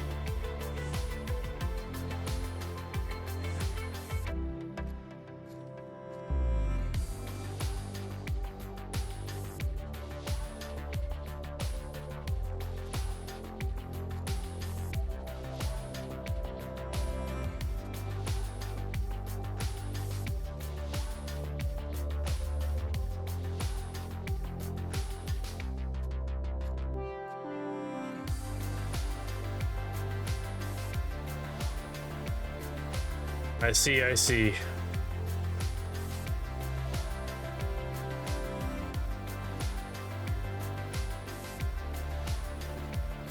Then use the elephant feedback, make a change in the next side dragon with all the issues you just fixed and more. Oh, dude, speaking of dragons, did you see that fucking stick burn shit with the dragon? Holy fuck, like debuffing the stick and then blood nuking it? That's fucking stupid. Yeah, let me just DP shred the fucking structures for like minus 300 DP. And just nuke it in like 5 seconds. That's gotta be fixed. That is dumb as fuck. You can beat any guild doing that. If you're defense on castle, you just get the guy with the dragon to hit it a few times, and then you call for the whole guild to go Peggy bomb the base, and you just one shot them. One Peggy bomb, right, that guild's gone. Let's do it to the next guild. That's dumb as fuck. That's so fucking stupid. Fix between 2 weeks and 2 years. True, dude. Just with the climbing life skill. And pottery. Who remembers pottery, chat? Pottery life skill? Yeah.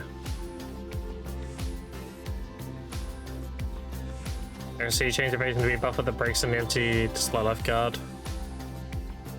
HDR to be also the buffer that breaks the empty, make evasion buffer bigger, downsize your on the floor does not work. Yeah, I mean, they're all solid suggestions.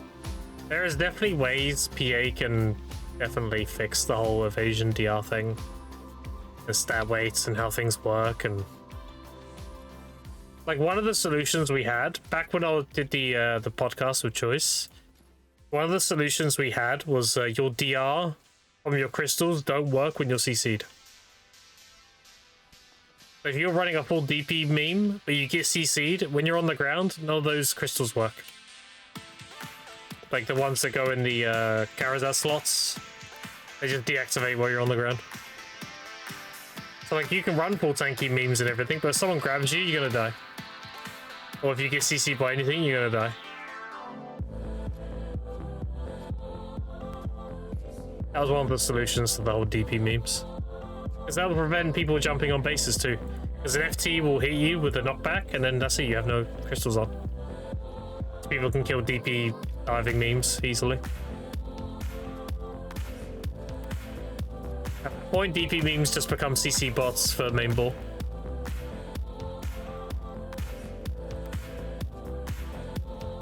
At that point, increase down attack damage multiplier.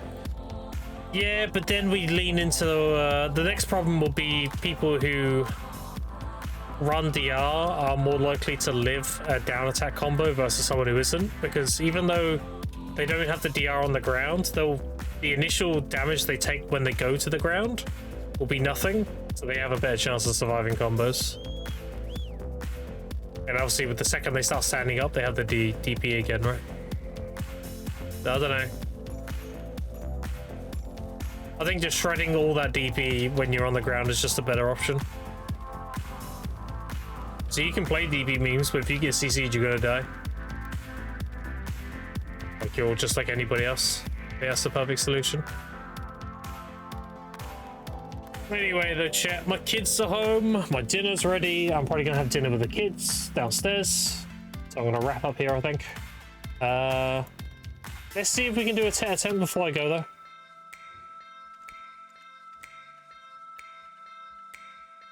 We can get a attempt in.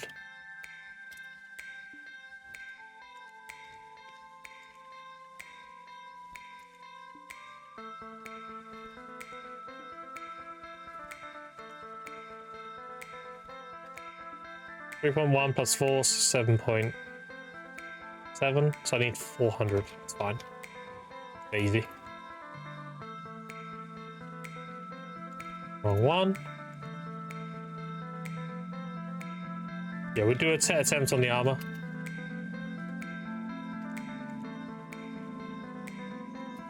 Oh my grass. So we get the fruit listed as well. 20,000 fruit, that's 7 bill.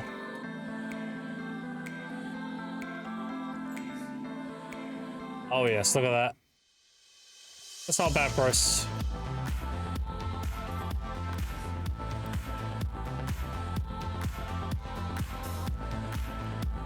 And then we also have how many shops now? We're on 555 plus nearly 10,000, so that's 2,500 shops, 5,000 black gems. Yeah, definitely a lot of money.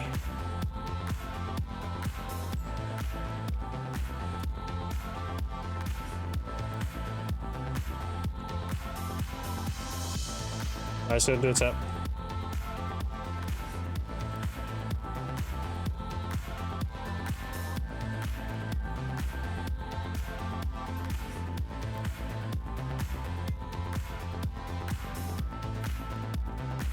All right, let's see.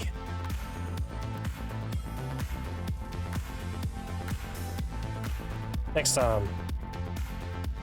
All right, chat, that's gonna do it for me today. Cheers, subs, retweets, follows, especially your time. I will be on tomorrow. I'll be raiding you into another video streamer, so you have a drops. Don't worry, I got you. Once you're done leveling, still, would you go here for money? Yep. This is just good pass burn. I'm going to raid you into... Let's raid you into Vert. I haven't raided Vert in a while. He only just went live just under an hour ago as well, so he'll be on for a while. So you get your drops and everything. I appreciate you hanging out with me today. Appreciate subs, resubs, follows, and special time. I will be on tomorrow, chat. Have a good rest of your afternoon, evening, all that good stuff. You learned something today. Good shit. That's the whole point of every stream I do. And yeah, thanks for hanging out. And I'll catch you all next time. Later, nerds.